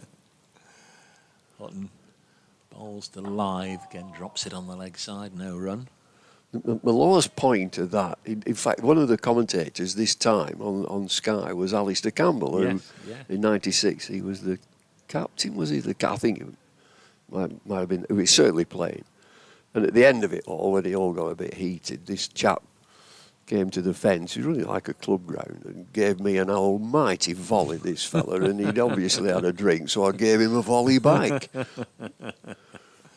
Lythe has 25, nicely set now, and works this down to long leg for another single. He moves to 26, 56 for 1 Yorkshire. So I'm having an absolute slanging match with this fella over the fence, and it turned out to be Alistair Campbell's father. But I tell you what, it never gets mentioned, or it does recently, that at the end of that game, when it was heated again. At the end of it all, a few of each team, we were together, and we were all in the same bar singing songs together. Yeah, that's what it should be all about, isn't it? Really important, the social side of cricket, as bowls this one. Swings away from the right-handed Wharton, and there's no runner. As a young lad in short pants and whatever, I learnt more about the game of cricket from sort of going and listening to the senior club players have a discussion about how the afternoon had gone, and you tap into every word and pick up all the helpful hints and tips they could give you. Next ball is worked onto the leg side. 56 for 1, and I used to, even if I wasn't getting a game in men's cricket, you'd enjoy scoring and just generally helping out, putting the numbers on the tins, putting the tins, and just being part of it. But crikey, now you go to a club game and somebody changed the scoreboard. 56 for 1, although in a lot of places, obviously depends the level you're at, but in a lot of places it's all sort of digitalised and computerised, and punch of a button from the scorers and it'll appear on a screen nowadays. I'll tell you in a second how sad I am about Homey as a bass around the wicket to Adam Lythe. I have back at home, I've got a couple of fields, and in one of the fields is like a horse shelter. I don't have a horse, so I've changed this horse shelter into a score box. And I got some tins off eBay. I got some tin. I've spoofed it up into a proper score box as number 1, number 3, last batter, first innings. The people are saying, "Oh, should we have a cricket match on your pitch?" Here's a bass. It's nice. Lythe drives powerfully and pleasingly through extra cover for 4. Said that if you play cricket on this pitch that I've made, which I pride myself that it's not level at any time, you need 3 ambulances. If any of you've got any questions, just quickly on the old Twittery X thing for Bumble, just bang it through at Brace Cricket. Adam Newington has done exactly that. Wonders if Bumble remembers Newlands, Cape Town, 2016. He met you on the grass bank there, and he spent time trying to impersonate you. Wonders if you can remember it at Newlands on the grass bank. Takes a blow there, Adam Live, on the elbow or on the arm, forearm, and he jogs around towards square leg. 2016, Newlands. I'm struggling to remember 9 minutes ago. That's 9 years ago, Bumble. You were on the grass bank at Newlands with Adam Newington, and he demonstrated his impression of you. He had a go at impersonating you. It just vaguely rings a bell. Beautiful ground, Newlands. Life seems to be all right. That's on my bucket list, Newlands. I've not been. I've never been to South Africa. No, never been. I want to do that one. Ends this time to mid-off, and there's no run. I mean, say it's next to a brewery, and a pint's about 50p or something silly, isn't it? It's probably about £10.50 now. I don't know, but that was always the attraction. I think it's about 23 rand to the pound, so it's a cost-effective trip.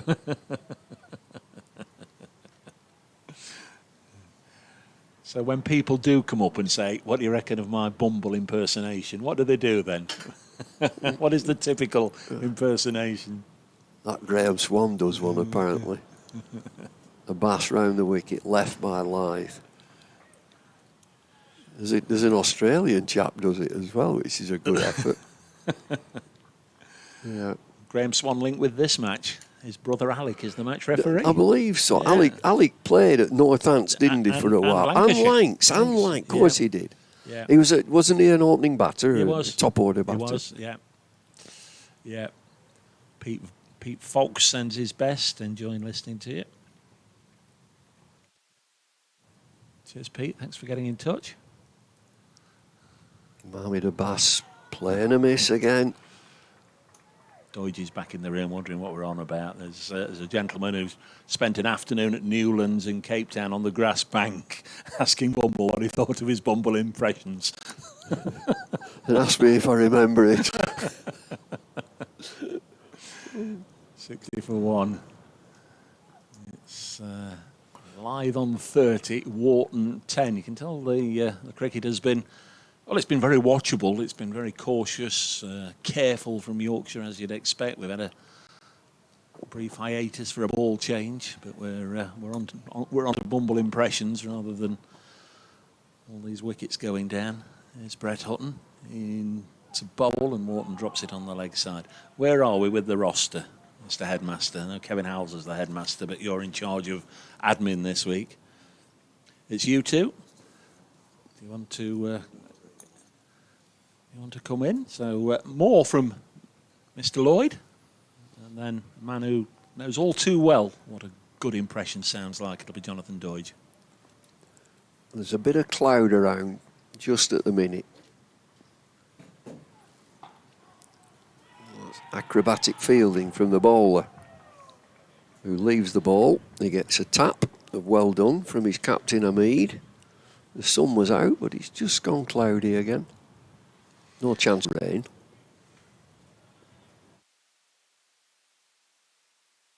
Oh, they're off. The covers are coming on.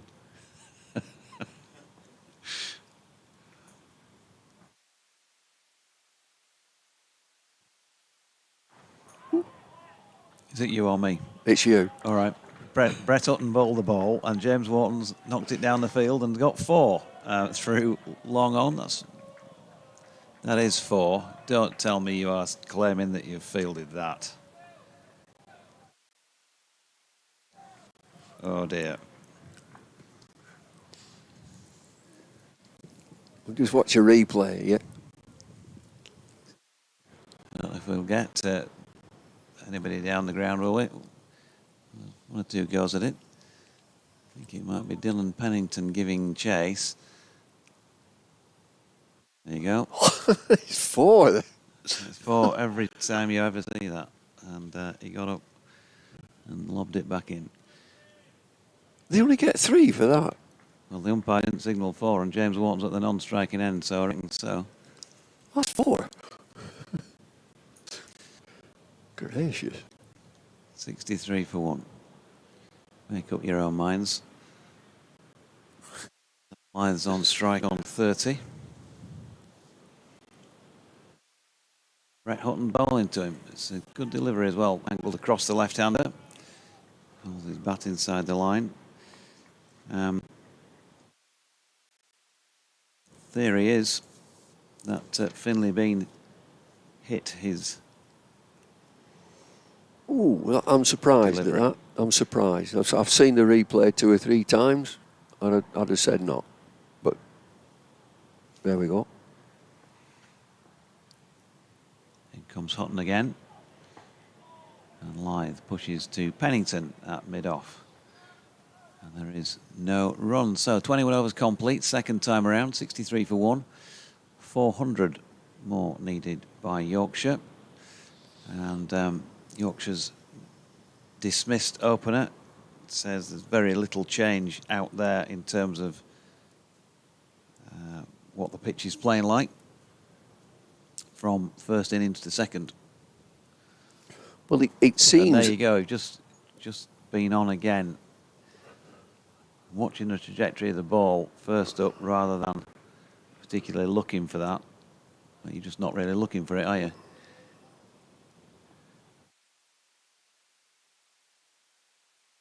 I'm not seeing an edge. I'm a long way away. Thinning onto his pad. Abbas, that's your end, isn't it? Sorry. Yeah, You I was still on. just looking at I've got a replay. I'm lucky that I've got a replay on the screen as Pennington around the wicket to Bean. It's slowed down. I don't see an inside edge there, but you know, never out LBW, not once. As Abbas gets to the end of his run from the football stand end, comes up just a little bit of a hill, close to the wicket this time and wide of the off stump, and there's no shot offered by Wharton. The last delivery from Hutton bounced in front of the wicket keeper, so I think that was a slow delivery, because there's plenty of deliveries going through at chest high to the wicket keeper. Yeah, quite a lot. When Harry Duke was behind the stumps, though, wasn't it? It was carrying it through. Yeah.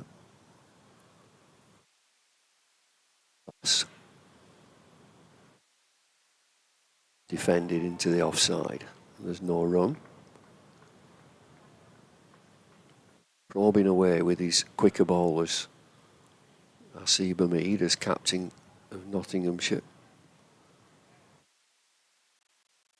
Keep his quick bowlers going. The ball was changed because I think it was Brett Hutton that stood on it.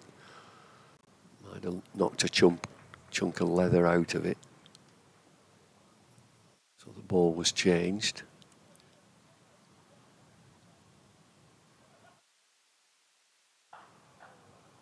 Pushed into the offside by Wharton to Hamid, who returns to the wicket keeper. Deposits the ball with first slip. Polishes it furiously before handing it back to Hamid. And eventually it finds its way back to Abbas. He has a little polish as well as he turns.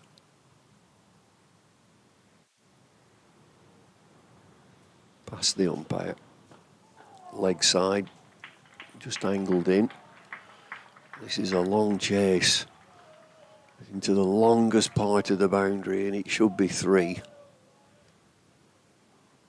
It's a leisurely 3. It's the longest boundary down there. I just should know what that is. It's like a hospitality stand in the corner, the one that's angled across.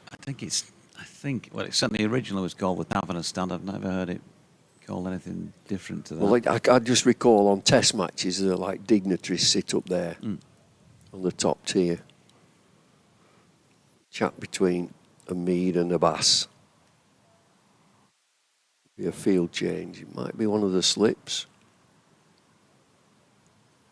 Just goes across into a leg slip position, so it's now 3 slips and a leg slip. He's close. That leg slip is close. Come back a bit. Come right, a rocket there. He's close.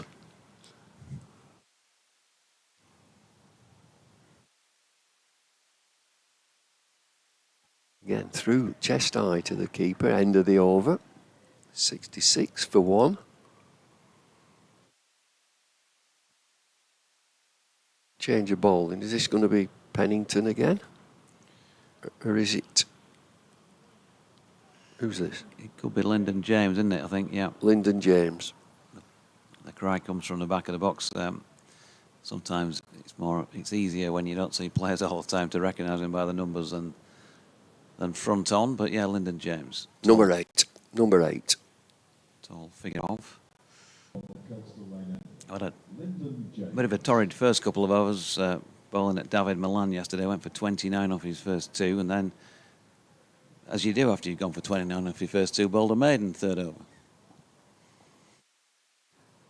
So in he comes, right arm over the wicket, tall figure of Lyndon James, bowling to James Wharton, who's trying to flick away on the leg side, doesn't get a contact of any sort on it, and there's no run. Just going down your list of dismissals, Bumble. Let's have a look and see how many times you were actually Never. giving out LBW. I were never out. Not once. They're all missing. 108 times. Here's Lyndon James as that's flicked away. Square on the leg side by Wharton. Hamid again loses his white floppy hat as he goes out to field. They get a single. 108 times LBW. They were all shocking decisions. I nicked every one of them.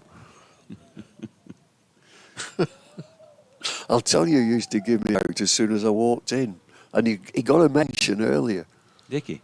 No, PB White. As soon as I walked in, I might as well just walk off. I said to him one day, I said to him, I'd love to hear you say 2 words. Those are not out. James is in. Lyth has got that away on the leg side. He was trying to play it through the off. No ball. No ball. Now then, I say 108. Let's just go back because that was showing Accrington matches as well. Well, we're never out for them either.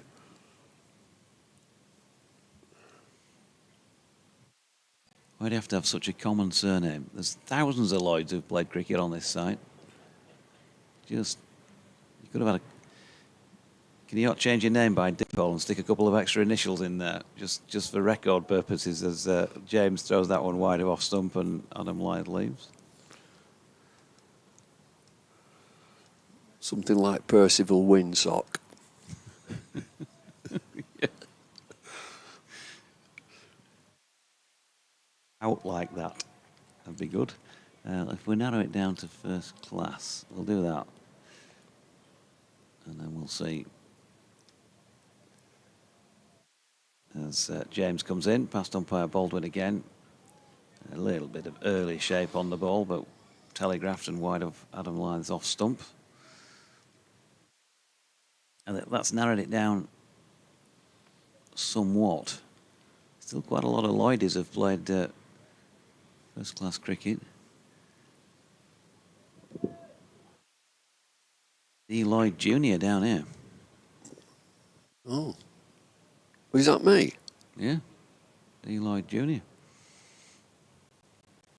As in comes James again, and Lyth once more leaves. First, you got a pair first up then. Is that me, D. Lloyd Jr.? So you got a pair against Middlesex in your first match, 12th of June, 1965. 65. Well, I do remember that. I Bold batted, Titmus. Yeah, I batted for quite a long time. But my dad was David, but he was David George. David George Lloyd, David Lloyd George, is it? Here's James again, and Lyth punches it square on the offside, straight to the man. 69 for 1. We've opened up a can of worms here, Bumble, because just a quick glance over that first season. Pair against Yorkshire as well. Both caught DB close, bowled D Wilson. Remember that? Yeah. Is there anything else? Good. If you're carrying on with, I got 4 pairs. I was run out on one. What, run out both times? No, in one. So I was trying to get off the mark and run out in second innings. I got a pair in a test trial. Yeah. 77 first-class LBWs. Shocking. I bet Peter White gave me half of them. Here's a Bass. Bouncer. Harmlessly through to the wicket keeper. He's got some thinking to do here.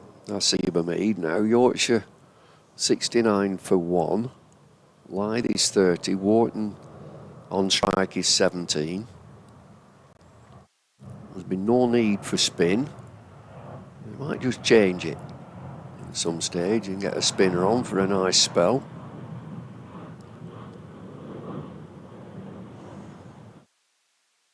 And he comes again. Left alone by Wharton through to the keeper. We'll raise a flag on the 6th of August this year, because that was the last first-class LBW that you were deemed out. Opening stand 51 with Foxy Fowler. Here, you made 73, and you were LBW Illingworth. Yeah, final time in first-class cricket then. So Illy must have gone to. Oh, had he come back or had he gone to? Yeah, it's when he returned, isn't it? Yes. Yeah. About 50 at the time, wasn't he? Yeah, it was a good age when he came back.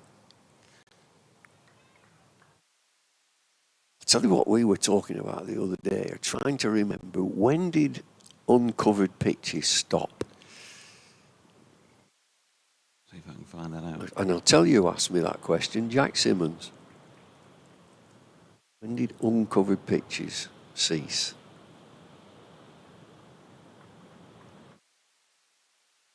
Waits. Bass at the end of his run. Comes in. Defended. Softly into the offside. Playing forward. They began to be phased out more so in the 1960s, according to search engines. Earlier than that in a long-term sense, but more readily from then on. But 1981 was the last time. Yes. Yeah. There was the use of an uncovered pitch. Yeah. In first-class cricket, I think. I'm sure somebody will correct me if I'm not right.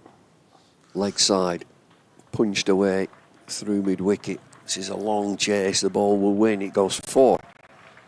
Good shot from Wharton.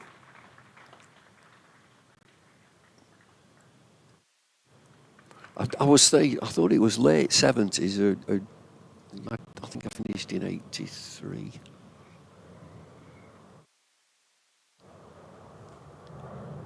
Correct. Finished in 83. 1 not out against Northants. That was second innings. I got 100 in that first innings. I wasn't going to mention that. Driven. I was just going to say a single, but it's beaten mid-on. A long chase. Just to pick up 2. Did you charge Peter Willey? Stumped G. Cook, bowled P. Willey. P. Willey bowling off spin, obviously. Yeah. End of the over. It's 75 for 1, Yorkshire. Lyth is 30, Wharton 23. Looking at Hamid. What's he thinking? There's going to be a change. For 18 is coming on. Who's that? Is that Patterson White? Pennington. going to be Pennington, I think, in place of Abbas. Abbas gets his sweater and cap and he trots down to deep fine leg. It's quite square. He's in front of the mobile nets that they bring on for practice. Here's Lyndon James bowling at Adam Lythe, wide of off stump and left. Quick flick around the other grounds. Northants are 26 without loss in their second innings, 116 ahead against Gloucestershire. Warwickshire 317 in front with 2 wickets remaining in their second innings. They're 271 for 8. Lancs 212 for 5. They're 39 behind Leicestershire's first innings, 4-5-7, just for the 5 second innings wickets in hand. Here's James well wide of off stump, and again Lythe leaves. Derbyshire Kent in Div 2 as well. Kent trailing by 196 with 9 wickets remaining there, 65 for 1. But of course Derbyshire can bat again if needed. And Essex against Surrey down at the Oval. Essex second time around, 416 for 6. That's a 354 run lead with 4 wickets remaining. As Lyndon James bowls at Lythe, who's gone back foot and smashed that one away, backward a point, right over the top of that. And picks up 4 more. 34 to him, 79 for 1. Do you know, that's a shot as a left-hander that you dream about. Quick bowler from over the wicket, right arm, short of a length, wide, and you just climb in.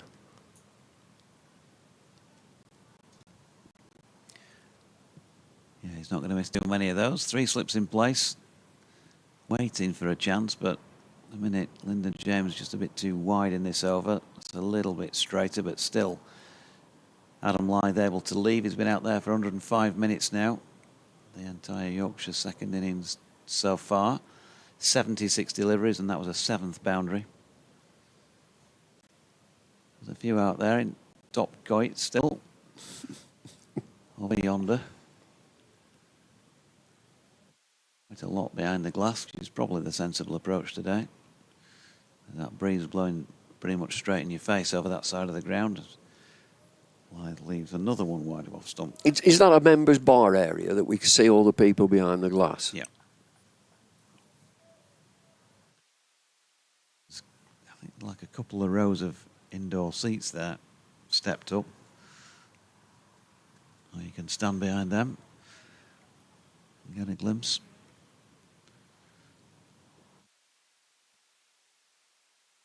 Here comes James again then. Final ball of the over. And again, he's straightened things to an extent, but Adam Lythe leaving. So he needs to try and get him to play. 9 wickets needed. 2 overs for 7 for Lyndon James, so figures look better than yesterday, but his captain will want some penetration here, Bumble. Yeah, it's been quieter than it was yesterday when Milan took a liking to him. I'm just watching who's coming and going. Ahmed Abbas is... Wow, he was fielding... Is he coming off or is he fielding? Looks like he's coming off, doesn't he? 2 players look like they've come off. No, he's come off, Mohamed Abbas. Yeah. He's gone off the field. And another one preceded him as well. Another Notts player.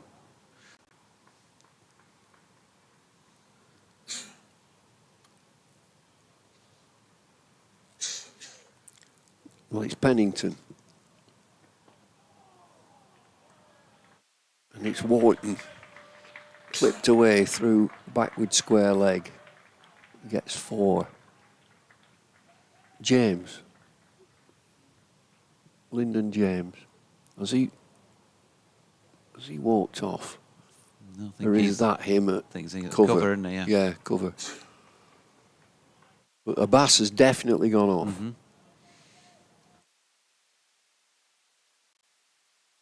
Pennington from the football stand end.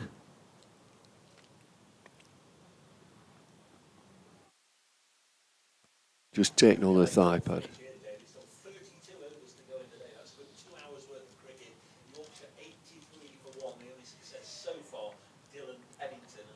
So a quick flicker out. Obviously, Pennington bowling. Hamid Hutton's out there. Joe Clark, Lyndon James, Freddie McCann, Liam Patterson-White at first slip. Got Jack Haynes at third. Verena with the keeping gloves on. Ben Slater, is he out there?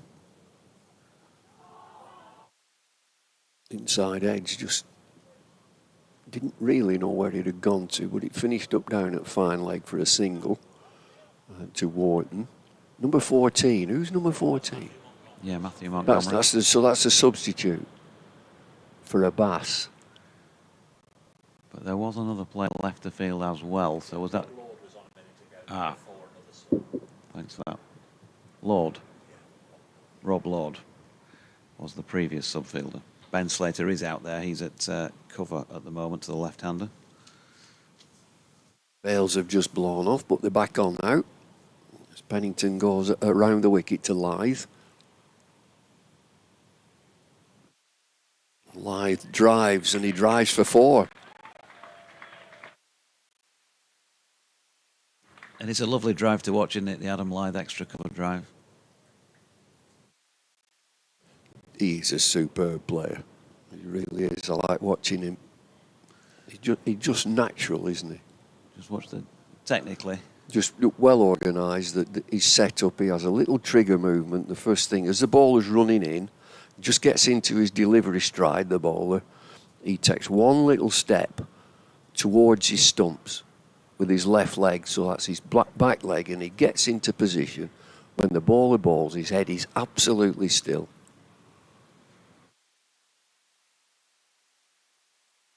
Pennington taking on the pad. Be a leg bite. Just one. More cloudy now. More cloud. Was I optimistic in saying that we would finish today, all of it? There's a bit of cloud coming. There is, but it's not feeling like an immediate threat of serious rain. You might get a few very short shower, but looking on the horizon, there's plenty of cloud, but it's not that bad. It's high. Yeah. High cloud. Over the wicket this time, Pennington to Wharton. And Wharton, lovely shot. It stands tall. Plays square on the offside for 4, which ends the over. And Yorkshire at 93 for 1. I'd always worry, my concern is when the cloud comes over here, just by tradition, you look up. If it's nice and bright and sunny, there's not a lot happens. If the cloud comes over, just traditionally here at Headingley, look out if you're a batter, it might do a bit. Because it's definitely shading the sun now. Yep, 50 partnership, 53 from 100 balls for this pair for the second wicket. James Wharton has got the predominance since he went in. Adam Lythe's on 39 and facing Lyndon James, who again slants the ball too wide of him to interest in playing at it. Pennington 7 overs, 1 for 39 at the Howard stand end. And James into his 3rd over now. And Raymond Illingworth once said to me that people get a bit carried away with the overheads here. Win the toss and look at what's beneath your feet. What's up there might affect things for a session or two, but that's more likely to change than what's down there. As that was driven into the covers by Adam Lythe. But at that time, when Raymond Illingworth was, there's always moisture. There was always dampness in these pitches, and they were green. As they were at Old Trafford as well. And then all this loam came in, all this high clay content, which was mixed in with the soil, and that's the pitches that you get now. All these loams. Here comes James again, short this time. too short as well for Kyle Verena, because that is 4 wides, according to Paul Baldwin.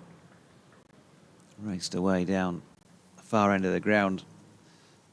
Most recent one that was something similar to that was during that last Ashes series there, when I was sitting down below in the Truman enclosure watching Mark Wood. That's the quickest spell I've ever seen from an England fast bowler sitting out in the crowd. That day it was lightning, and there was one that he bowled that bounced. Johnny was keeping, Johnny Bairstow, and after it bounced it tailed away, and it was a split second before it whacked into the boards down the far end.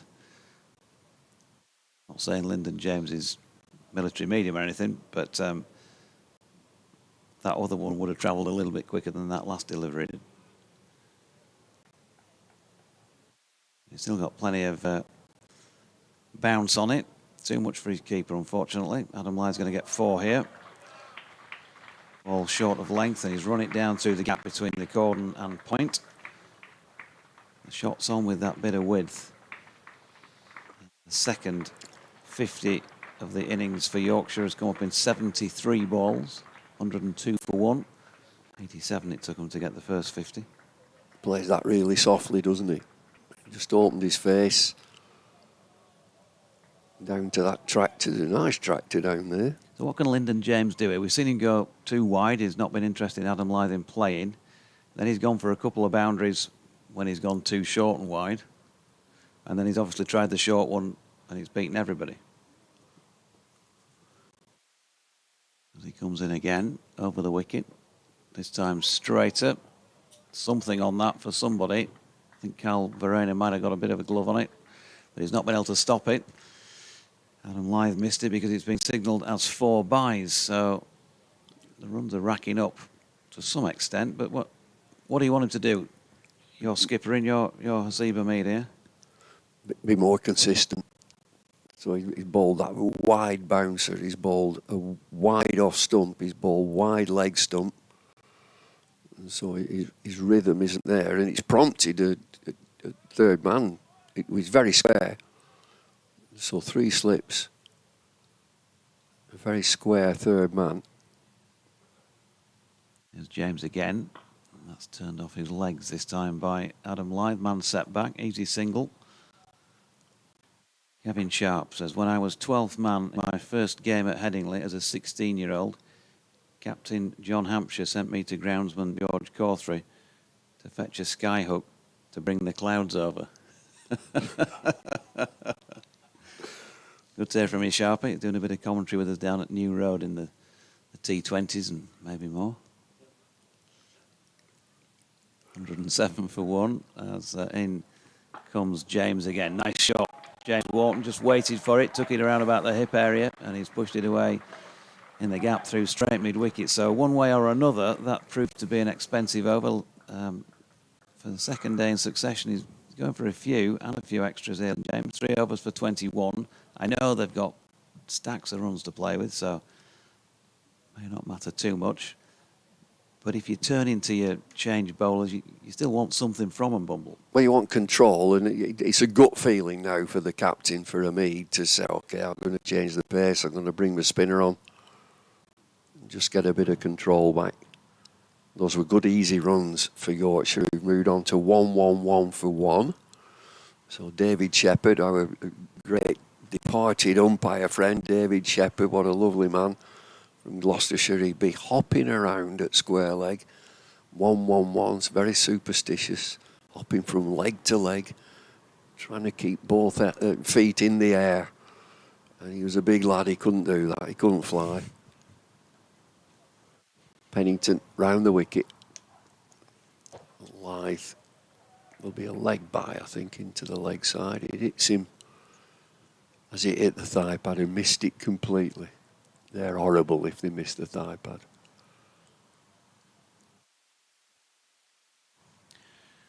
I'll have a change at the end of the over and let you rough you off to pasture for half an hour. OK. Bring the girdler back. Oh, the lads next door at Leeds Hospital Radio. Can you pop in? Yeah, bob in.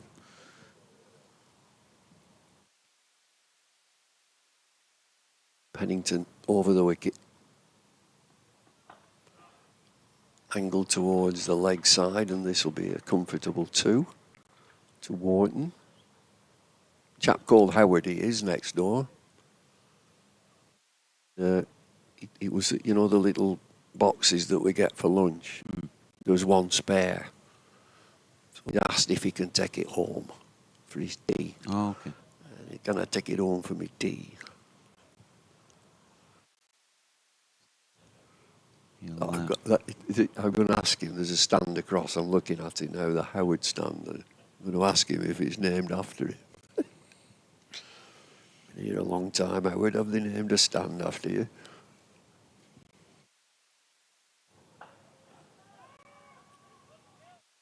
Of course, we at Old Trafford are still debating whether to name stands after former players, because our stands are A, B, C, D, E, F, G, and H. And the debate has been raging for years. They've got some committee to decide whose name will go on them. I can do it in 2 minutes if you want.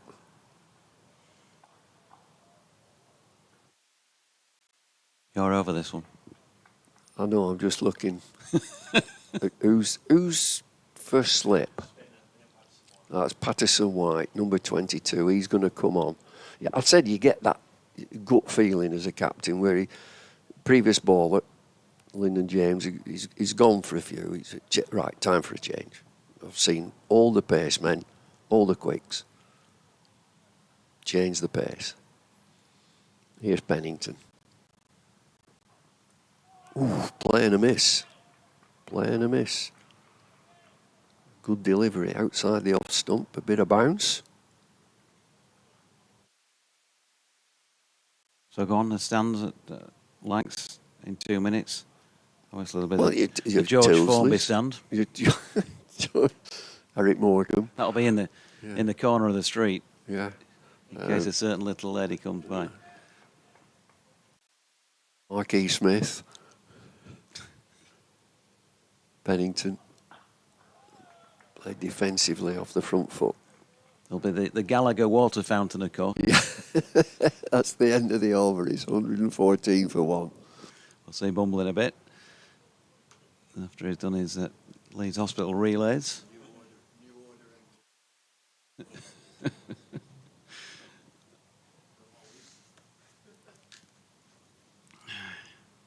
There'll be the Les Dawson stand as well. 114 for 1 then, and it's going to be Liam Patterson-White to take us through this next over at the Kirkstall Lane end. So change of pace for starters, but change of feel about the thing. He's had a quiet game so far. He's not bowled a ball. There's not been an awful lot gone anywhere near first slip, and he's out for 4 and 4 in each innings, so time to make a mark. Liam got a 5 for last week. Well, 50 overs in the Durham second innings last week. Rob Lord's on the field again, just down in front of us. The other subfielder, Matthew Montgomery, away to our left. Here comes Patterson-White then. Left arm over the wicket, wide of off stump first up, and Lyth just covers everything with the front pad. So he's got a slip, a backward point. He's got a cover sweeper, a mid-off, mid-on. Straight mid-wicket to the left-hander, a man 45 behind square, and a couple of sweepers out backward of square and at mid-wicket as he's in again. And with an open face, Lyth runs it out to that backward point. I wonder what the most number of subs on has been. I can remember Wayne Noon, who was the assistant coach, having to field once for not, so he was the third one on the field. Yeah, not seen any more than that myself, I don't think. Lyth, he's gone. He's got a nick on one. Liam Patterson-White, the change has worked, and that, in the context of the outcome here, is got to be a massive wicket. Lyth gone for 44, caught behind by Kyle Verena, off the bowling of Patterson-White, who strikes with just his third delivery. Bumble next door, where he's popped in, will be saying, well, I've been telling him get the spinner on. Just got that extra little bit of bounce, the change in pace. working for Liam Patterson-White. I tell you, Adam Lythe's barely left the strip. He's just walking so slowly, so disappointed. He was at the crease for 2 hours, faced 89 balls, hit 9 fours. Nuggety hard cricketer. He's played a very decent knock there, but clearly was looking for a really substantial 150, 60, 70, double 100 sort of figure. And then who knows, but he's gone for 44. David Malan on his way out to the middle.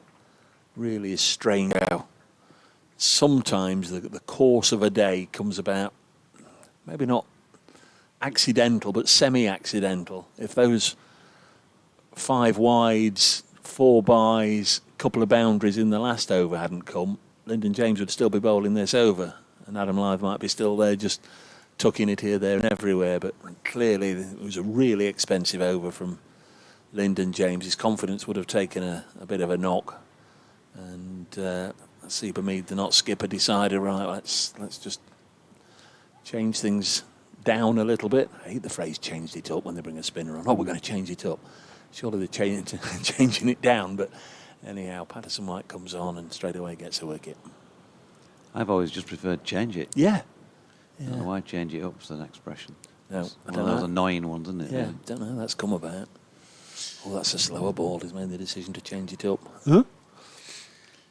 So, 28.3 overs into the innings, and with 28.3 still to be played, or possibly to be played today, David Malan, with a short leg now in place. As a go at his first delivery, he might not get 4 here because it's hit some rough on the way towards the boundary, and Lyndon James has chased it. But I think he's given it up for 4, and he's landed on the rope, much like George Hill seemed to do earlier on in the day. And so he's now hobbling around. Might be a bit of a dead leg or hip area, something like that. It is, isn't it, if you land on the rope? Yeah. Pretty solid piece of material. So Malan, Strike rate of 400. Yep, straight away again. Here we go again. I think we'll probably see something similar. See how long he lasts this time as he's plonked his front pad way outside off stump to cover that Patterson-White delivery. So, eventful over. Liam Patterson-White striking with his 3rd delivery. Malan hitting his first for a boundary, and here's the last one of it. And there is some evidence of turn for him from wide outside off stump, but Malan covers it and leaves. So 118 for 2, 8 more wickets for Nottinghamshire. They have 28 overs today and whatever they need tomorrow to try and take those. Yorkshire, well, they've got ample time, brace, to knock off 345. Yeah, very much so. And they just haven't got ample wickets. no, if Malan can play a different sort of innings this time and a lengthy one, well, who knows? Who knows? Where there's life, there's hope.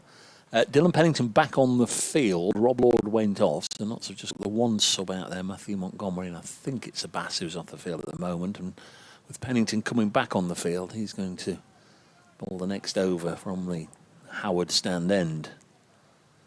Bumble currently talking to Howard. Here is Pennington, then the fairhead, former Worcestershire bowler, in his 2nd season with Notts, bowls a delivery that forces Wharton to get his left arm up nice and high and playing on his tippy toes, punches it back to the bowler. Bean for 17, Lythe for 44, wickets for Pennington and Patterson-White. Not requiring 8 more wickets, and if they can get the win, there's the possibility at the moment that Essex are doing them a great turn as well, because of course Surrey were 2nd in the table behind Notts, and Essex have had a really good day with the bat. Pennington in once more, and his runs here for Wharton, opens the face, just deliberately guides it away between that slip corner and point. Huge gap, and nicely played, totally in control of it. At the Oval, Essex are 440 for 6. There was a century at the start of the innings from Paul Walter, and now this was Charlie, isn't it? Ben Allison's at Worcester. Charlie Allison, a maiden first-class 100 for him. He's 122 not out. And another youngster, Noah Fain, with him on 40.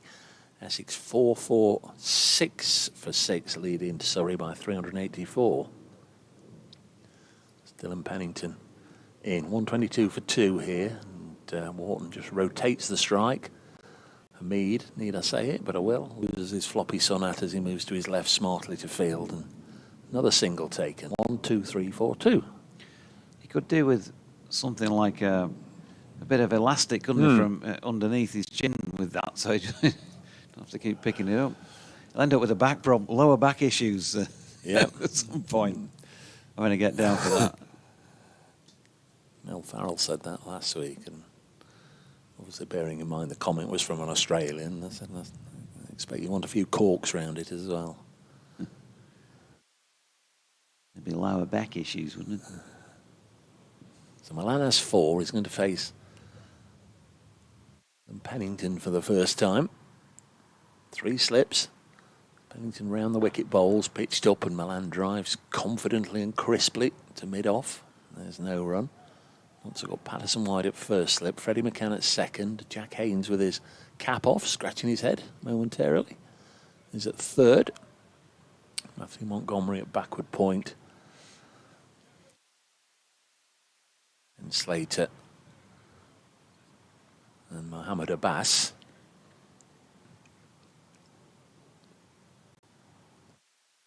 There's Pennington. And once more through the offside. Milan at his magnificent best there. Crisp. Lovely extra cover drive. For 4 more. So he's dealing in boundaries again. He's on to 8, 127 for 2. Bass back on the field. So who's not out there? I think it's Brett Hutton who's not out there at the moment. The leg side is made up of a Mead at mid-on. Lyndon James talking to Paul Franks, one of the coaching staff on the square leg boundary, and Joe Clark's down at long leg. Here's Pennington. In once more to Milan. Repeat through the offside for 4 more. Very, very good indeed. Into the over, and Brett Hutton. Oh, it's Mohammed Abbas. I beg your pardon. It's Mohammed Abbas making his way out onto the field. Yeah, so Hutton's down at the far end. 131 for 2. 30 overs in the innings, one of which has been bowled by Liam Patterson-White. He picked up a wicket, so no surprise that he's going to bowl the next over from this end. Pennington over pitching there, right in the sweet spot for David Malan, and punctured the offside twice in a row. Lovely shots. Yeah, I think you and Bumble were mentioning earlier about his first class 100 count, or what it might be. It's 30 to be precise, one of which came in a test match. He's had 6 in one-day internationals and a T20 international ton as well. 16 in list A matches and 5 more in quote-unquote ordinary T20s. Domestic T20s, I suppose, not ordinary. 131 for 2 then. Patterson-White round the wicket to the right-handed James Wharton with a slip, backward point, a backward square leg as well. Hamid in on the drive, short extra cover. And his left shoulder as well. And Freddie McCann in the covers, mid-on, mid-off. It's mid-on who's coming into play here. Jack Haynes will field, 1 run. Lyndon James out sweeping on the boundary, as is Ben Slater.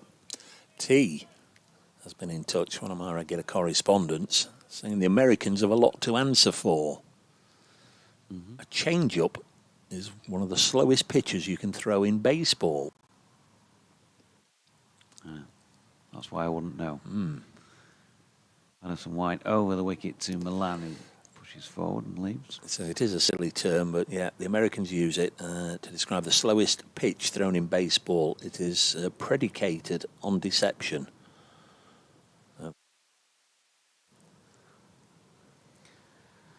In comes Patterson-White again. Milan defence. A little bit obviously like disguising it on its way down there, but again, why they call it a change-up, I don't know, nor does T. Says it's a silly term, Americans with a lot to answer for. Patterson-White in, gone. He's got David Malan, and with it, a lot of hopes for Yorkshire doing something in this match have gone. Stump He's poleaxed, and Milan this time, his stay at the crease was brief. 12, and he's been bowled by Liam Patterson-White, who has come on and taken 2 huge wickets. Looked to turn quite sharply, actually. I've not yet seen a replay of it, but looked to turn quite sharply. So a little bit of a loose-ish shot. It appeared at first sight from David Milan. It's pitched well outside the off stump. Might have hit a foot mark, you know, and it's come a long way back and absolutely uprooted one of the stumps. Yeah, pitched up there and really sharp turn. So, crikey, where's he been? Where's he been, Liam Patterson-White? Been out of the game, as I say, for 2.5 days. Scored 8 runs across innings. Didn't get a bowl. Now comes on and gets wicket in back-to-back overs. Harry Duke is on his way out to the middle with Yorkshire 3 down. 2 England internationals have been dismissed in consecutive overs here by Nottinghamshire's slow left-arm spinner. Being made 17 and then Lyth 44, Milan 12, altering the complexion. We should have listened to the great man all along. Get the spinner on, he said. Get the spinner on. 132 for 3. And different game all of a sudden.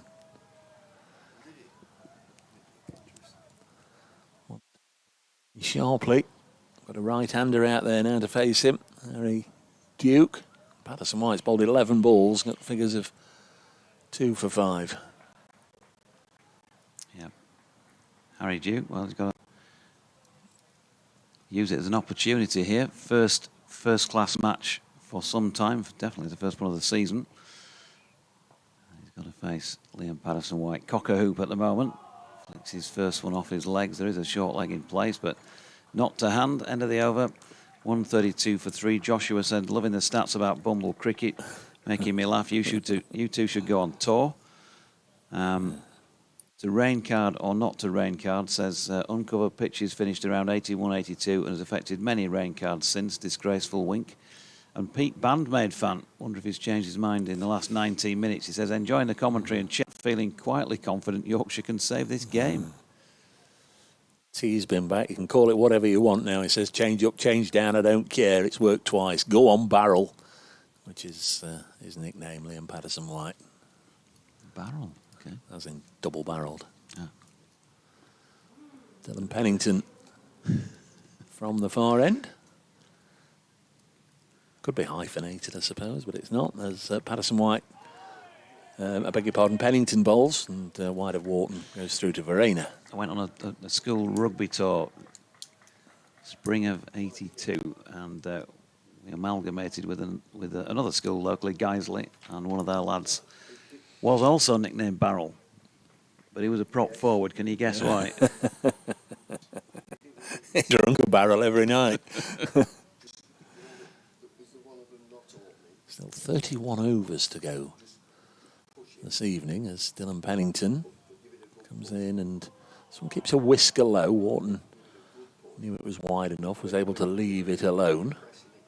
In theory, could be an extra half an hour if the light holds, and if Yorkshire was, say, 8 down, umpires might agree to an extra half an hour this evening. Another 39 overs, Notts might be interested if they can about 1 or 2 more round about now. Just got on a little bit of a roll. Those 2 wickets going down in consecutive overs from Patterson-White. It's Pennington bowls, and this is eased into the offside by Wharton. Nice looking shot. And there's a couple of runs. 134 for 3. He's got to go. Do you have a committee meeting about this? Shall we let him go? We'll wish you well, mate. You get yourself sorted out. We'll see you in the morning, hopefully. 134 for 3. It's played very nicely now. He's within a boundary of a half century. Pushes this up to mid-on. And there's no run. 134 for 3.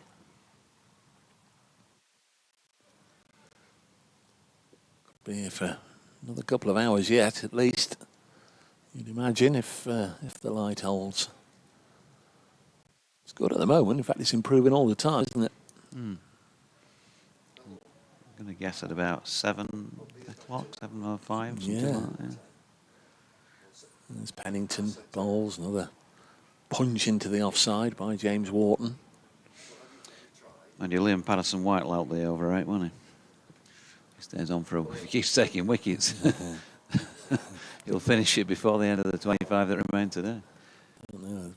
Fall of each wicket seems to drag it out a little longer, doesn't it?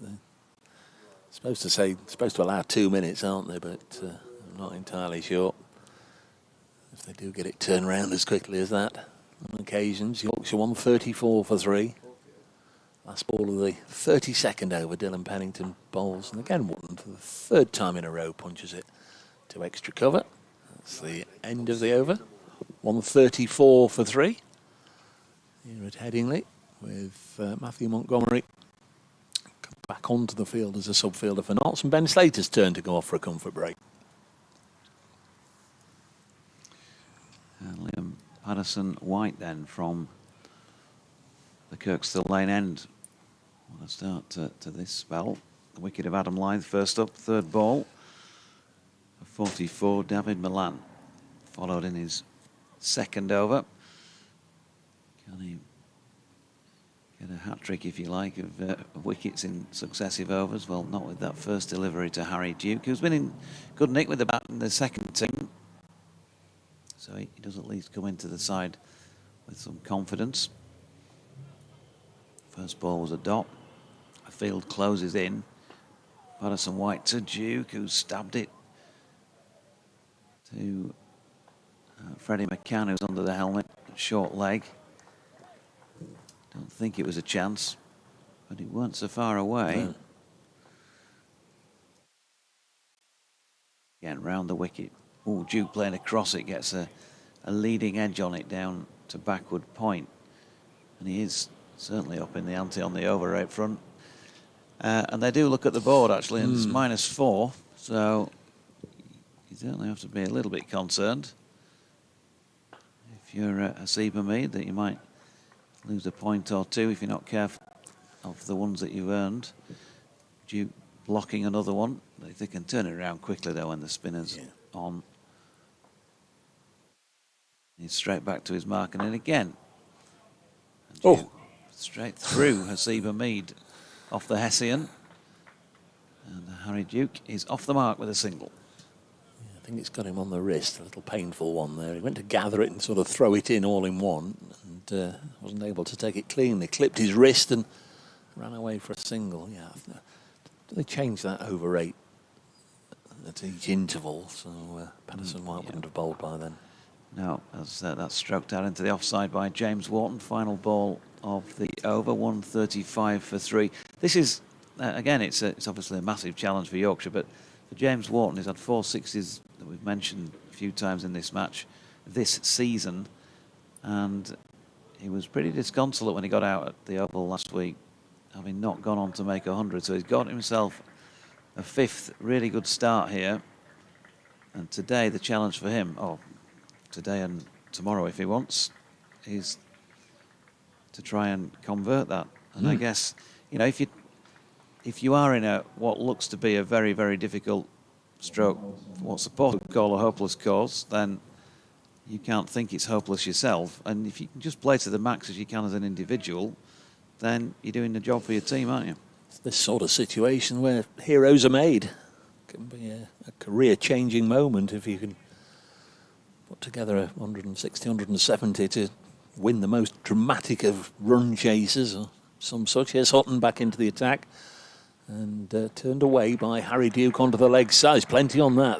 The outfield certainly quickened up through the day. It was a little sluggish this morning. Might just have been a little damp on the periphery, but that one's raced away. Sweet bit of timing, admittedly, but it raced away to the fence. So Duke on to 5, 139 for 3.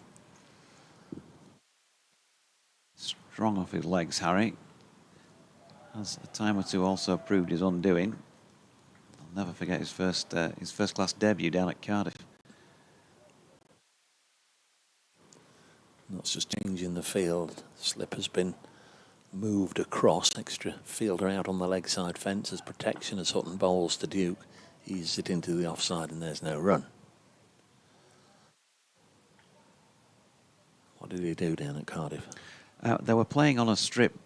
If you imagine at Cardiff, as we look at the ground, where the pavilion's away to your left, and they were playing a long way across, and he ran, like with enthusiasm, all the way down the step, more or less ran across the pitch, took his guard, and then flicked the first ball straight to square leg where they just set the trap. Dear, oh dear.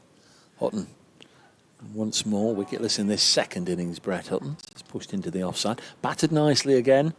It's weighed in with some useful lower order runs this season. A quick fire 44 from him. Put 60 on with Dylan Pennington, who hit a 6 for the second time in the match.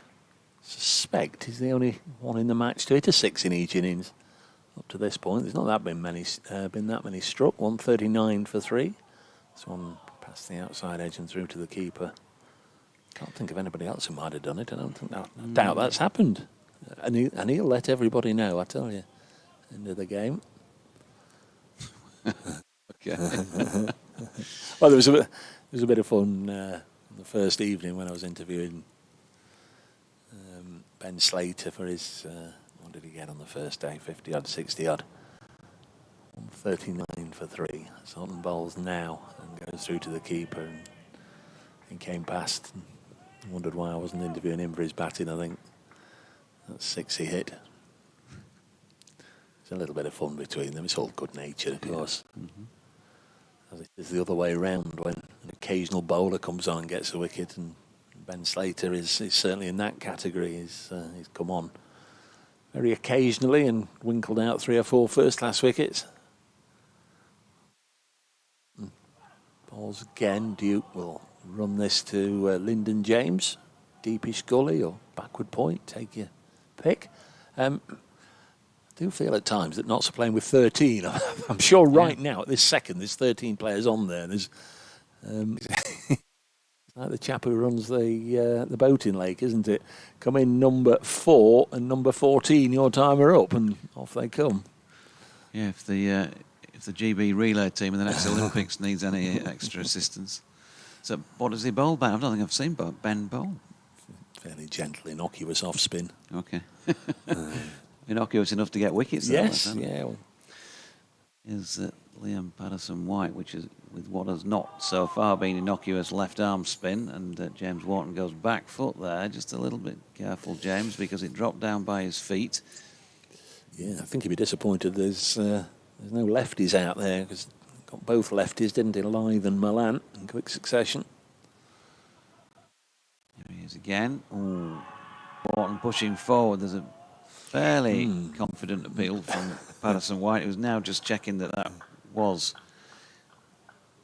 going down legs, pitching outside leg or something, umpire, was it?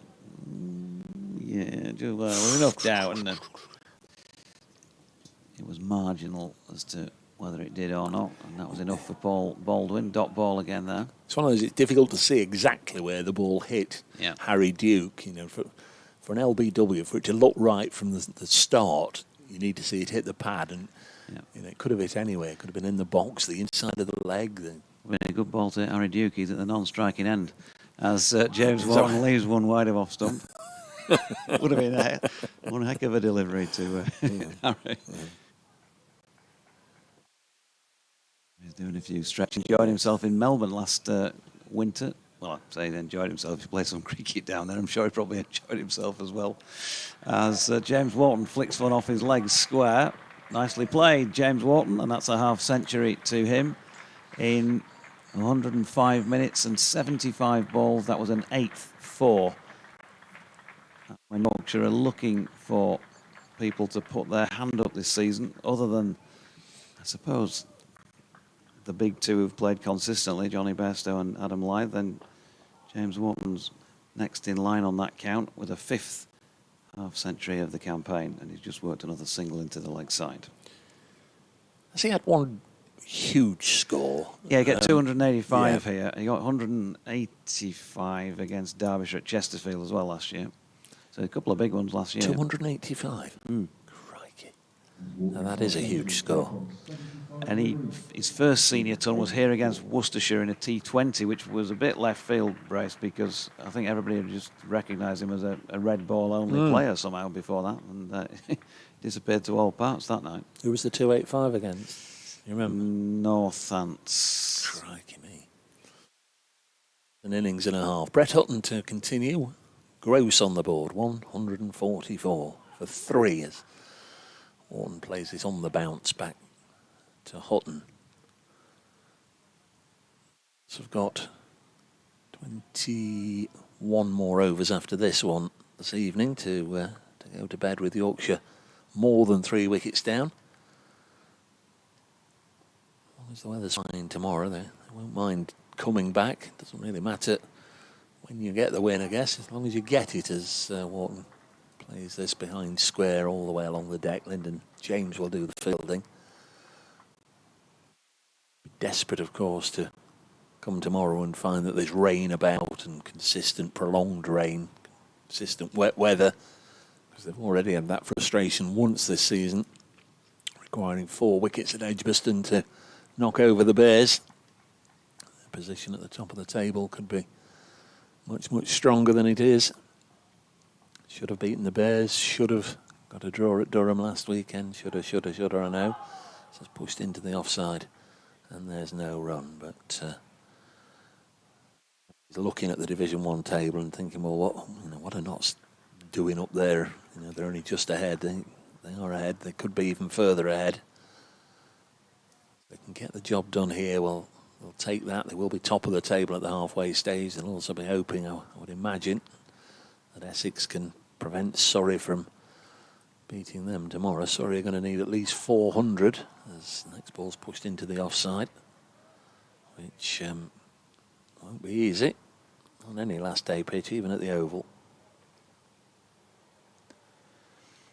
Yeah, he got it 188, just to correct myself, against Derbyshire at Chesterfield last year, James Wharton, and it was 285 here against Northants at the back end of the season. Crikey.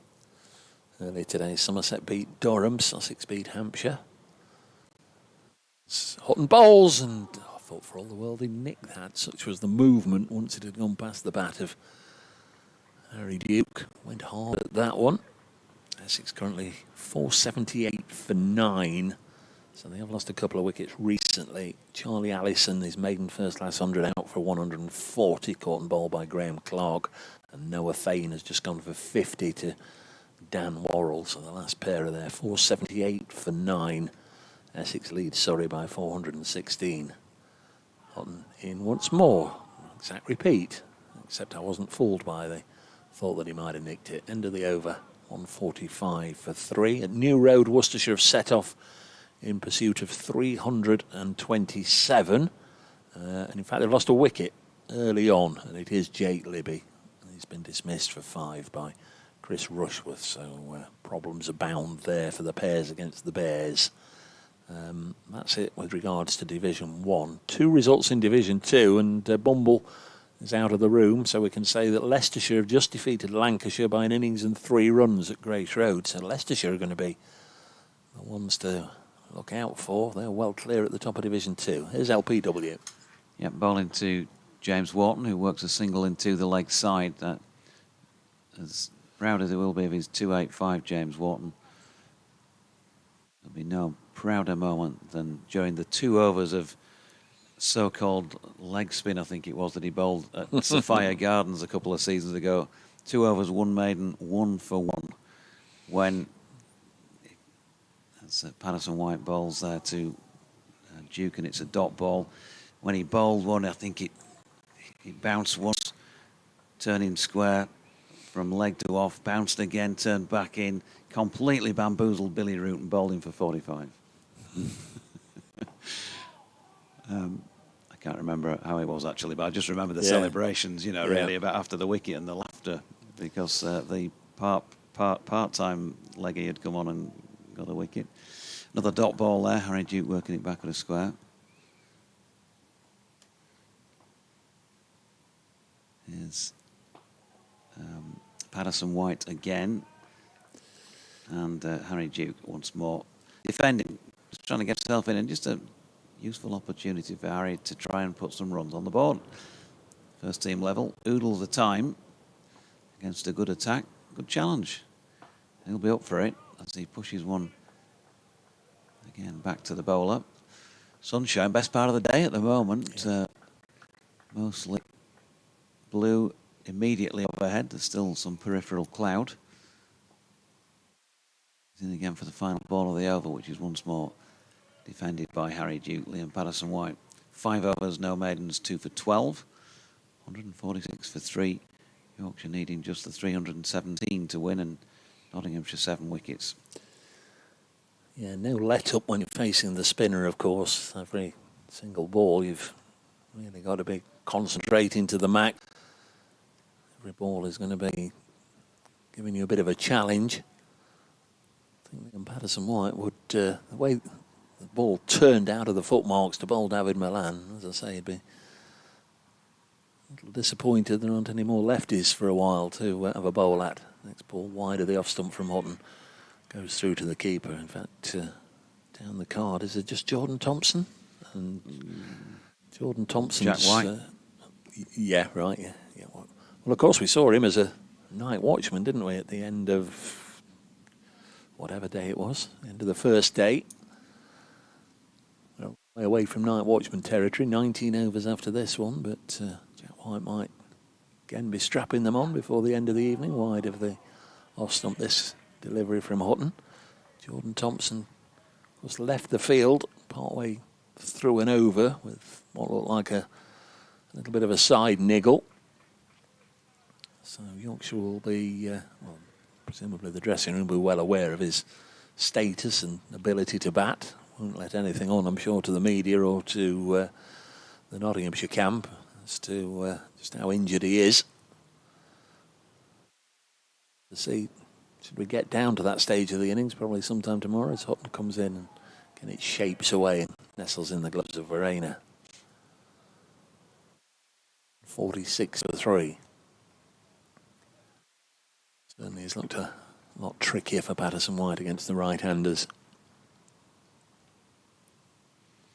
Yeah. He began with knots 3 down, 227 for 3. Joe Clark 73 not out.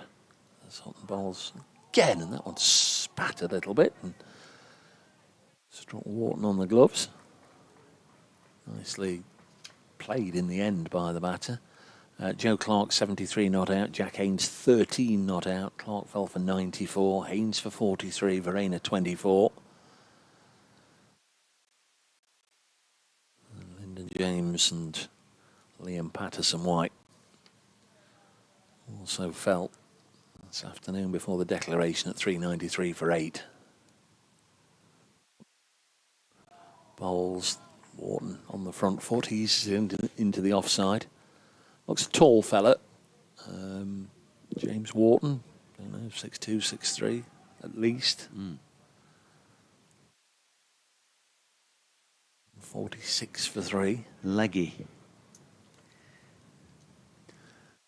Ben Slater just being brought in off the leg side fence just to try and save a single being taken. Last ball of the over, and Hutton slings it down outside the off stump. Goes through to Verena, so Wharton stays there.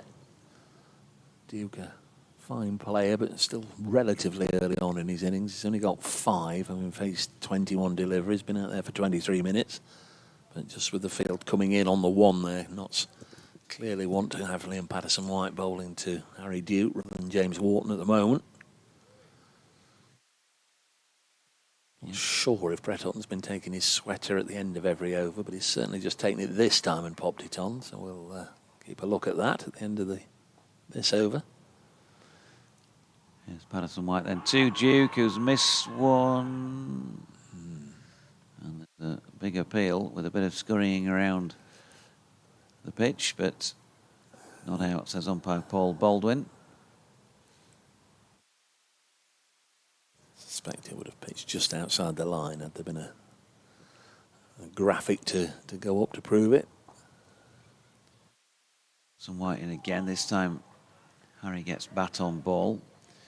Yeah, he was caught Cook bowled Michael Nisa that first innings down at Glamorgan, May 2021, when he made his debut.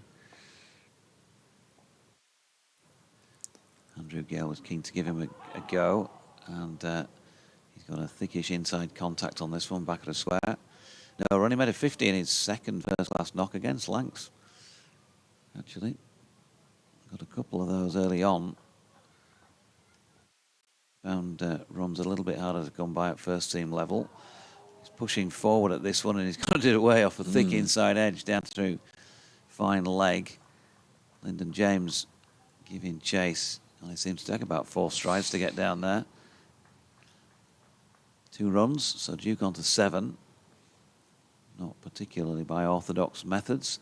148 for 3. 2 to win the over. Patterson White in again, and Duke strokes this out into the offside. Essex all out at the Oval. Surrey require 418 to beat them.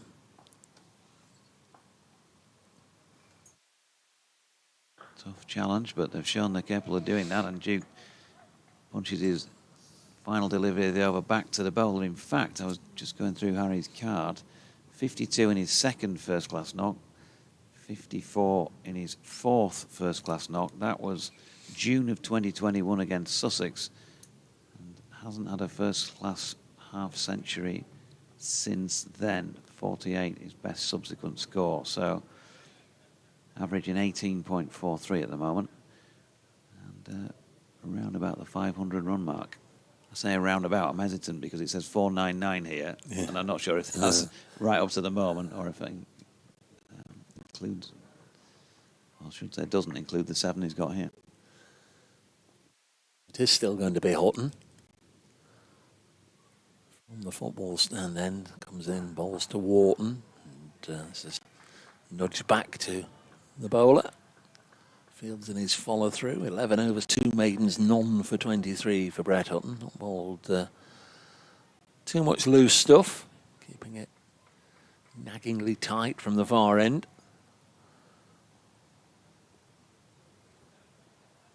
Got 1 or 2 past the outside edge, but still wicketless at the moment, and he comes past the outside edge. Wharton was very tempted, I think, to really go hard at that, and did his level best not to do so.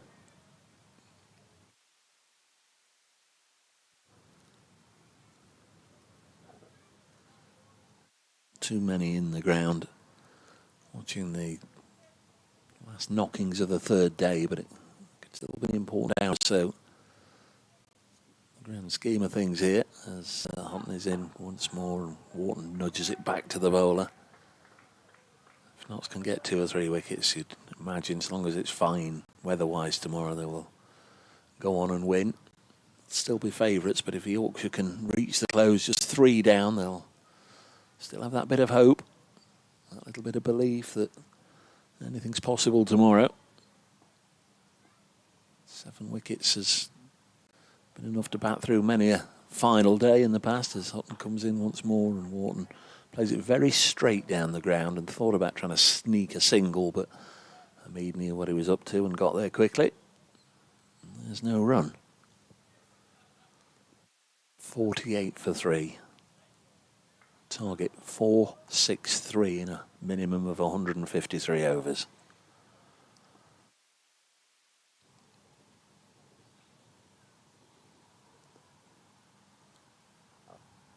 Brett Hutton bowls, that's right on the money. He's in nice rhythm here at the moment, Hutton. This has been a challenging over for James Wharton, and now the field coming in again. Lyndon James from the offside and Ben Slater from the leg side, coming in from the fence just to try and keep him there. Certainly this is an example of a couple of bowlers bowling in tandem here. Hutton desperate to keep Wharton at this end and did it in the last over. Can he do it here? He's got his field in, knows what he's going to bowl, and Wharton just happy to play along and keep it out. That was a really good attacking maiden from Brett Hutton. End of the over, it remains 148 for 3. Yeah, 17 to go in the day. Just chip away if you are Nottinghamshire. Ample time to get these. You've just got to find 7 good deliveries in theory. Or 7 mistakes, as Yep. Andy Pick, the former Notts bowling coach, used to say. There he is then, Patterson White round the wicket. Field feels like it's closing in increasingly with Harry Duke out there. He's not the sort of player who'll knock you out of position particularly, like some players might, you know, feel like they're trying to do at least. He's a touch and nudge and timing type player. There he goes, back foot, and just times it nicely, but straight to the man square. So everybody seems to get frustrated at some point or other if you're not getting the board ticking. He's on 7. Been out there now for 29, 30 deliveries as he pats another one back. Just as busy when he's batting as he is when he's keeping. He's adjusted the waistband. He's just moved his pad about 3 different times. He's ready again. And this time he flicks it away through mid-wicket and picks up a single. It's not the sort of attacking field I was watching on the live stream when you were down at Chelmsford. And the last few overs, everybody was in shot, everybody round the bat. Just desperate to get that final Essex wicket. Yeah, Patterson White in. That's turned to leg by James Wharton, fielded by Jack Haynes. Another single. That's how these two probably like to do it. Just keep it ticking, wait for the odd ball, put it away. 86 balls for a third 50 for Yorkshire. So getting slower, aren't they? Yeah, back to what they were for that first half century. 150 for 3, make it 151 as Duke plays another one into the same area through mid-wicket. And that completes Patterson White's 7th over. They seem to have shot past those.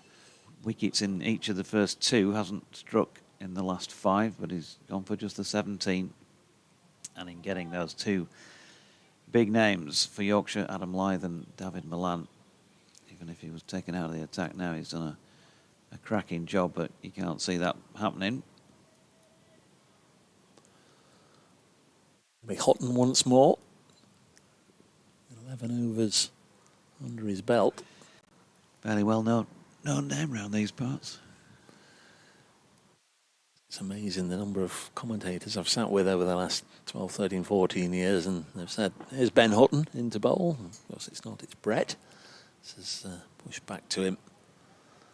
And there's no run. It's the Ben Houghton was the Middlesex one, wasn't he? Of course, Richard Houghton here. Was he a relative? I don't think he was he? Or did Richard have a lad that played? 51 for 3. Next ball is driven again on the bounce, fielded by Houghton. Soon tell you.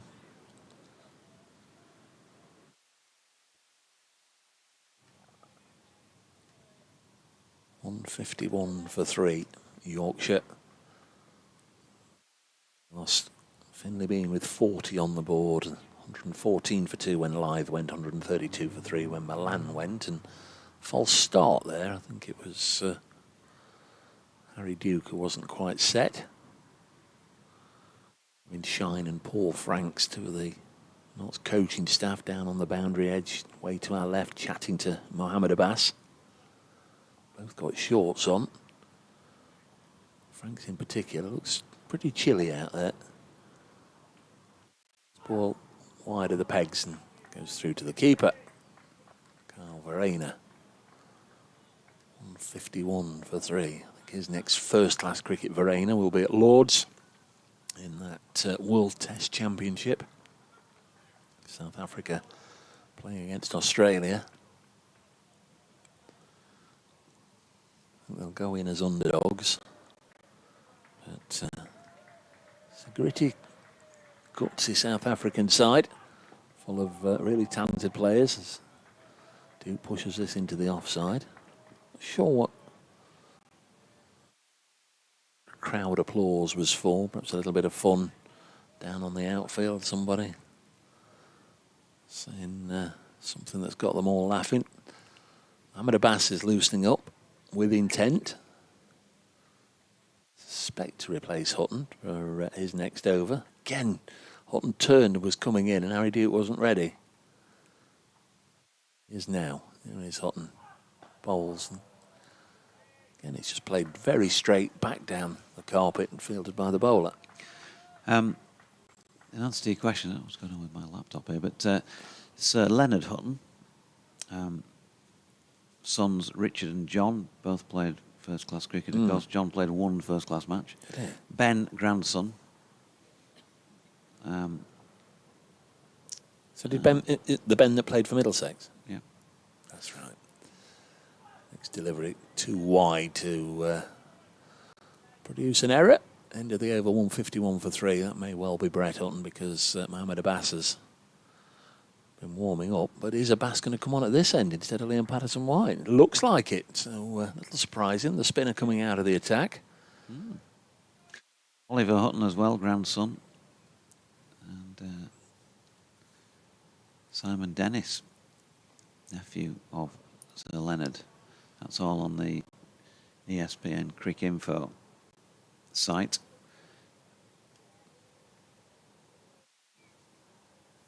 So, From the Kirkstall Lane. 10 overs, 3 maidens, none for 27. Mo Abbas. 6 for 45, first time around. Had a major say in Yorkshire's demise to 159 all out first time. Can he do it again second time? He bowled 17.3 in the first innings. And here he is. A lovely smooth run up and over the top action from the Kirkstall Lane end. Oh, now then Wharton's dropped it into the offside and Harry Duke was keen. James Wharton was a little behind him. But as I keep saying, when he's fielding, he's quick over the ground and probably took half as many strides as Harry did to get from A to B. He's just having a wander back down now, having completed the single. He's just gestured with the left hand to Harry in the direction of where that ball dropped. Not sure what he said. It could have been, if you knock it over there, we'll go. Or it might have been, if you knock it over there, we'll stop.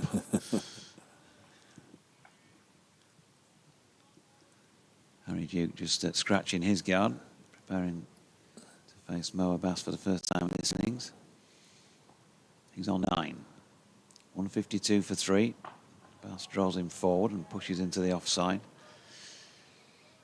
There is no run. 14.4 to go, so things will slow a little now that Liam Patterson-White's off, unless he's in for a change of end for some reason. Yeah, maybe. Benny Slats might come on and go through Yorkshire from the Howard stand end. I don't think so. We're quite at Ben Slater time. 311 Yorkshire need, or 7 wickets for Nottinghamshire. Harry Duke trying not to be one of those anytime soon. Pushing forward back to the bowler. They've still got 3 slips in place they've got to do. They've got loads of runs to play with and loads of times to get the wickets. Ringfield. I know, long leg. The bowlers from either side, I'd have to say, about the stiffish breeze that's been blowing in from the west all day. Here's Abbas over the wicket. Duke coming forward. The stifled appeal as that one disappears out backward a point. And there is Ben Slater on cue to field. 3 minutes before 6 o'clock. Might get away with wrapping up just before 7. Off back to the hotel for a Sunday roast tonight, will you? I don't think they do Sunday roast in there. It's more something and chips. Something and chips. Something and chips. Usual stuff. Burger. There's Abbas again. Duke walks down the pitch and then plays it to mid-on. Joe Clark doing the fielding, tries to throw down the stumps at the striker's end, and James Wharton gets home. So a single to Duke takes him into double figures. 153 for 3. These two will have played plenty of cricket together at other levels. Certainly in the twos. I'm sure back a few years ago, before James became a regular in the first team. Facing up to Mo Abbas, opens the face and runs it to Slater at point. And there is no run to complete the 43rd over of the Yorkshire second innings there. 153 for 3. Partnership for this 4th wicket so far with 21. What's happening? Have you got elsewhere on there? I was just negotiating with Radio Nottingham as and when they want an update. The football's just coming to an end, so wasn't looking at that for the time being. Worcestershire have lost a couple of wickets at New Road, and Surrey are just starting in pursuit of 400. There's going to be a change of ends for Liam Patterson-White, and pleased about that. I thought he'd bowled certainly well enough, 7 overs, 2 for 17 to deserve an extended run, and in all probability it's Nottinghamshire's best chance of working their way into and through the middle order. There he comes then, his slow left arm from the far end for the first time, and the first ball is just dropped at the feet of Freddie McCann, who's in there at short leg. Seen McCann in there for a while. Ben Slater's been doing it the last 3 or 4 matches. He's had plenty of experience in there, relatively speaking, Freddie McCann. Next one's eased into the offside, and there's no run. Joe Clark's birthday tomorrow. He'll be 29. Celebrate it with a victory as this is pushed to backward point, no run. Top scored in each innings here, Joe Clark, so he's certainly played his part in his birthday week. Patterson-White, 2 of the 3 wickets to fall. Just fires the ball in, and Duke content to defend. Both bowler and batsman have got 2 little ducks on their back. 22. 53 for 3. This is dropped on the leg side, nicely stopped by Freddie McCann, who's got, I suppose, 4 little ducks on his back. He's number 44. I bet you've done some bingo calling, haven't you? Percy Edwards in the corn box here, folks. Yeah, I've done an odd bit of bingo calling, but not a lot. No, I've never done it. 153 for 3, and that's gone through everybody. That may well be 4 against Verena. Let's have a look. Yeah, 4 byes. Just scuttled along the ground under the bat, through the keeper and away before the slip could stop any. Then and 4 to the total, 157 for 3. I'd say, first of all, admit I'm a rubbish bingo caller, because normally it's somebody at the last minute in the cricket club will go on then, and I never remember which is the flash catchphrases or whatever. Where's me going? Well, just wonder, in all seriousness, if he might just be leaving the ground. So they're not skippers off the field at the moment, and I just wonder if he's just going to the prayer room on that side of the ground. Oh, no, Stewart not going to let him through. Here's Mo Abbas bowling to Wharton, who pushes that one to Joe Clark at mid-on, and he's got through. He's had the right pass. So Matthew Montgomery's on as the substitute. He's in the covers, and Joe Clark will be the acting skipper at the moment. That seems to be the way they do it when Haas goes off. He's at mid-on, polishing the ball.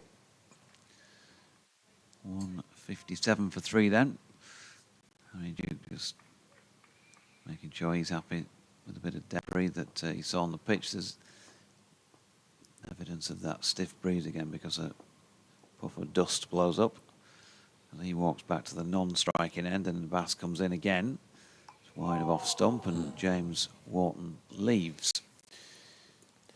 You can tell it's still football season. We'll next have an update at close of play, so it's going to be 40, 45 minutes away, you'd imagine. What's happened in that I don't other think world? particularly good news for the host broadcaster at the other end of my line. Here comes the Bass once again. Ball number 3 of this over. Oh, spits on James Watt. He played it well, actually. He had to do a little bit of the limbo, arch the back to try and keep his hands low so as to not maybe lob one up into the cordon, and he's got it down to third man for 2.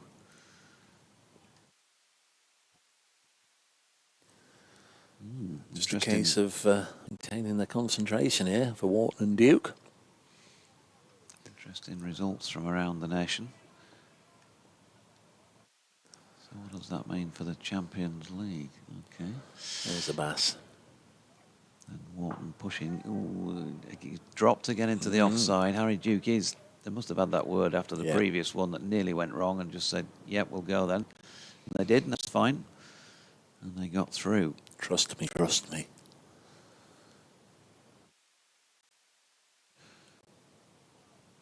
So, 2 to come. Harry Duke on 10 at the moment.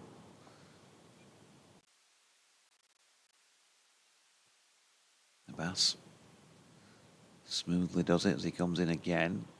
And Duke this time not getting right over the top of that delivery. It is up in the air for a while on its way to the Hessian. 4 strips away into the offside. But it drops safely short of the field.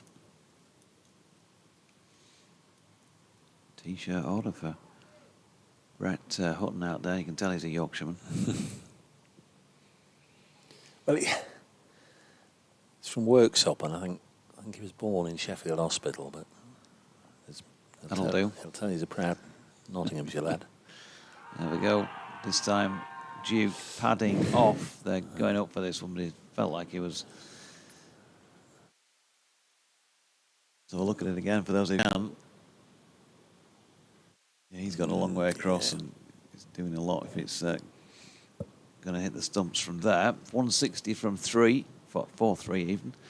303 more runs to win. And Liverpool have won by 10 points, Girdler. In the end, Arsenal winning today and they're getting a draw at home against Crystal Palace. All the action on BBC Television's Match of the Day this evening, Not as off. they say. 160 for 3, Liam Patterson-White. They'll be bowling to James Wharton, who's showing his intent. He's just taken a fresh guard. Quite long. Just one slip. It's the acting skipper, Joe Clark. So he is in there at slip. That's an interesting one, and they're claiming it, and he's got him. And Liam Patterson-White gets another LBW decision. Wharton, LBW, LPW, and has to go. And that's the breakthrough that Notts were looking for. Well, they're looking for any breakthrough, but to get Yorkshire 4 down now, they'll feel they're just knocking them over almost in scorecard order here. That's 1 to 4 that have now gone. Wharton played beautifully for his 56. LBW to Liam Patterson-White, who's got 3 of the wickets. Let's get an opportunity, those of you watching the live stream. See that as it's pitched up there, and the lunge forward. It's inside the inside edge of the bat, strikes him on the pad. And the umpire upholds the appeal. Matthew Revis Number 6 for Yorkshire. coming in at 6th. The point I was about to make is we haven't seen Joe Clark in at slip all the game. I fancy he might just have a tender hand or sore finger or something. He hasn't been in at slip all the game. Mead's off the field. He's taken over his captaincy and he's popped himself in there at slip. And the first time he's gone in there, Liam Patterson-White has got a wicket. Trapping Wharton, LBW. We're nowhere near night watcher time yet. So Revis has come out at number 6. We thought he'd bat at 5 on the original scorecard. He ended up coming in at 7 in the first innings because of the night watcher, Jack White. So 6 is about where he should be. Just to finish off, James Watt, 99 balls, 8 fours. The first ball of the 46th over. He was gutted. I'm not sure if that was decision or just the fact that, again, he's got past 50, but he's not gone onto a 3-figure score, and he's desperate to do that. That's 5 50s now in 2025, so you certainly can't say he's not in form. Field closing in on Matthew Revis. We've got Clark at slip. We've now got a short leg and we've got a leg slip. As the first ball is fired down and Revis eases it into the offside. 160 for 4, not 6 wickets away. Yorkshire for an improbable victory are 300 away from the win. The over rate has changed on the scoreboard as well. It's now showing us -1, so Notts have attended to that nicely as Revis cuts his second ball away for 4 through the offside. No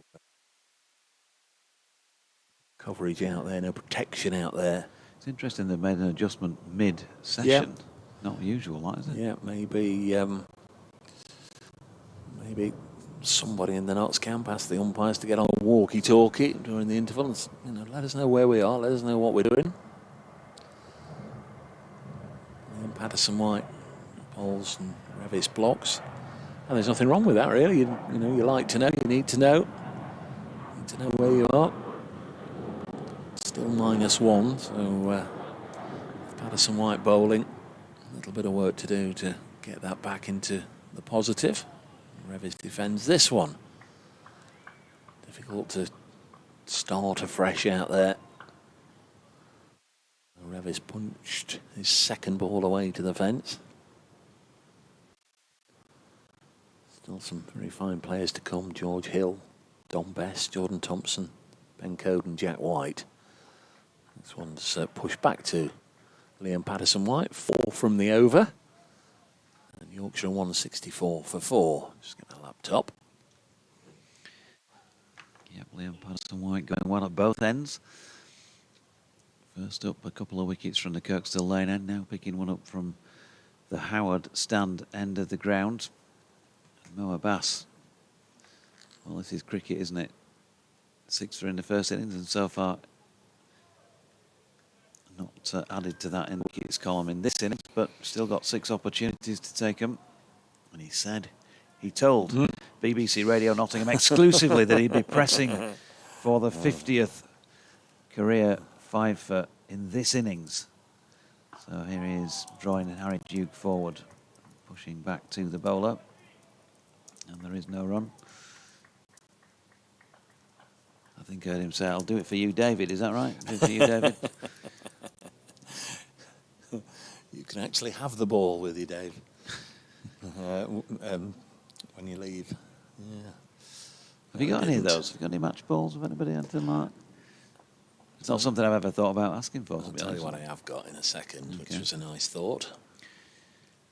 Here is Abbas again, and that's pushed into the onside by Duke. No run. Go on. You may have caught whiffed of it, but there was a one-day match at Trent Bridge between Notts and Durham, and Ryan Pringle bowled to Alex Hales, and he slammed it straight up to us, straight through the open window to myself and Martin Emerson for an enormous 6. And at the end of the game, one of the Notts backroom staff actually got Alex to sign it and brought it up for me. I've still got that one. I always said I'll pop it into some charity auction at some point in my life, I'm sure. Yep, there's Abbas. Ooh, short ball. Duke deals with it by swaying out of the way. Loses a bit of balance in doing so and then goes on a walk. As does Matthew Revis, maybe to have a quick word with him, yeah. But Abbas dropping one in short, just keeping Harry Duke honest there. He's been out there for nearly an hour now as Harry. 1 boundary from the 10 he's put on the board, but it's no problem. Just got to stay there as long as he can. Abbas is in again. It's turned to leg by the Yorkshire middle order batter. keeper batsman, no run. People doing laps around the periphery of the field. See Hamid waiting just over the boundary rope to come back on by the looks of things.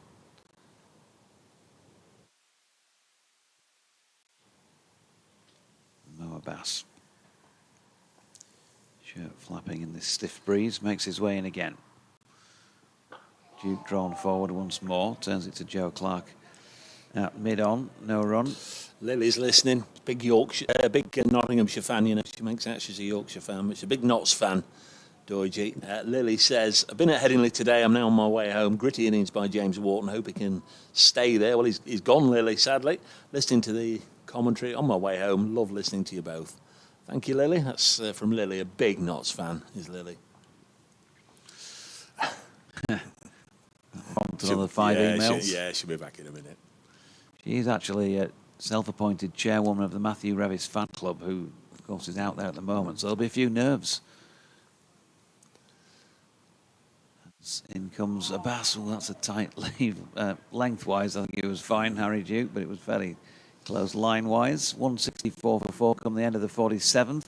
10 overs remaining today. 60 balls for Yorkshire to try and see off. And to those, what can you get out of a game? You got to use these opportunities to get as many runs as you can, take the game as deep as you can. Won't be Lily.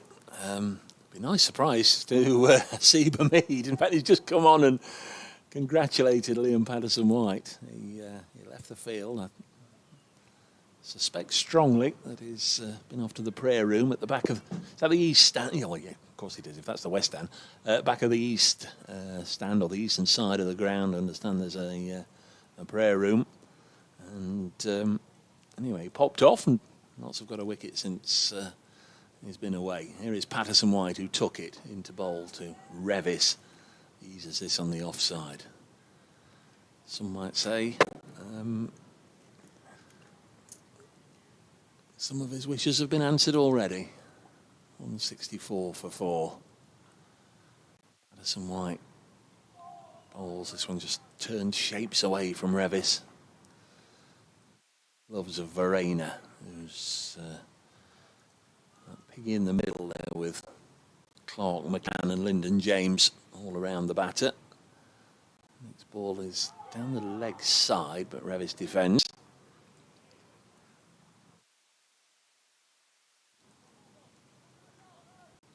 Two results in Division 1 today, 2 in Division 2. In Division 2, Glamorgan have beaten Middlesex, Leicestershire have beaten Lancashire. Division 1 wins for Somerset and Sussex. Patterson-White bowls to the tall Revis, drops it down at the feet of Freddie McCann. And there it's short leg, and there's no run. Speaking of Alex Hales, I remember when he first came in the side and they stuck him at short leg briefly as Revis defends, and it was an ill-advised decision because every time the ball was played anywhere near him, or the batsman intended or looked as if he was going to play it on the leg side, Hales was ducking and turning away, so not exactly the ideal quality of a short leg, as this next one's turned onto the leg side and there's no run. Quick fire maiden from Liam Patterson-White will be good for the over 8, 164 for 4 at the end of the over, as Dylan Pennington comes back on the field, having just been off.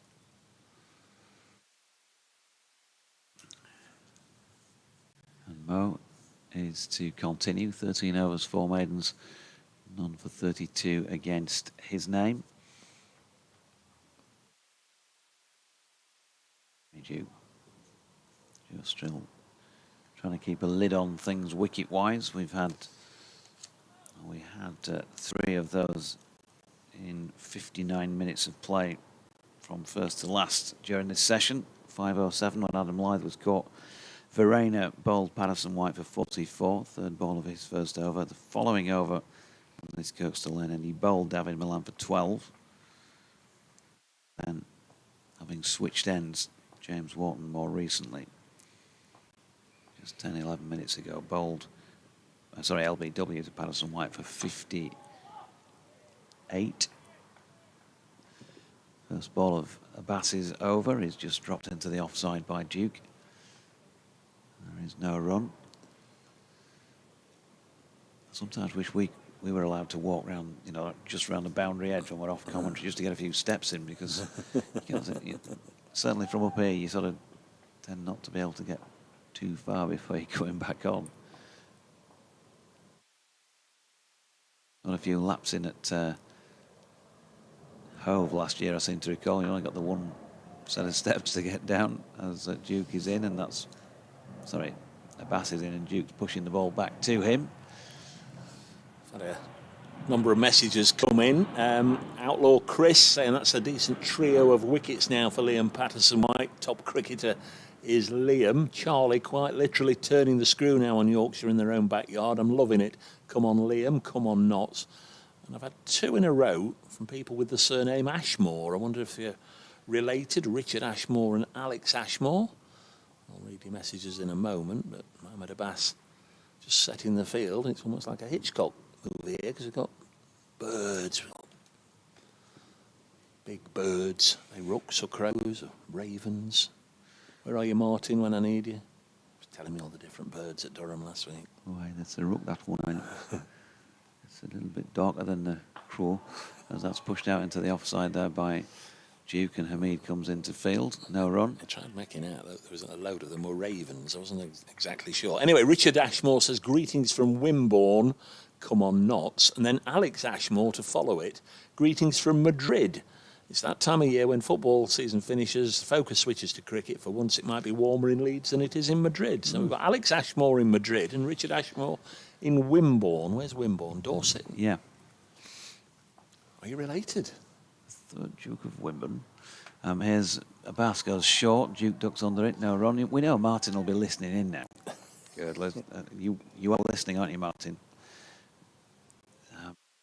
In that joyful misery of knowing that your team has got promoted to the Premier League. The one thing you did not want to happen this season, because it was a waste of time. Sports Extra back with us at Headingley, sunny Headingley. If you've been with us over the last couple of days, just dipping in and out of this game, you'd know that the weather has been pretty miserable, but at long last we found the sunshine and the blue sky, and we found Mohamed Abbas. And it's Harry Duke on strike with a field set for a bit of short bowling. He's got a leg slip in place plus 3 slips. Harry Duke, that one not the best aimed of Abbas's deliveries in the match. He's wicketless, surprisingly, in this second innings. Not that he's bowled badly, but he's just not managed to take one yet. And more recently, since you were last with us, folks, it's Liam Patterson-White with his left-arm spin that's done the damage. The big wickets of Adam Lyth for 44 and David Milan for 12, both when he started off from the Kirkstall lane end. That was in his first and second overs. And then having switched ends, he's just more recently got James Wharton LBW for 58 as well. So 3 successive wickets, and given the 2 big names and the man then who'd got to a half century, he's done some massive damage to Yorkshire's second innings. The final ball of that Abbas over, dropped into the offside by Duke. 164 for 4 Yorkshire second time around. They're still 200 or needing 299 to win the match, or Nottinghamshire 6 wickets. We've got 8 overs left this evening. The light, as I say, is good at the moment. Don't think we're going to see a clatter of wickets in the extra half an hour asked for. Richard Ashmore has just been back in touch. I'd love it if they played Yorkshire versus Notts down here in Dorset. It's sunny and warm down here. Well, it's nice here now, Richard, as Patterson continues, bowling to Revis, who defends. Had a few nice holidays when I was in my youth in Lyme Regis, Girdler. So, yeah, take the game down there one year. Quite happy with that. Mind you, fairly steep with the pitch. Don't think we've got any ISDN facilities as this is pushed up to on the cob. Mid-off. That's the radio system that we use. It'd be a little bit like commentating from Welbeck, which I know you did last year. I went AWOL for that one. I noticed that. And the Bijou Marquis as Revis. His eyes lit up there. It was slightly short from Liam Patterson-White, and Revis has been dealt a very meagre diet of loose balls so far, and he thought that was one that he could go after and backed away, and then it suddenly hurried on to him, so he had to alter from the attacking intent to a defensive one. The next ball is dropped away on the leg side. Hawkey says, Dave, lovely to see a left armour making an impact. Memories of the great Mike Bohr spring to mind, of course. Mike Bohr, who played for both of these counties. Nice memories indeed, Hawkey, of Mike Bohr. This one's played just to the onside of straight, past Patterson White, but they can't get a single. Lily's been back, just confirming that she is a Yorkshire fan. A Yorkshire fan for life, Dave, not a Nottinghamshire fan. Come on, Yorkshire, as if to emphasise it. That's Lily from Maltby. This has dropped on the leg side, who always seems to be following the Nottinghamshire games. 164 for 4 at the end of that over. 7 overs to go. Still showing us -1 on the Nottinghamshire over rate, but with Patterson White having bowled so many overs recently, can only imagine that they've turned that around. And we're going to get a bit of Pennington, I think, from this end to play Sebas. Ball from this end in this innings, I don't think, has he? No. He said. Yeah. I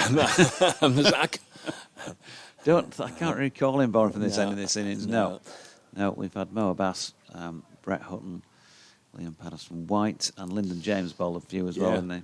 Yeah, Dylan Pennington just from the Howard stand end. So he's going to get a go at the Kirkstall Lane end. Just flicking through, looking at the social media contacts, and then came across a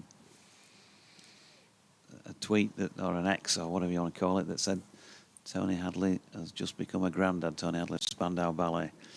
I wonder if that much is true or it's fake news. Gold. Pennington in and Duke solidly behind it. And there is no run. Duke Pennington, there's got to be a jazz musician in there somewhere. No, I know everybody. You're hoping these next 6 overs and 5 balls pass quickly. Get the spinners on. Doidge's off again. Shirt out for Dylan Duke Pennington. And he turns and leaves our commentary position behind. Another one with a lovely sort of smooth run-up. Yeah. High over-the-top action. And that's defended by Harry Duke, who's been really watchful here. 66 minutes he's batted now for Yorkshire. I got the 10 against his name. But he knows this, in the absence of Johnny Bairstow, was a good opportunity for him with just to remind teammates, coaching staff what he can do. Pretty tidy with the gloves, and he's just worked one down to long leg for a single. Is Bairstow likely to be back for the weekend then? Do we know how long he's away for? Because they are getting down to the last stages of the IPL, aren't they? Yeah, I did look at the fixtures the other day that they have in their playoffs. Not for the weekend, no. So I think definitely match 1, and I think by the sound of it, definitely match 2. And then I think it just depends on progress in those playoffs, because, of course, if they hang over until the back end of the first full week in June there, then he could miss the Edgbaston match, which is Friday the 6th of June. Who knows, possibly a double header here on Sunday the 8th, which is Leicestershire for both the men's and women's teams. Pennington to Revis, who runs that one out to point, no run. So, yeah, nothing definite about that. Of course, Will Sutherland is here. We've seen him getting loose and having a run around the periphery yesterday in particular. Due to land this week. So possibly exciting times ahead in T20 as Pennington bowls at Duke and pushes into the offside, fielded by Abbas. You always hesitate with Yorkshire to say that, because you try and go into every season with optimism in T20 cricket. And your number of trophies is? I think it's a fat 0. Yeah. They'll get there in the end. There might be some celebrations that day if they ever do that. One finals day in my tenure in the chair here, and that was a semi-final defeat by Old Enemy down at Edgbaston as Matthew Revis defends the final ball of Dylan Pennington's over. 1 for 57 from 11 overs and 1 maiden for Dylan. Liam Patterson-White's got through his 11 rather quicker. At one stage, Nottinghamshire, what was it, minus 4 or 4 on the board, yeah. -1 now, so they've managed to not only take Yorkshire wickets, but drag that one back as well. One of the most frustrating things would be, I guess, that however many points you pick up, you don't want to leave any behind. Yorkshire have already done that once here this season, cost themselves a point. Matthew Montgomery's out as a sub-fielder again at leg slip as Patterson-White starts a new over. Duke defends. The fielder off is... just trying to see. He's over in front of the western stand, down on the ground. Got his shoes and socks off. As this is turned behind square on the leg side.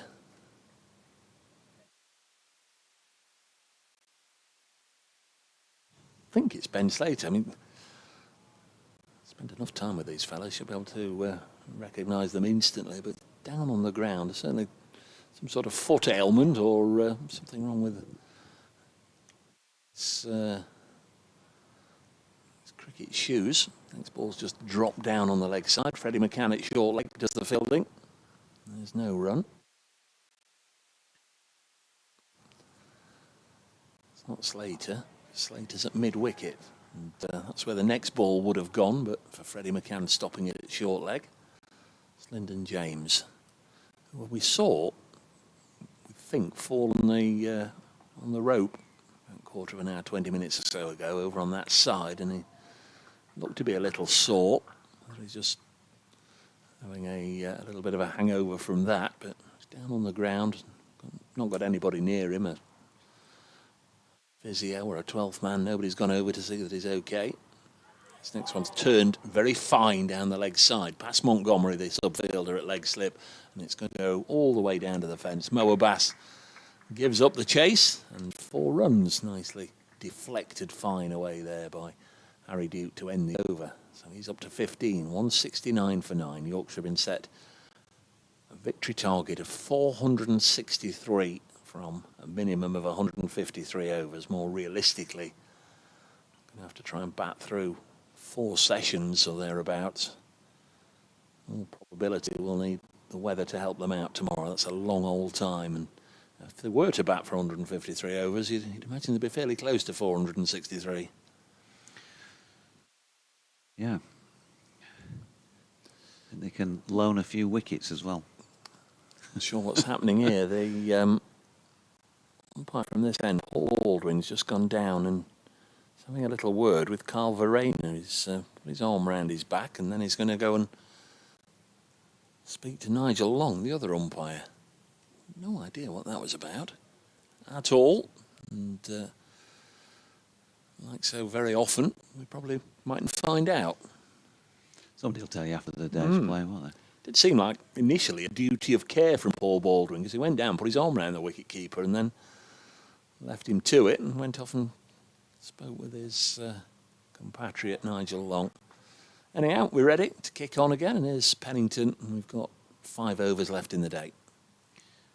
Yeah, and he bowls one of good length to Matthew Revis, who punches to Joe Clark in the offside, no run. Harry Duke twiddling his bat, busy, fidgety. Kevin sat in the comm box at Chelmsford with me the other week when he was a travelling non-player, if you like, in the match, and I sort of said, hey, you like a nudge and a push when you're out there batting? And he said, lifted his sleeve up and sort of said, look at these guns, Deutsche. Pennington in, nicely played by Revis off the back foot. Diving stop by Haseeb Hamid and covers, prevents a run. Cracking lad, Harry. Middle of winter, he's in Australia, enjoying himself, and it got to something like, I don't know, Christmas or New Year, and I just got a random text. Harry Duke, it said. I thought, I wonder what this says, and he just said, hi Dodge, hope you're well, mate. Hope everything's okay. Happy whatever it was, Christmas or New Year. I thought, that's great, isn't it? Yeah, I was thinking about you. Out of nowhere. Ooh, good delivery from Pennington, which just leaning across outside off stump. Matthew Revis, we'll give him credit, I think, of pulling the bat inside the line. And you put, who is this? I should have done, shouldn't I? I just said that's really kind. Thanks, Harry. I hope you're okay too, or whatever, you know. But I thought it was a lovely little touch from 12,500 miles away. Here's Pennington, and Revis just strokes that one this time to Joe Clark, running round from mid-on. Matthew Revis, he's looked pretty good in the matches he's played so far with the bat, without coming up yet with a sort of massive score on the board, but he looks to be striking it pretty well. I know that's probably got people hiding behind sofas now. Look at these clouds on the live stream here. I know that's not good radio, but hopefully we'll get them all in before they unleash their contents. Where's that? It's over there. Is that past us? Yeah, they're good. Oh, okay. There's no problem now. Saw on the monitor the blackest of black clouds. I think it's maybe just somebody being hopeful. So Pennington's in, and Revis defends into the offside where Mo Bass does the fielding. Again, Matthew Revis, a lot of time left. 4 overs today, 96 possible tomorrow. And he's a capable player, so it's just another good chance for him to test himself, try and take the game deep, get himself a score on the board. See if he can build something here with Harry Duke. Partnership in its infancy, worth just the 9. Pennington in again, and Revis just leaves that one wide of off stump. So 24 balls remaining in the day. And Yorkshire 169 for 4, second time around. You've not quite got the knack of the commentator's foot in mouth.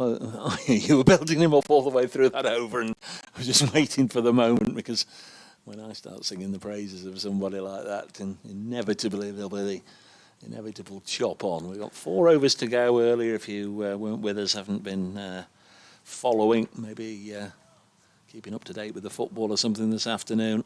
Nottinghamshire declared their second innings closed on 393 for 8. Joe Clark top scored in both innings for Notts. He made 94, Ben Slater 78. Here's Patterson White round the wicket and bowls, and Duke defends. Patterson White actually was out for 4. He's been out for 4 in both innings. Didn't bowl in the first innings, so I'm just wondering when he was going to play a part in this game, but came on and got the wickets of Lythe and Milan and Orton, so he's more than played his part.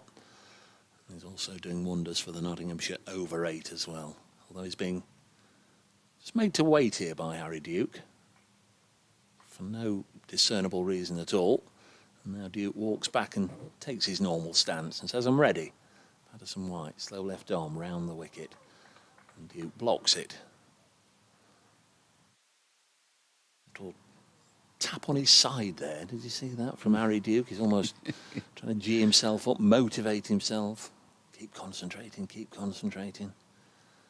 What he's saying to himself. Patterson White bowls, and it's turned on the leg side, sharp as you like at short leg from Freddie McCann. Prevents that racing away for runs. Just suddenly, as if a light had been switched on, the ground is bathed in sunlight as the sun peeks through again as the next delivery is defended. Yorkshire very definitely playing for the close here, not trying to press for what would be an important 5th wicket. Might bring the night watchman out again. He had enough problems in the first innings with Jack White, who did that job. Went on, played nicely into the second morning. Duke again defends. So 5 dot balls sent down quick as a flash from Patterson White. Just a handful of spectators left in the ground now. Many of them, I presume, back tomorrow. There'll be a few, of course, that have got to go back to the place of work, the offices, the schools, colleges, universities, doing whatever they do on a Monday. I missed the end of this one. There's Patterson White bowls, and there's an LBW appeal. It's gone over the wicket to Duke for the last ball of the over. Gets an LBW shout and does the full teapot, looking at the umpire Nigel Long, who's obviously said not out. That over, it's Within 3 now of the close. Yorkshire 169 for 4. And the board says optimistically Yorkshire require 294 more to win. Talking of those, the mythical commentator's curse, I was at Hove last year with our pal Harmsy, and he was talking about one of the many tums in the... I can't remember which one now because it's a bit confusing, but one of them had started the season really well. And he actually said, he started the season really well, blah, blah, blah. You watch, he'll get out next ball. As Pennington comes in to bowl to Revis.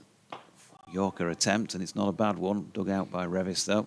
And, of course, what happened? Yeah. He did. But it was the way he went, oh, no. He just he didn't actually sort of say he's gone. He just went, and he's, oh, no. Yeah. Oh, no. And it sort of went viral for a little while, did this commentary on doing round the rounds. For a week or two. It was, especially of Adrian to call that as well. Yeah. That's Pennington is in. Nice shot by Matthew Revis. He's going to pick up at least a couple here. Joe Clark is going to haul that one in just short of the boundary rope, wide of mid-on, long on. So 2 runs. Sheffield Outlaws been back on. Many thanks for getting David Lloyd. Bumble's been with us for this is the 3rd day. Many thanks for getting Bumble to shout out Joe's 13th birthday greetings early on. He's had quite a day. He's been at the City Ground and he's now watching this afternoon. Yellow Belly, cricket can be a funny old game, he says. Not sure what that's in relation to. Pennington in. He's cracked that one away. Matthew Revis off the back foot. Nice shot for 4. There is a man out in the deep, but not quite square enough to stop that. Revis into double figures, 175 for 4. Yorkshire, of course, gone already a few runs past what they mustered in the first innings. Russell Bess, good evening to you. He says, JD, evening. You could always come to Sidmouth, the birthplace of Somerset CC. What a lovely ground that That's is. an open invitation, Russell, yeah. What, is that all expenses paid? Fabulous Happy ground. with that. Played there once, run out for 49. Was I happy? No. In comes Pennington again, and Revis right in behind that. No, I haven't been to Sidmouth. Lovely. Don't know if I've been to ground. Sidmouth at all. Yeah, lovely ground.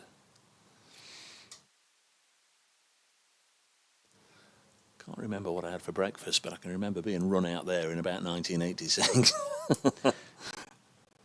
I've been down to those sort of places where there are model villages and stuff in that general area, so I could have been there.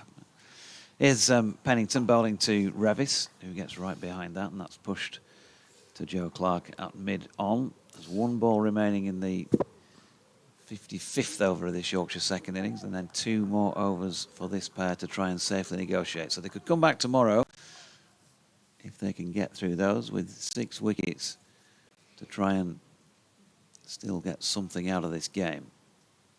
Still, obviously, highly improbable with so much time left. But if you don't believe, then it's not going to happen as Revis drops one into the offside and goes. Wouldn't want a silly run out towards the end of the day. Haseeb Hameed, well, this time, make a note. His hat stayed on, but his shades didn't. 1 run to Revis. He's on. He should be on 11, I think, now. 176 for 4, I think you'll find the board will update to. Yeah, it used to be a real, I'm sure it still is, a real hotbed of cricket in Devon, along that south coast there, Sidmouth and Exmouth, Paignton, Torquay. I was at the other end of the county. It used to be a long old drive down there for the Devon League fixtures. I was right up at the top playing for Braunton. We're in the top flight then, and there's Braunton, North Devon and Bideford. Played either of those two, it would be a big local derby. North Devon, of course, David Shepherd's club, the Overtons were from there. There were some really good players, both the Follen brothers. Where did they play? Was that at Sidmouth? It was the Tolchards. Roger Tolchard went there, former Leicester keeper. This is run to backward point, fielded by Brett Hutton, no run. There was Roger Toos, who Went on to play for New Zealand. He played in the league at that time. Some really good players. We had Mark Lathwell, of course, went on to play for Somerset in England. LBW shout here. Patterson White asking again Nigel Long. It was a decent stride in, I fancied, from Revis, and that's what probably saved him.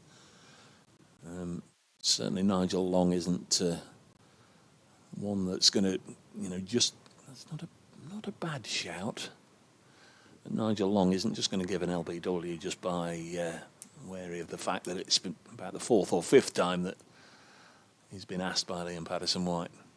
He's in again and bowls, and Revis defends. Well, the percentages of LBWs given to shouts made in this match has been low, hasn't it? Yeah. Very low, in fact, I think you'd say. 9 balls away from the end of the day. Of course, if a wicket goes down in the final over, they'll troop off. 3 balls left in the penultimate over of the day then. 176 for 4 as Revis blocks this one. In this innings, Yorkshire have lost Finley Bean, LBW, Pennington for 17. Adam Lythe caught Varanable, Patterson White 44. James Wharton, LBW, Patterson White for 58. Milan Bowl, Patterson White for 12. Next ball is just nudged out into the cover region. There's Hamid, again keeping his floppy sun hat on. And we're so close to the end of the day now. Didn't think we were going to get there. We had a 10-minute interruption this morning as this ball's dropped down on the leg side. Fielded by Jack Haynes in there under the lid now. It's the end of the over. We had a 10-minute interruption or thereabouts, didn't we? And we went off for lunch about 10 minutes early and wasn't long enough to lose any overs. So that's really why we're still going at 7:15 at night, or one of the many reasons why we're still going at 7:15 at night. He messaged in on Blue Sky. That's jonathan.bsky.social and said, I was fairly despondent about Yorkshire's performance yesterday, but looking at the target and the time left, there's a big opportunity to turn the season around here. That was a while ago. I wonder if our correspondent still feels the same way. At 176 for 4, Dylan Pennington to bowl the final set of 6 of the day. And he's in over the wicket. And Harry Duke, who's short enough as it is, ducks even lower to get out of the way of that. Never played, well, apart from a bit of beach cricket down that part of the world. One of my brothers played in that national sort of under-13 final at Sherborne back in the day. That's Dorset as well, isn't it? Yeah. Went down to that. End of it, I think, as Pennington's in, and that is Duke leaving this one wide of off stump. He'll be happy with 4 more of those. We could keep going here, couldn't we? It's lovely conditions out there. Yeah, dare say the lads would probably be happy to tick a few more of tomorrow's 96 overs off tonight, while they've got their eyes in to some extent. Harry's faced 79 balls, Matthew Revis 38 for 15 and 11 respectively. Pennington turns again and makes his way in past umpire Paul Baldwin. Bowls it now. This is shorter of length, and Duke up on his tiptoes to turn it into the leg side. So, with 3 balls to go, well, the equation tomorrow, unless anything happens during his last 3 deliveries, Warwickshire, you've done Durham, and you've called Yorkshire, Durham and Hampshire this match, and I've gone with Warwickshire for the first time on late on day 4. Nottinghamshire pressing for 6 wickets. Maybe 5 if they pick one up here. I said you'd end up as mad as me. And Yorkshire, well, just trying to rise to the challenge and take it as deep as they can, and say no more than that really at this stage. Oh, good delivery. Has he got him? He has. Harry Duke couldn't get out of the way. It's a very good short ball from Dylan Pennington. And he's arched the back and tried to drop the hands on it, but there's some bat or glove involved. And there you go. They'll be pressing for 5 wickets tomorrow, Nottinghamshire, because Duke has gone. Caught Varanable, Pennington 415, 176 for the loss of 5 wickets. that those who can see the pictures will see it again. Just angled in towards him. It's a brute of a delivery. And, yeah, Harry Duke, well, he worked really hard there. And you do feel for him because that's a tough one to try and get out of the way of. So close at the end of the day's play. That's a spiteful delivery, isn't it? It's dug in short and it's sort of come back in, followed him, and he's played it right off his chest, just underneath his chin, and could do nothing other than glove it behind. That's a terrific bit of bowling, that extra bit of pace from Pennington making the difference. Fantastic delivery, and it's just one of those, you'll see those sort of shots, the spectacular, the photographers in the books around where the player's got both feet off the ground and he couldn't control it, and it's through to Verena's gloves. So, a fifth wicket gone, Harry Duke. Matthew Revis will be not out overnight, and Yorkshire, well, they'll be looking to the likes of Don Bess, of course, as skipper. Who else is to come in? George Hill, Jordan Thompson, Ben Code and Jack White to take them as far as they can tomorrow. But Nottinghamshire have been overwhelming favourites for the last couple of days, and nothing has changed in that respect. Interesting day's cricket. Thanks, Girdler. Thank you very much, JD. Thanks to Bumble as well, and to all our listeners out there and everybody who's taken the trouble to get in touch. It's been an enjoyable day. Notts haven't won here since 2011. They've only ever won 4 times here in red ball cricket. Please don't let it rain. Good night from the three of us.